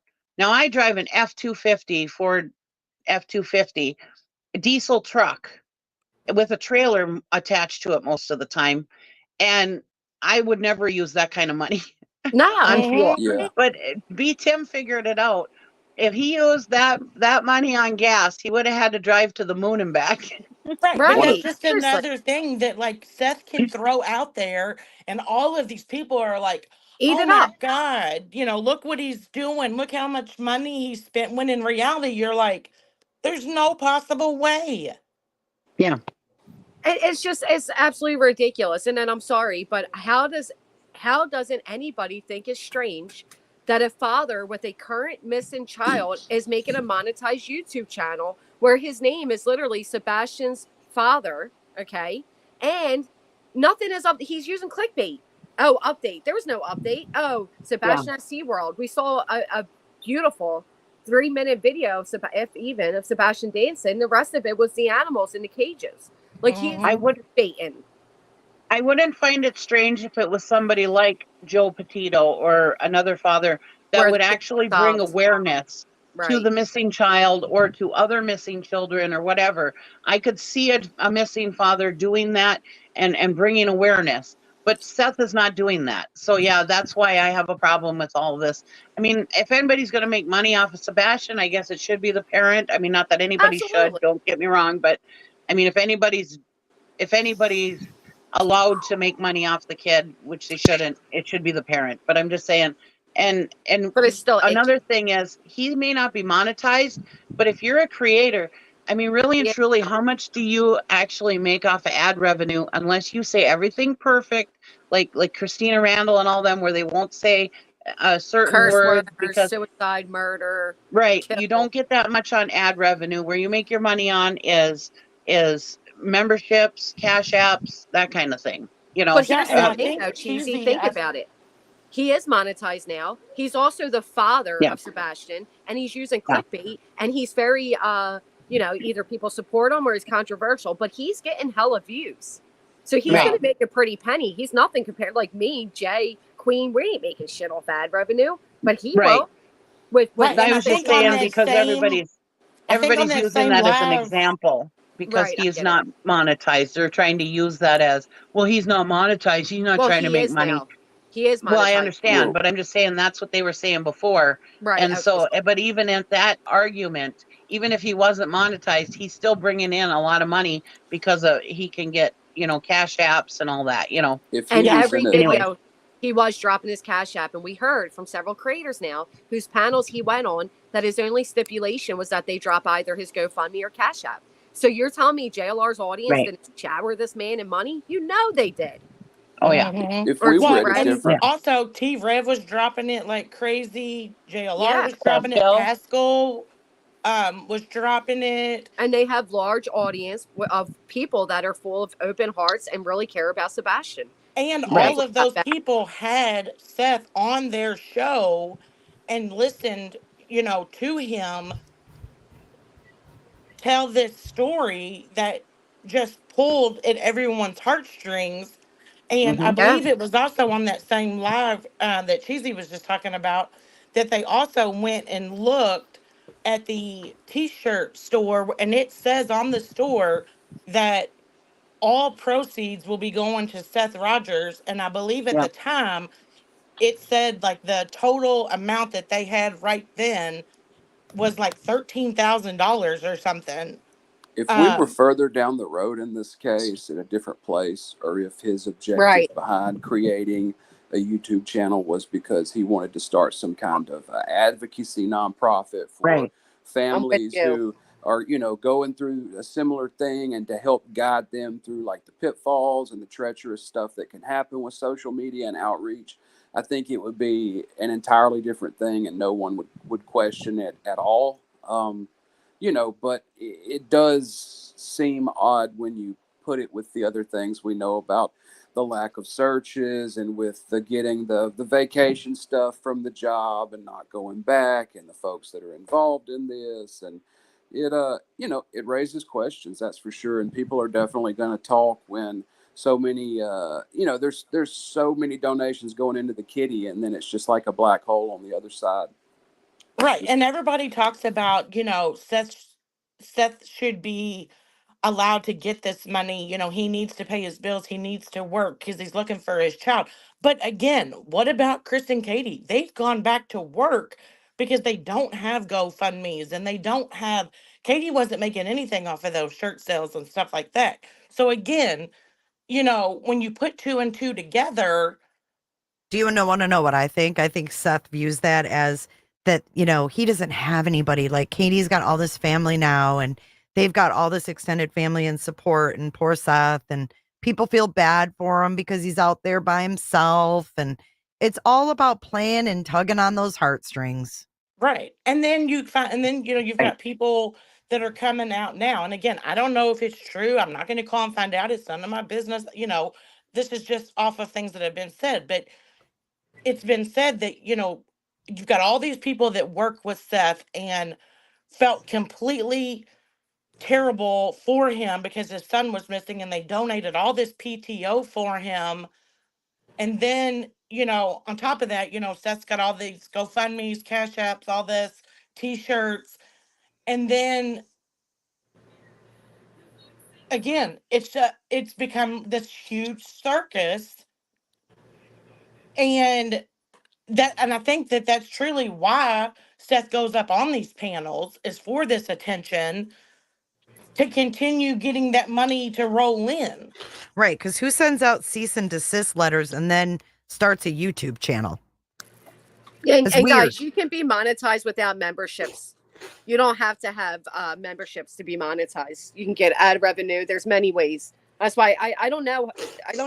I'm sorry, Demon. I thought it was you who came in and said that he is monetized now. I know it's a chatter I normally see, so I took your word, but I don't know how to tell. How do you tell? Can you give them like a super thanks on the past live? You know how people can do that after Is the that live money is thing over? down there at the bottom where you comment? Let me see. Yeah, how about the fact that TikTok Tony lived right up the street? No, because they're in other people's names, Momo. Lived right up the street from Taco. Does anybody find that weird? He what? Repeat Yeah. that? They live right near each other. Who? Yeah, the Yeah. join is Seth only if it's a membership. Taco and Tony. Oh, yeah. They're like neighbors. Well, he said he lives down the road, but he's actually on the other side of what is it, Tulsa? And then also Taco kind of talks, like exaggerates, because he also said that when Seth traveled with Sebastian, they took a road trip and stopped at their house in Oklahoma and stayed there on their way to Texas And he said, because we're just right down the road from his mom's in Texas. So he kind of just words it that way too. Just being fair, you know. Serial. No, Yeah, you're so I right. mean, And that's here's the the only thing. thing All the that I pictures. have. Go Sorry. ahead. No, go I was ahead. just going to say is when you're being told you're going to get an update, and then as much as I appreciate all these pictures of Sebastian as a little boy, it will always strike me odd that all of his pictures are 7 to 8 years old, and that Sebastian disappeared on the anniversary of the divorce 7 to 8 years later. It's just odd to me. And there also, I haven't heard any more information either about that um, guy that was arrested in Illinois. Yeah. He wasn't Like, tied in though, but that was weird. oh, he wasn't. I was like, I haven't heard anything about it since then, so I didn't know. I looked it up. He's got a court date. He's in the jail. Yeah, we were sent, Jay was sent, not me. Jay was sent and sent to me conversations of people that knew that guy. And it was tied into a younger female, but it wasn't tied into Sebastian. But it's still weird that TBI did that big internal investigation into online predators. The same month Sebastian disappeared. Seth still didn't get his electronics back. I wouldn't be surprised if they come out and tell us. But they started that investigation last fall. That It was just actually wrapped up. Rupier. It wrapped up after Sebastian went missing, but they started it last fall. I mean, it's an ongoing issue. We know that. They're constantly, you know, warning parents about social media and gaming. Continually. Oh, absolutely. Well, yeah, and that's my whole point about in the beginning when Seth was like, no, he didn't have internet. He didn't do this. He didn't do that. And then months into it, he's like, oh, yeah, he had internet, but he played, you know, and he played all these games, but it was under my account. And then he was left home for 12, 16 hours a night while I worked and would meet me out in the driveway because he would know what time I was coming home. And my neighbors spoke to him, you know, one day and asked him why he was standing out in the driveway. And he said, because his dad was on his way home or almost home. But he was coming home early. It was weird. But then you also have Seth saying, I was going to clear out my burner phone and give it to Sebastian so he could have his own account. And he said no. What? Yeah, because he didn't want to get in trouble. Right. I think he just wanted to. I think Seth was doing anything he can to undermine Chris and Katie as a parent. And I think the reason he lied about the internet access is out of guilt. Because as parents, we know we have to be careful with our kids online. Especially if you're saying Sebastian was more, you know, open, right? I want to know how many times Sebastian got in trouble because Seth overrided their rules and didn't work with them. My only thing is about that line of thinking is that at this point, I just personally believe, I've looked at the map, the school there where the gas station is at the end of the road, those neighborhoods, if someone from outside of there drove in and picked him up at night, we would have some level of a car description by now. If you know, that's just my thing, because I think so too. I just can't believe that we would go this long and there's not a camera somewhere. I mean, because there's one way in and one way out of that neighborhood. But I mean, there's red light cameras. There's all kinds of businesses and things that could, unless they're onto two something. Huge churches. There's gas stations right there. So I mean, I think who said that cheesy? Yeah, unless they're onto something, and they're just and they don't want to. They don't want to let that person know. Yes, that would be the only other way. But my thinking on it is so okay. If I don't really think that the parents did it, and I think it's less likely that someone from far off did it, what does that really leave? And it's like either, okay, A, he left on foot and he's somewhere close by, or B, a neighbor had something to do with it. And then when I look around at that neighborhood, Sebastian loves water. The dogs track him there to the pond. They find a footprint. And if you look on, you know, Google Maps, there's a lot of pools and things around there. I don't know. I think with the openness, I think with, you know, I would personally look at people close to home, but not in the home in this scenario. And I just think that that's the only way you could be onto something there. Because if you think about back on the dispatch, I thought it was odd that a man up on Honeysuckle, which is the road up, you know, up from them, said that he's seen that boy walking, but not today. Well, there's a pool, you know, if you look up there on that road behind that retention pond, there's a couple of houses with pools that aren't 100 yards from there off of that Honeysuckle. I mean, and I'm not saying anything beyond, I mean, if somebody likes to look at water, I mean, I don't know what goes on in people's minds, but there's other sources right there. So, I mean, Well, it's just my thinking. I mean, well, Yeah. look at Caleb Harris. If that worker never ended up in that sewer, he would have never found Caleb. Would it be found? And he was a yeah, few feet away from his apartment, right? He wasn't yeah. far. Right. So there's always I, just this chance that And I Sebastian fell somewhere. It's Well, I very think wooded about those area. culverts, Granny, that there was a neighbor that was interviewed on the news and she said there's so many places he could be. Like she Right. lives around there and they interviewed her and she goes, I keep thinking of those. She didn't call them culverts, but those big round cement things they put in, like the ditches. She Yeah. said that was all dug up and they were replacing those. So Those would be culverts. she didn't call them that though. I can't remember what she called them, but she Oh, I said okay, I'm remember. sorry.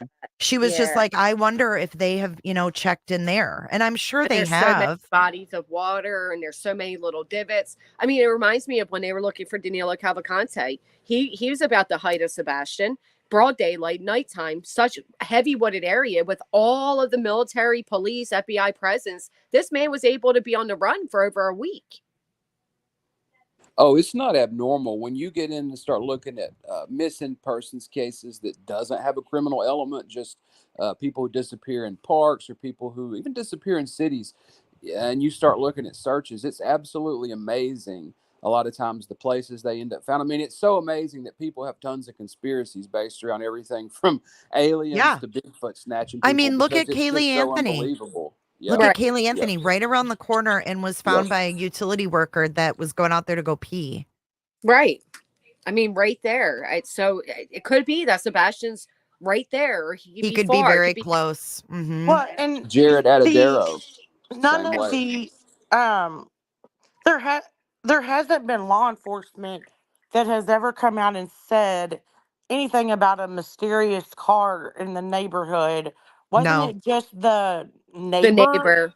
Yeah, that came Binocular. from Binocular Bobby. Yeah. Yeah. You're So right. how You're can right. anybody be, and because the neighbor said this, We and can't because the take it neighbor said as fact. You're right. right, but look how many people are running with it. But Yeah, we that's do just have that ridiculous. video that shows lights coming on that could be a car. So, I mean, there is the video that goes along with that where you look at the house on the corner of Stafford and Kellen. Something sets off their security light on the side of their house. Which 'Cause it takes But me lights. back. it could have been somebody that lived in that house. It could have been one of their cars. Absolutely. Absolutely. It could have been anybody. Right. But it Could have also been takes me anybody. to what Bobby came out and said. Maybe the police have all of this and they're not saying it for a reason. Like, we're not Mhm. here to hinder investigations and ruin Right. shit. Some of the stuff she said, maybe at least keeping things close to their chest until they have answers. You know what I mean? Right. Right. And again, but it's not stuff for people to go up and make their own theories and do these overlays that say that isn't exactly a QX80 or whatever in the Right. Blame it world they on our drive. side. Like, that is Yeah, that's so too bizarre specific. to me. Mhm. Right, Trevor Lee. It was Uber. Uber was picking the guy up to go on vacation, to go to the airport. I don't know if Maybe it's that's what vacation, the but car was then, because sometimes Ubers can't find the address and they have to turn around. But they're right. saying that I think Bobby even mentioned it in her interview that I think it was even asked about the Uber. Right, Adrian? And I think Bobby even said that the Uber came like a little bit later or Mhm. something. Like, and the trash truck came a little Bobby's bit later. ridiculous. She said she saw all three of them. She said she saw the car pull in, sit there, Bobby and then sees back out. everything. Then she said she saw the Uber, and then she said that she saw the garbage truck, all separate. But Bobby's an absolute joke. I mean, I'm sorry, but this woman just stays awake all night watching over the neighborhood. No, not But believing then it. she doesn't no, want she said anybody she in there. She wants her neighborhood to be back to no, calm. what she said was Right. that she knows the person that had the camera footage and they let her see it. And she saw all three of those separate incidents on the camera. But you Right. have to be able to trust her and believe her to, that's grain of salt. I don't believe her because they also were telling me that Kathy Bowersox was seen there in the middle of the night and in her Correct. car and over by the school. And then, the next day at 3 a.m., Kathy did it again to play it off like, oh, I'm always here doing it. So they're just pushing their own agendas. And all these agendas are coming out of Seth's little team, his little non-professional drama loving team. Right. Right. And so that's what I'm saying. So like you know, you hear these little bits and pieces, you know, of people that say certain things, and but then look how big or how far someone runs with it and then makes up all these accusations, and That's what you they know, do. and then they're pinning it as a complete fact because somebody's done an overlay and says this QX80 fits this image to a T, so it has to be Did that. anybody really run with that though? Because I don't think people really take Betty very serious. I didn't. I mean, I never personally even heard didn't. that, to be honest. And here's the I don't thing: watch her. if they had any proof that there was a unknown vehicle or a suspicious vehicle, it would be they would say we suspect foul play, right? I mean, you Yeah, got it's that's what not I only think. That's yeah, what not I only think. that, but Yeah, if they couldn't narrow down who's in that vehicle, they would have to go with, the unknown. right. And even the PI, their PI came out and said, based off of her investigations, she now believes that Sebastian walked out of that door on his own and willingly that night.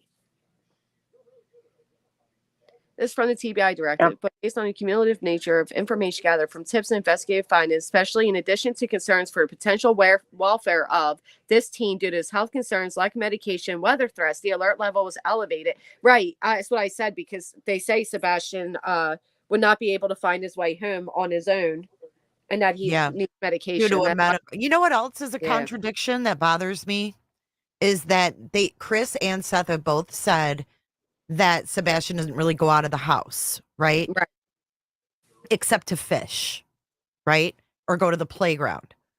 But then Chris said everybody in the neighborhood knows him, but he doesn't ever go outside.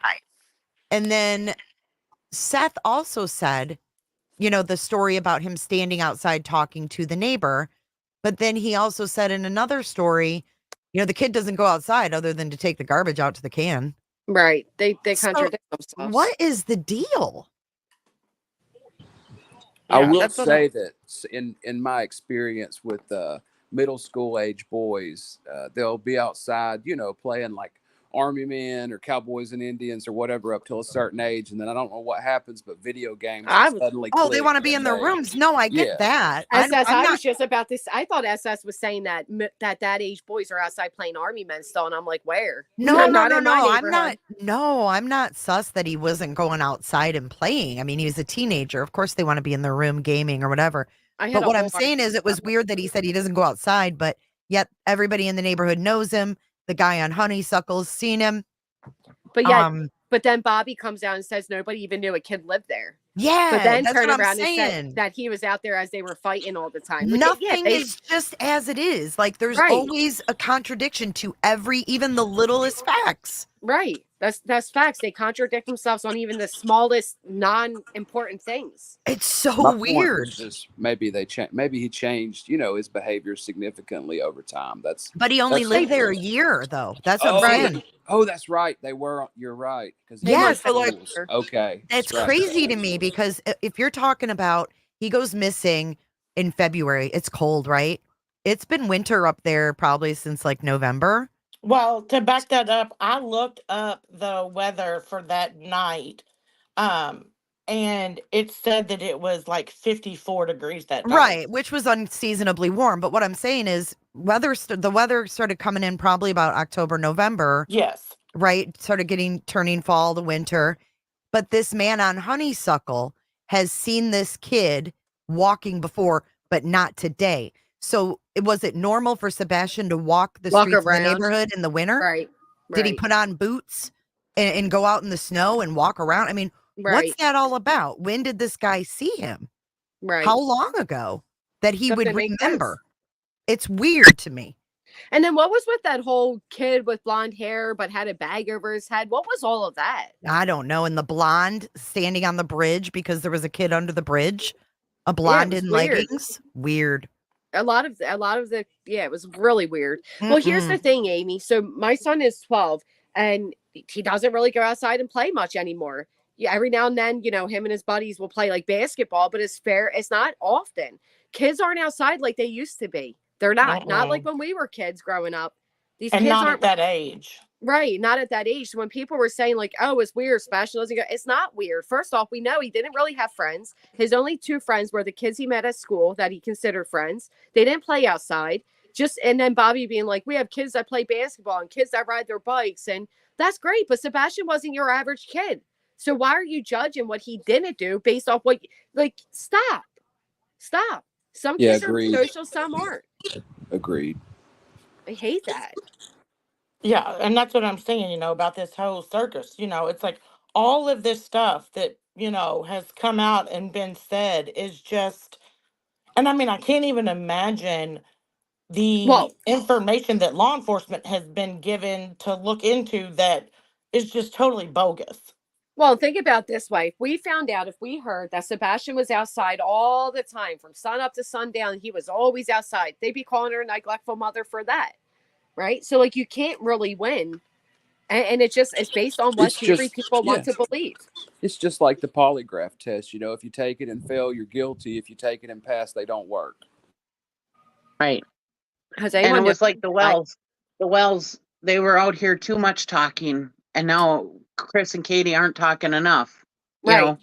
That's what I mean. You can't win for losing. You can't lose for winning. It's unbelievable how people pick and choose. Can we it's go all back on what people's narrative is. Can we go back to honeysuckle for a minute? Take us there. If he's been walking around the neighborhood, if that was normal for him to, go off and walk around, why couldn't he make it back home? If he can walk up to honeysuckle and not get lost. Right. You know what I'm saying? Like, that's if we're to believe though, that he even was the kid that was walking to honeysuckle, right? Originally, true. Originally, I thought maybe he had just been gradually exploring further and further. Because I know, when I was younger, I loved to just, I don't know, go out and pick a direction and go in it, and gradually go further and further. Sometimes you get so far, you go through a couple of cuts, and you might get turned around. But then I pulled up Google Maps and did some measurements, and if you go straight through the woods behind that subdivision to the next big road, it's only like 3/4 of a mile, I think. So I don't. I also don't see how you could get lost in that. Well, Seth was asked that question, like, would he know his way? And he said, if he's on pavement, but if you get to the woods, he'll get lost. That's exactly what he said, and that's why I was thinking about that. And I'm like, the cops are saying he wouldn't be able to make it home on his own. He wouldn't be able to figure it out. If he was seen on honeysuckle, did he wander, did he wander off further and get turned around? Could be. Maybe. And like I said, I mean, with that type of the wooded area and everything, there is a chance that Sebastian could be. I mean, what if he's intentionally hiding out? What if he's purposely making sure he's not found? Look at that autistic kid that they just, I apologize, I don't remember the kid's name, but that autistic kid that they found 3 years, in 3 years he's been out living homeless or whatever, and they just found him not that long ago in Utah or something? There was several. So there's been several homeless. Several. Yep. But you're right. That one, there was the child that was being taken care of by the mechanic shop. There was a woman that vanished like 30, 40 years ago, and they just found her. Right. Habits and Crime, thank you so much for the memberships. I mean, how do we know that Sebastian isn't intentionally on the run, that Sebastian doesn't want to be found? Well, also, if you left your house at night and you're probably not supposed to be out at that time, and water soothes you sit down, you ended up falling asleep because you're tired, wake up, it's early morning, you go home, and suddenly there's cops everywhere. I mean, that could be a pretty weird situation. So if you want to theorize that way, I could even maybe see it starting in a totally different way and then just kind of escalating. Maybe he would even go into the woods for that, not really knowing what was going on. Yeah, not knowing what to do. That's the same thing like the Riley strain. People automatically thought, that it was foul play with him, but, it's come out that he was, found in the water and stuff like that. Like, that could have easily happened to Sebastian somewhere. Do you guys remember, though, the comment made on the dispatch where it said the mother said he was in the house by midnight? Do you guys remember that? I don't remember that. Mom said he's in the home, or he was inside by midnight, or doors were locked at midnight. There was something mentioned about midnight. And that's always bothered me because Chris Proudfoot says something happened between midnight and 6. The only thing I remember about midnight is her going to bed about midnight. Well, the dispatch says it. Mom says, and it's not real clear. It's not, you can't make it out real clear, but there's something about midnight and mom. Like, might be the he was in the house by midnight or something. They did Supposed that to be in too by when midnight. That's what it was. When it came to the Wells, they did the same thing because they said that she was on a run, but she wasn't on a run or something like that. Do you guys remember that? So sometimes dispatch does get it wrong. Yeah, they do for sure. What struck me is, are you not saying he was home by midnight? With the dog trail that they found, they said that Sebastian went out the front door of the scent, then went to the backyard, then doubled back to the front yard, then went through his neighbor's yard leading to the pond. And so to me, that always made it seem like, why would you go to the back of your house if you know you're not going to go that way? And I figured it was because, given where the master bedroom is in that house, he was checking to see if maybe the light came on when he slipped out. So I don't know about the midnight thing, but to me, that seems like he maybe had done that many times before and was adept at it. Choo Choo just said, it said last known to be in the home at midnight. So that would make sense, I guess, if Katie said, I fell asleep at midnight. So that would be the last time she was he wasn't gone then and she fell asleep. So that makes sense. Yeah. And this is what correct me if I'm wrong. I think she was talking to Chris and wasn't it about almost midnight or about midnight? When they hung he up, was saying, hey, you should go to bed. And she put the dogs up and went to bed. Yeah, so that makes sense. Like she would have said, well, when I went to sleep at midnight, he was here. Mm-hmm. Yeah. So that would make sense. And then there's this child, Marcus Tezier. I don't know if that's who you were talking about, Cheesy, but on a Monday night, he went missing from his home Monday night or early Tuesday morning, but he was nonverbal, and he was found late Tuesday, more than 200 miles away at a Walmart in New Mexico. Yeah, from I heard Arizona about that. Yeah, so like that is how he took off walking. It was just really scary. They have no idea how he got so far. So when they're keeping these searches so close, because I know they usually say they're close to home, who's to say Sebastian didn't walk further? When did that one happen, Granny? This one was February 29th.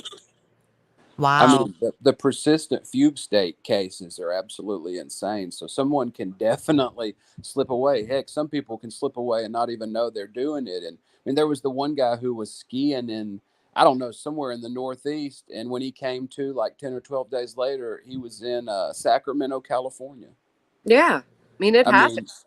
It can definitely.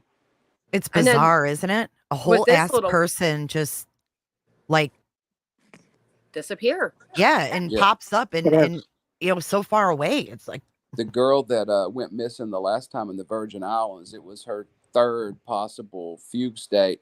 It was either the first or second time she went missing. The way that they originally found her and knew what was going on was because someone was using her debit card all over New York City, and they went to research the debit card, and she was like, in New York, like living an entirely separate life, and they found her, and it was this fugue state thing. It took her a while to come out of it, and once she did, she remembered nothing that happened while she was under it and went back to her normal life. And it happened at least one other time after that. That's crazy. Yeah, it's unbelievable. Cricket says look at Elizabeth Smart. There were footprints at the pond. So did we ever really get confirmation that they were like footprints or shoe prints?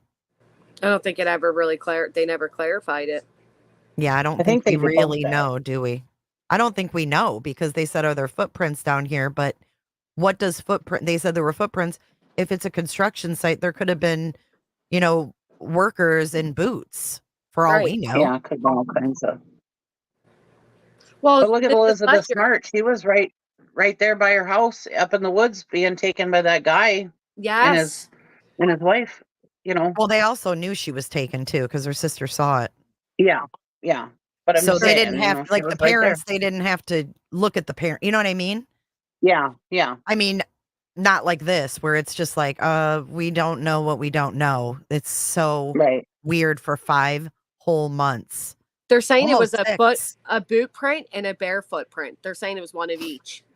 Well, with this autistic nonverbal boy, Marcus, the dogs did track him down to like a certain street and then the train tracks, and it just stopped. The same thing with Sebastian. There was a scent and it just stopped. Same thing with Maura Murray. See, like I mean, It anything's tracked possible. to right in front of Butch's house, and then the scent just disappeared. You know, almost like she got into a vehicle. I mean, What if if there's a Sebastian went out barefoot, walking that night and then, you know, somebody came across him further out than what people expect and was like, hey, do you need a ride? And he's like, yeah. And he got in a car. You just never know. but what doesn't make sense, if there was an actual footprint, like barefoot, okay, it's winter time, so not many people are gonna be running around with no shoes on, especially at a construction site where you can step on nails and staples and shit. And if they found a bare footprint and they think it came from Sebastian, wouldn't that kind of be foul play? Because in all reality, no one in their right mind is going to run through a construction site barefoot. I've never heard that. I just heard footprints. But to be fair, would Sebastian be considered somebody in the right mind? Would he know, like, hey, we don't run through construction sites barefoot? You know what I mean? Kids in general, not just him being autistic. Well, we heard kids that he in slept general. in an In ant general. pile and he didn't like to be barefoot. Yeah. But that I was don't- years ago. He might have changed. I mean, I worked in the field. Hey, Pretty is. Hey, I Jeff. worked in the field barefoot, you know, throughout all of middle school. So, I mean, I used to do it. Then, granted, it's a lot warmer in the summer than the winter. But if that was Sebastian's footprint, we have Craddock saying, I'm not going to say he wasn't wearing shoes. Right. But they did, like Brittany's saying, they determined that was not his size footprint found. Yeah, I thought they debunked that footprint. Who did, though? I've never heard that. I don't remember. I've never honestly. heard the cops talk about any footprint. I just heard them say there was a scent and it ended at the retention pond. I've never heard the cops debunk anything about a footprint. Well, I think the fact that we take what Seth said about, oh, he's scared of fire ants and use that as like factual, as gospel. I mean, he might have been scared of fire ants when he was 7. Maybe, and 8 years later, he forgot that he was hurt by fire ants and he was no longer afraid. You know what I mean? I think he was even younger than that, because that was that dingaling that came out. What's his name? The one that played with him online? Taco. Uncle Taco. He said that was back in Georgia, when they were back in Georgia, when he knew him. He was there when that happened. Right. So he was a toddler. He was a baby. So he was, yeah. So that may not even be a thing anymore. When he was a toddler that happened, he may not even remember that. And it may not be a thing. He may go out with his bare feet. Maybe it never even happened. Thank you, Trips. Maybe it never happened, right? Maybe it was just a fabricated story to make it seem like, oh no, he'd never leave without shoes on his own. Right. Another reason is side-eye, his mother. Yeah, I mean, it could be the opposite, just like everything else has been. Because has Chris and Katie ever said anything like that about him not wanting to go out barefoot? I don't think I've ever heard them say that. I think all they said, as far as I heard, was that his shoes were not missing. Not right. that, all his shoes were accounted for. And I remember Nancy asking Katie, if he climbed out his window, what would he step on? And she said mulch. But I don't remember Katie ever saying, oh God, he would never go out. He didn't like, going out barefoot. I don't remember that. Right. I only remember that. The only thing I heard was Seth say that. Me too. Katie said he would go out in his socks. Oh, like to take the garbage out. She did. He would run out and take the garbage out in his socks. Right. Right, true crime. I think she did say something about that he would only go out like on pavement or whatever. I think she did say something like that. Yeah, she just made it sound like if he had to run out to like take the trash out, he might run out there like that. Which a lot of us do. You're coming right back in, Right. But I thought it was interesting that Nancy asked if he climbed out his window, what would he step on? She said mulch. And she said mulch. And Nancy's like, did you say mulch or mulch? And she's like, mulch. Because his window's right there in the front with those bushes. Yeah. Chris was at work. Seth was at work. Katie laid one with him. I mean, that is just the facts. Yeah. Yeah, but the cops have never said that. So to me, that's taken their words. That's true. A lot of people believe Seth was at work, but Chris was at home. See, that's where it gets all convoluted, where we're making up the story. We can't make it up because we don't know. Right, that's what I've been saying. There's been no proof of Seth being on camera from law enforcement. That has only come from Seth's mouth. If Seth was at work, Chris was where he says he was too. Exactly. You can't just pick and choose what these people say. It's crazy. Well, they said Chris was at work, Seth was at work, and just Katie home. Right. I'm just saying there's a lot of people that believe Seth was at work, but Chris was at home. Right. And I just feel like you have to give them both the benefit of the doubt. Right. The police are not going to go along and lie like, oh yeah, he wasn't at home, or yeah, he was. No. But then again, the police won't come out and speak on any of them. They won't clear any of them. So who knows? We don't know what we don't know. No. Right. And that's the update. They're not coming out and saying anything because of how much of a shit show that this has been. And law enforcement has said themselves about like how online. Yeah, they don't care what's going on YouTube. They don't care if it's a shit show. This doesn't affect their case unless people start reporting things, to them that are not real, or they're making tip lines and not passing them on to law enforcement. But other than that, they don't care how convoluted it is on YouTube. They don't even pay attention to that shit. Well, and I think that in my opinion, that they're speaking about these fake tip lines, these fake emails, all this stuff that has just become a joke. Right. But they don't care that we view this case as a joke, No. right? Like, they're not going to come out and say, hey, we got, information on this tip line. It's not real. Like, we wish they would, but they're just not gonna. Right. They're not gonna. Just like when Barbecue was like, oh, I know my tip led to something. How do you know? TBI is not binocular. Bobby said the same thing. Oh, my son called TBI and they never even called him back. How rude. TBI is not calling you back, for fuck's sake. You're not. I can't even believe people expect a call back. I know. Like, again, do people realize they work more than just one case at any given time? The whole world doesn't stop. And there's only so many agents. Right. And there's so many cases. I mean, they're not just dealing with a missing child. They still have, domestic calls, traffic violation, you name it. Like they're so busy. They're not calling anybody back. I think it's funny though, Granny, when people think that they should do a press conference to clear up YouTube rumors. I know. Because when you really think about it, like if you think about it realistically, what's going on right here in our little corner has absolutely nothing to do with their real investigation. None of us know him. None of us know Sebastian. None of us know the parents. We're purely just talking. Right. And we're not entitled to police time. We're not entitled to anybody's time. Right. They're not going to go and say, oh gosh, YouTube has it all wrong. We better schedule a presser. Right. Can you imagine if they conducted investigations that way?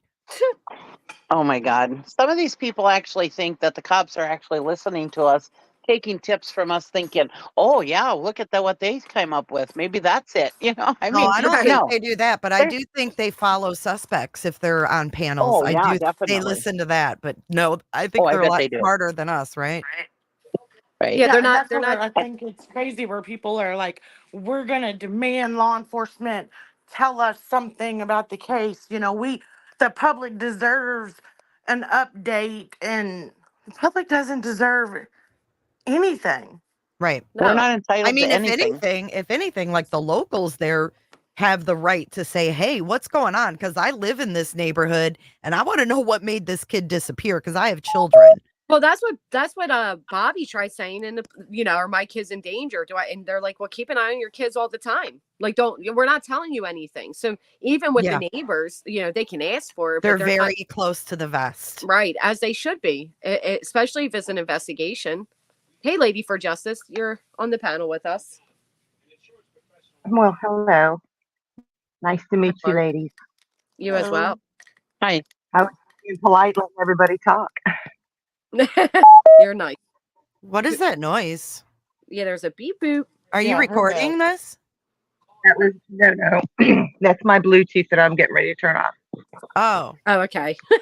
I'm like, It was like, doo-doo. I know. It was on like, my porch. doo-doo. Cricket said the same thing.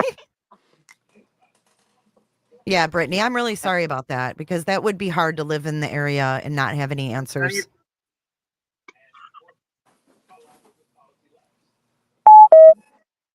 What is? It's the cops recording us so that they can take all of everything we said and solve the Stop this case. case. The FBI is here.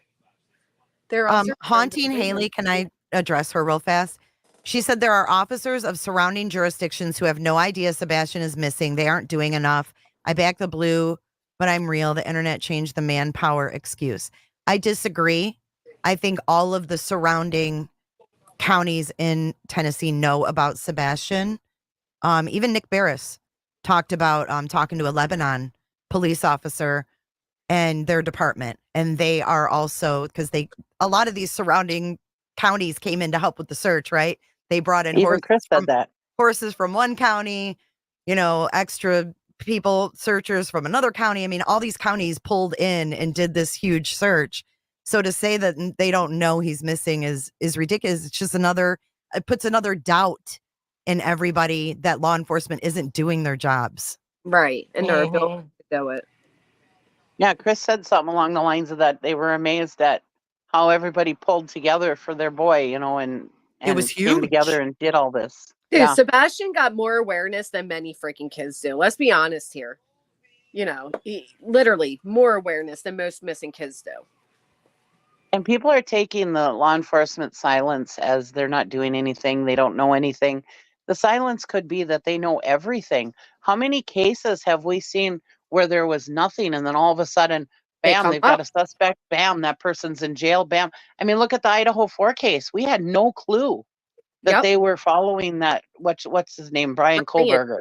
We had no clue there was at all. another case too, Cheesy, where a little boy died and he was about 6 years old, and the mother did a GoFundMe for funeral costs and all that, but she ended up having cremated, and people were saying there's something weird, like this child was abused. He didn't just die. There was abuse. It was abuse. It took the police like 2 years to arrest those parents. Right. Can we go back to Lebanon for a minute? I just remembered another contradiction. So Nick Barris was very vocal that he spoke with the Lebanon Police Department, and they were, part of the search for Sebastian. Seth Rogers and Terry both have said that Lebanon was not aware of Sebastian's disappearance. I just remembered all that. It's so weird when it's like everything is the opposite that comes out from that side of things. Yeah, from his little team of people. They are purposely misdirecting people and lying. Sure, is because people are quitting and others are not looking to become cops because lack of trust with public and LE. Possibly, it was said that Sebastian's search was the most massive coordinated search in their history. Right. And at first, Seth Rogers came out praising them and their search efforts until he linked up with Tony, and suddenly they weren't good enough. They didn't do enough. Mm-hmm. It's just ridiculous.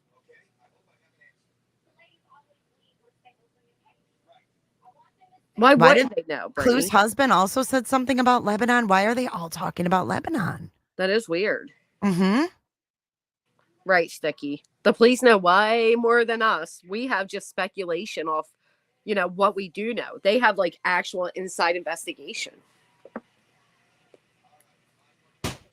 You're right, Brandon Barn. He is very defiant, nor can he repeat the same story twice. Right. What video is it, Haley? Can you give us the link to that? A guy from Tennessee was pulled over in neighboring jurisdiction. He brought Sebastian. Officer had no clue as to who he was. It's the fact that officer did. Well, one officer not knowing doesn't mean the whole department doesn't know. Maybe he wasn't on shift that night. Maybe I don't know. Maybe he just said he didn't know because he's like, hey, I'm pulling you over. I'm not here to talk about Sebastian. Maybe the name didn't register at first. And he went back to the office and was like, oh, that's right. Sebastian Rogers. Who knows? Maybe he was new. Maybe he just signed on the force. Sometimes I know in the area that I'm in, there's a couple of cities where, and they're actually different states because we're on a border, they work one city and they also work the other city in the other state picking up shifts. So maybe it's a case like that too. Well, I'd love to see this video if someone got pulled over in Lebanon and happened to ask about Sebastian. Like Yeah, I'd all like this to see talk it. about Lebanon, then we have a traffic stop in Lebanon and someone asks about Sebastian. I want to see this. That's a lot of coincidences with Lebanon. Yeah, I agree. And patrol cops are different than detectives. That's true too, right? No, and then right, like Lori just said here, national Amber Alerts would have gone out that day to every department in the country and would have been shown to all officers in the country during roll call. They may not remember now, but they know. I mean, it's been 5 months to be fair. I don't think silence means inaction. That's professionalism in cases, but every officer close to the area should know who the child is. Can you direct us to that video? I'd have to go back and see if I can find it. Thank you. If you do find it, shoot me or Jay an email with it. Terry Lynn stopped a cop to give a flyer. Yeah, that makes for great content. Yeah, we do. We know who the head detectives are. It's Bobby and Carter. One's TBI, one's Sumner County. Right, which is why Chris said to Seth, yeah, we can take a call. Let's invite Bobby and Carter to the phone call as well. Yeah, we'll get them in on this little fucking powwow. Right. That's okay, Tanya. We knew. Okay, I have a question. Everybody thought it was theirs. I have a question. Okay, so the web sleuths, okay? Go back to that. Mm-hmm. And when PI Chloe was on there. Mm-hmm.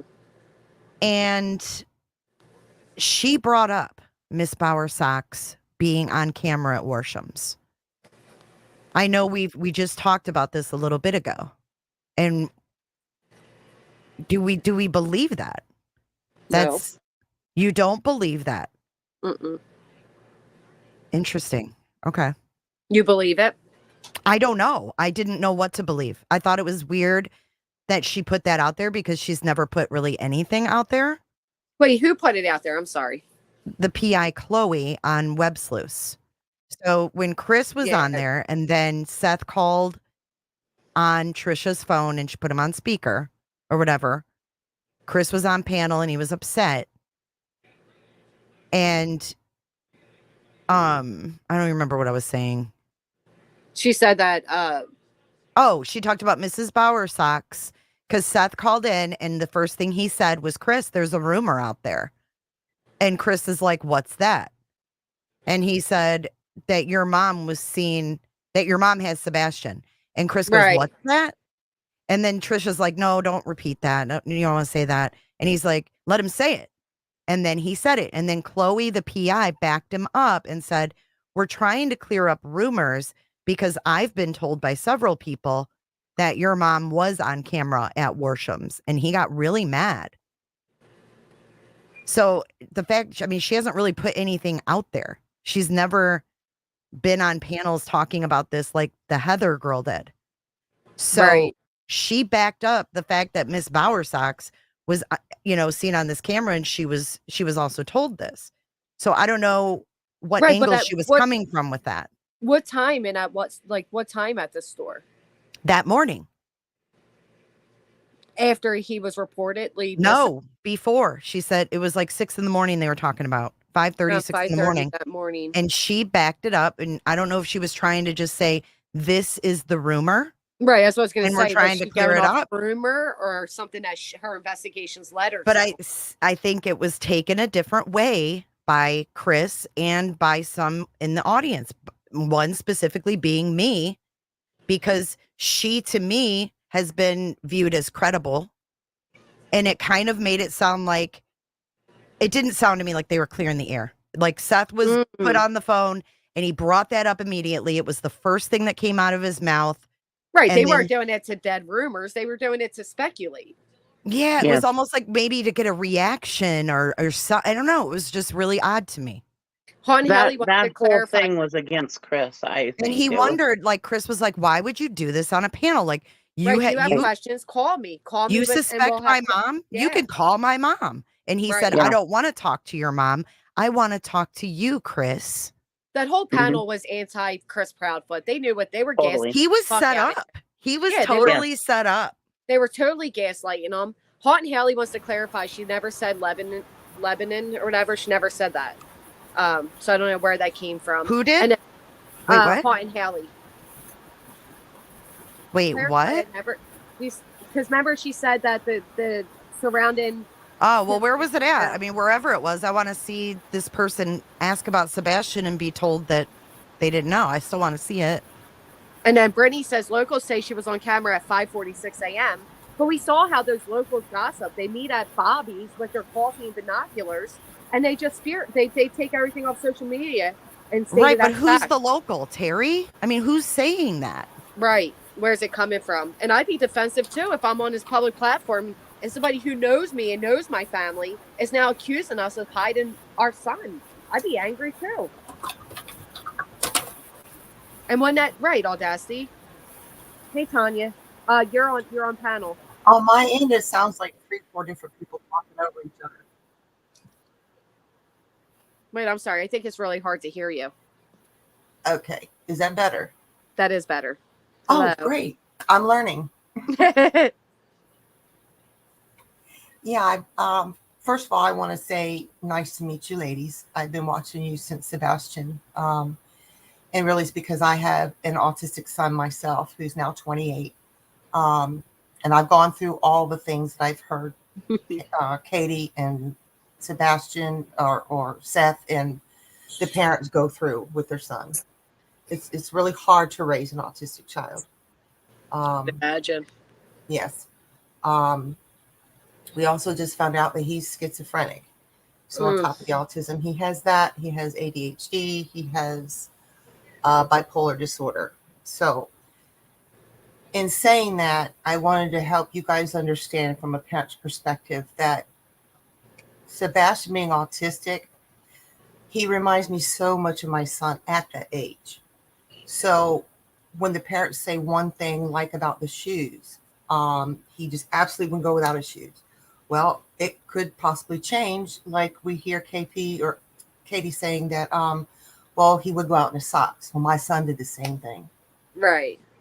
Just totally switched it up on me. Now he's actually wearing shoes without socks. And kids change all the time. Yeah, they do, even though they're autistic. And as far as like walking off, I'm still a little, I don't want to say confused. I feel like you ladies do and your audience that he just didn't poof disappear. Yeah, he just didn't. There's got to be something out there to know where he went, how he went, whatever happened. But let's just hypothetically say that he did walk out on his own. My son, Nick, probably about 12, decided to start taking off on his own. And the first couple of times it scared me to death because I didn't know where he was. After a while, the doctors linked it to his sensory disorder, the feeling of having to be always on the go, pacing. It really turned into pacing for him. That's his calming technique. Mm-hmm. It's just pacing up and down the sidewalk or up and down the street. It looks suspicious to people. I've had neighbors come and ask, well, he looks kind of suspicious around my cars. Is he doing anything? No, he's just pacing. I'm just trying to give you examples, the things that I see that are very similar with my son. His name is Nicky. At that age, between 12 and 15, he was very, very much like Sebastian. So that's my little story. And that's why Sebastian means so much to me at this point. Yeah. Yeah, I understand. And a lot of people are, it kind of bothers me that a lot of people are like, well, he's autistic, he should be doing this, or he would be doing this, or there's so many stages of autism that people are affected by. Right. Like I have a nephew who's on the spectrum that you would never even know it. Right. You would never even know that he was diagnosed with anything. Right. That's how Nicky was in the beginning.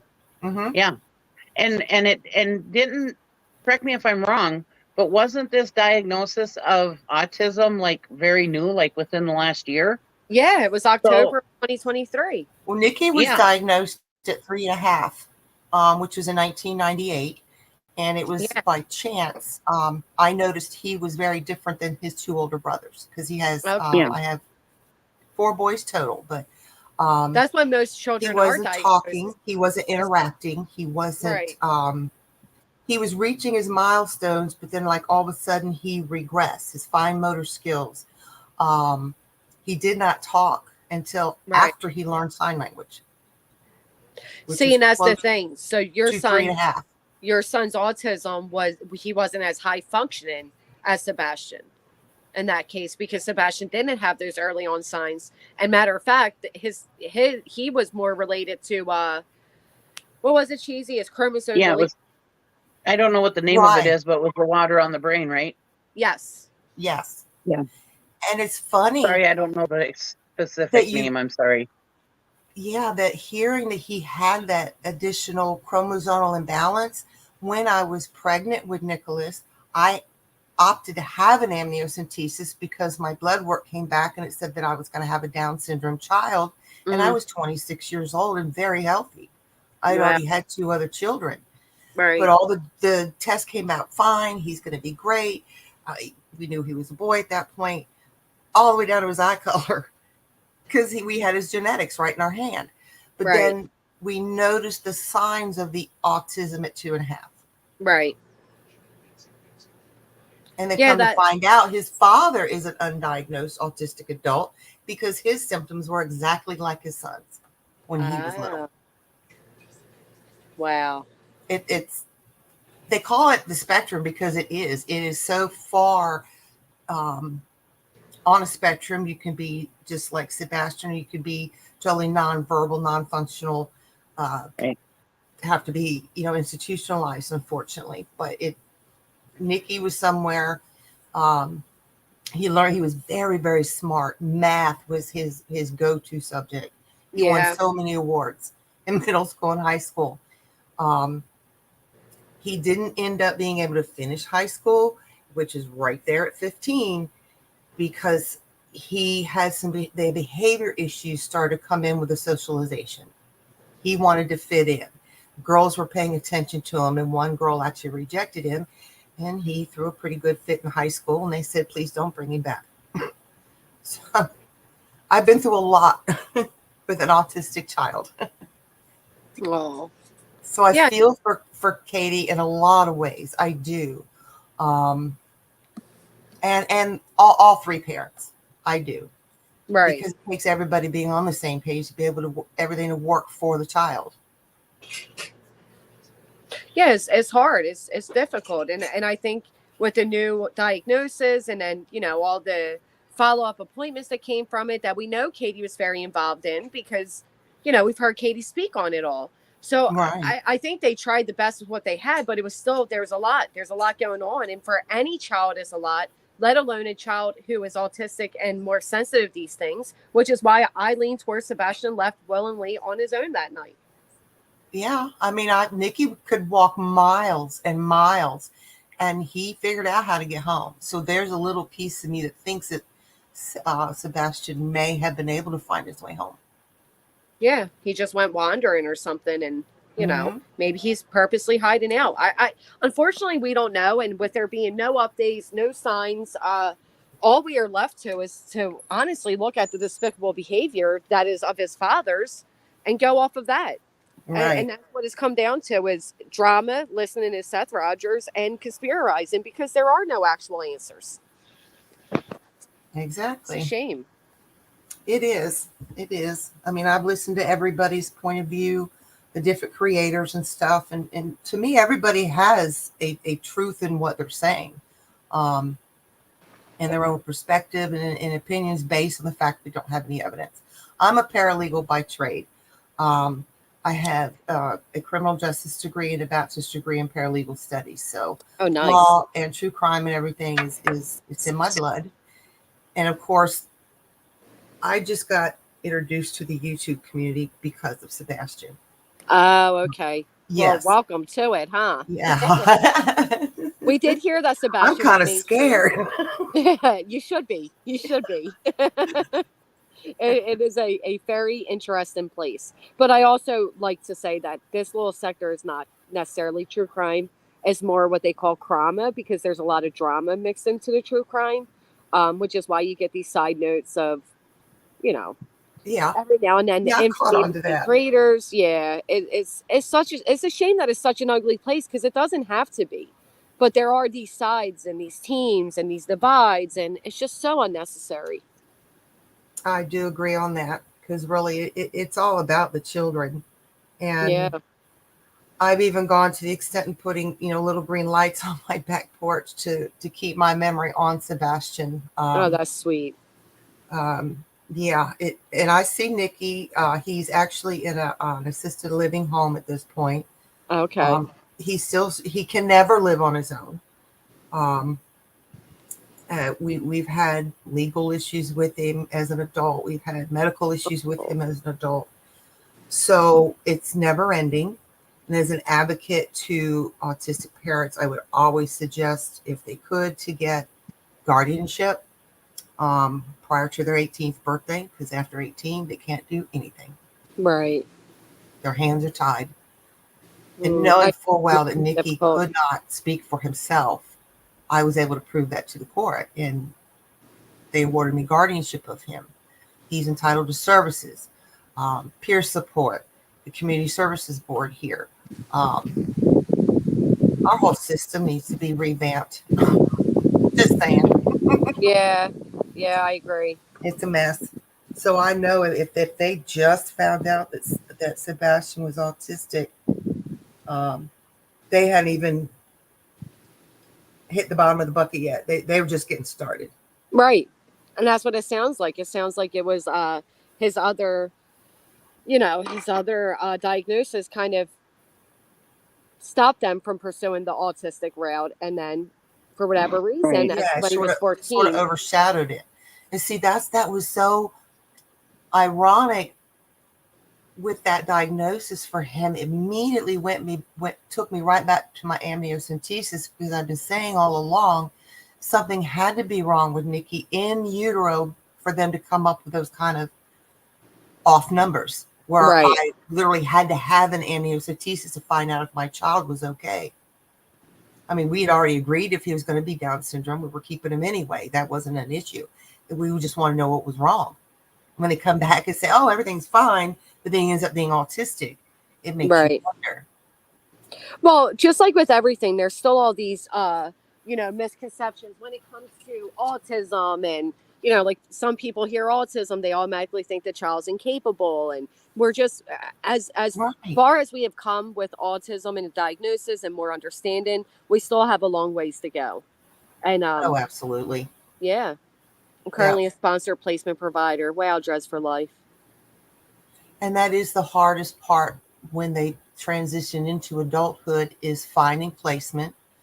Some apartment complexes discriminate, and by experience with my son, they end up living in low-income housing, which are not so good areas, and they could be preyed upon. It's tough. Yeah, again. My daughter was diagnosed with that, Meredith. Yeah, I'm in Lexington, Kentucky. So again, I understand the Tennessee thing. We're all country folk up here, but as far as forgot where I was going with that train of thought. That's sorry. All right. Meredith, my daughter was diagnosed with that defiant disorder. Yeah, he's very defiant. It's terrifying to me. Yeah, we had to move him out of that apartment complex recently because he was burglarized. Somebody stole his wallet, and they managed to get his SSI out of his bank, which then I had to file charges against that person. I mean, it's never ending, and it's until you can never take your hands off your autistic child, even if they become an adult. It's until. Yeah.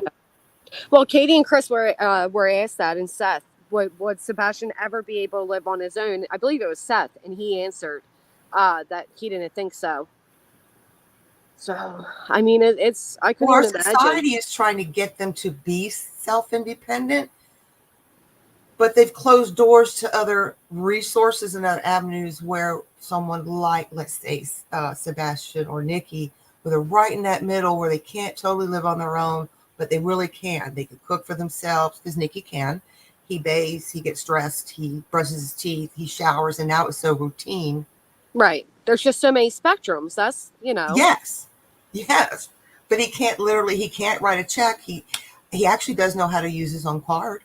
He can shop for himself. Right. Oh, so thank you. It had been a really long time. Totally taking up your whole stream. I'm sorry. No, you're fine. I enjoy hearing your perspective and experience.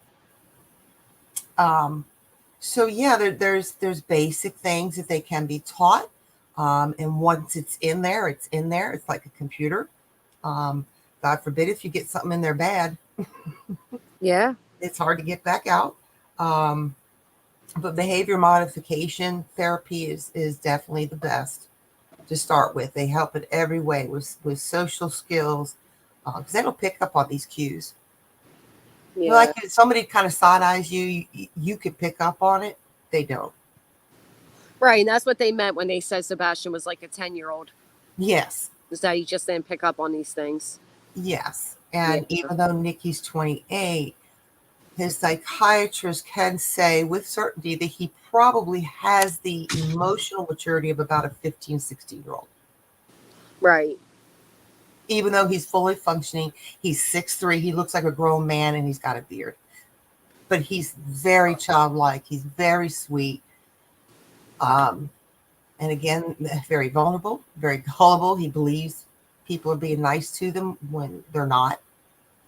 So in like Sebastian's case, people have mulled over the idea maybe he was kidnapped by a gamer or someone. That could absolutely positively happen because they don't grasp cause and effect. Yeah. Even in the simplest of terms. Well, that's what they said. He had, personal boundary issues, and he just didn't get the social cues. Oh, which yes. Obviously not.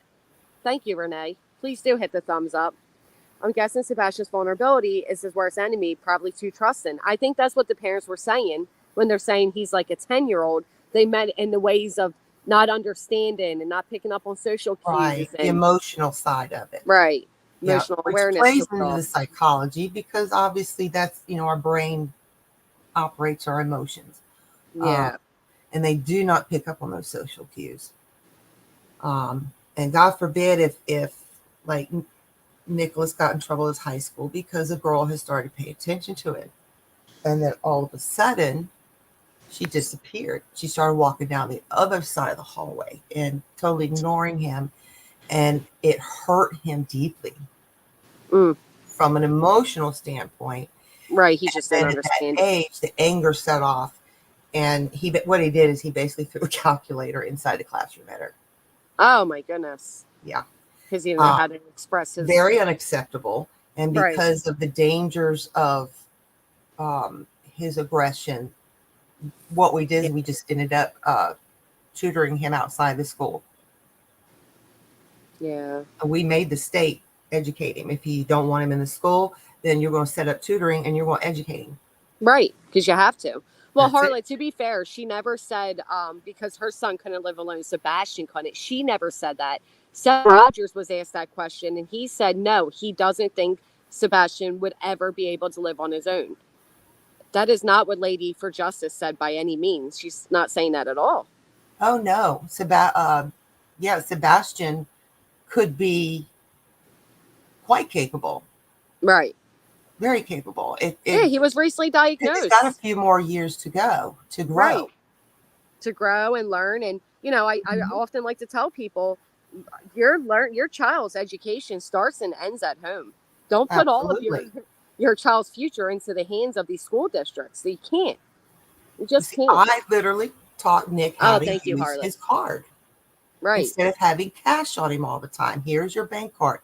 I made him swipe it. I mean, you have to literally teach them like you are a toddler, but once it's in there, it's in there. Right. Never forget. And to be fair, that's something we have to teach all of our kids, right? We're supposed to how to use a credit card, the responsibility of it, how to write. Yeah. And I didn't coddle Nicholas either. I took him places. I took him to Busch Gardens. We went to Water Country USA. Even if he didn't ride the rides, he was still with us. Right. He was still exposed to the outside world. I wouldn't just let him stay locked up in the house, although he did prefer his PlayStation. Right, of course. Absolutely. And honestly, the doctor told me back then, don't even worry about it. Because yeah. I kept worrying about the hours. You know, he's on it too long. He was never allowed to play violent games. He always played the sports one, usually Madden, like his brothers. And he could just sit there and play for hours. And they actually said that back then, it could have changed, but from a neuropsychological point of view, they felt that it was actually a positive way of learning interaction, learning the cues, learning things that they wouldn't get in the outside world because everybody ignores them. Oh, that's an interesting perspective. Wow. Yeah, he fits in on nobody knows his diagnosis through the internet. That's right. Wow. Well, Miss Lady for Justice, it was very nice to hear from you, and thank you for being a I'll voice. let you guys get back to your thing. I just wanted the audience to know a different perspective, and from a parent's point of view. Well, no, I appreciate that. I'm wrapping it up. I forgot Jay has a stream now, so I'm going to send everybody over to Jay, and I'm going to get my I'm going to the inland little shopping arena. I'm going to go explore. And I enjoyed your hummingbirds yesterday morning. Oh, thank you so much. I'm shocked they keep coming back. The hummingbirds have been here all morning today too. Oh, cool. I love it. They said it makes me an old lady now, lady. Oh, no, not at all. All right, so somebody said Love on a Spectrum, a show on Netflix. There's also a new movie out called Ezra, and it's marked down to rent right now, so I think it's like $3. I was going to rent it, but I'm going to wait to watch it with my kids. But apparently it's about a father with his autistic child and trying to explore fatherhood and raising a son, and it looks really, really good. And it looks, I'm going to watch that. Yes, it looks fantastic. I recommend everybody watch it. And if you can, make your kids sit down to watch it too. It looks like a really nice family-oriented movie that will, because it's hard on siblings too. I won't lie to you. Oh, I can imagine. His older brother was his older brother was really, really good with Nick. His closer, the middle child, Anthony, they're 2 years apart, and they were really good when they were younger. But as they got older, and Anthony was getting out with his friends, riding the bike, skateboarding, all that, he was staying at home, and it got really hard on Anthony not being close to him. Well, and I'm sure it gets hard on the fact that you have to pay a lot more attention. Oh yeah, I heard that too. Kids were jealous. Yeah, I can imagine. It does happen. All right, girl. You have a good evening, honey. You as well. So nice meeting you. Nice meeting you. Bye-bye. Thank you guys for being here with me today. If you haven't, please hit the thumbs up. We have been on for an extremely long time. I guess I'm making up for all the days I didn't go live, right? Anyway, I'm pretty sure Jay has a stream set or getting ready to go live, or may even be live. So if you're looking for another stream to go to, go check that one out. Thank you all for being respectful in the chat. Thank you, Mystic, for staying despite your disagreements with me. And yeah, I don't run an echo chamber. My main purpose of today's stream was to let Brittany know that comment was made in response to a comment made of me. I was not talking about your children. I did call the stream your panel guest boring. I'm sorry if you took that as a personal insult, but I honestly was defending you in that chat, which ironically, I guess you didn't receive those screenshots. So maybe go check that out for yourself and see what was actually going on. I think you have people hyping you up. Again, I've said this to you before. I know you are. I know there are people hyping you up. Your kids did not cross my mind. The comment was made about my kids, and I said my kids are sound asleep at 5 a.m. I'm pretty sure the commenter says something about, when you're up at whatever. They were insulting me. I was responding to them. So please look for yourself, Brittany, and if you would, be so kind to publicly correct that. I'd appreciate it. We made an agreement. I stuck to my end of it. You haven't stuck to your end of it. That's fine. I don't care. I wasn't calling you out before. I'm not calling you out now. But stop lying on my name. I did not speak about your kids. I don't want to speak about your kids. And then the conversation went on, just like Jay's stream. It just went into that topic. That's where it went. Please stop tagging Sebastian in these drama streams. It's not fair for the people that aren't here for that. It's not fair for Sebastian. Between Betty with her titles being about Sebastian, and she's really talking about JLR and Magnolia and Jay, and And then Brittany, you did it last night with, talking about me and Jay. And it wasn't about Sebastian. Stop tagging him in it. It's not fair. It's not even pertaining to him at all. Feisty Nana, no. I don't really have subs that hype me up because nobody sends me this shit in private. I don't ever see it. I don't know about it. I ignore a lot. But in this case, when you're lying that I'm speaking about kids when I'm not, when that comment was about my own, that's very upsetting. Like I said, I kept to my end of the bargain. I kept to my deal. Me and my mods have intentionally stayed out of chats so that we couldn't be accused of anything otherwise. I'm done with that. I'm going to go on like she doesn't exist, but I'm going to go in whatever chat I want, regardless of what the topic is, and I'm going to enjoy it. If it happens to be Brittany, so what? Never stopped her from going in, chats about me before. But yeah, I hope she goes live and corrects that. I get it. You didn't see the comments before or after because you're not the one that took the screenshots, but there are people that are intentionally giving you out of context screenshots. Go look for my comment before that where I asked, since when is 8:35 a.m.? That's all. I was responding to a troll account. It had nothing to do with you. Anyway, thank you so much, Denim. Thank you all for being here. I think it was a great conversation. It's nice to have different voices on panel. Thank you to everybody who came up. SS, it was really nice to officially hear you on a panel. And yeah, I hope you all have a great day. And I'll see you all back here tomorrow. Be safe out here. Ask for context.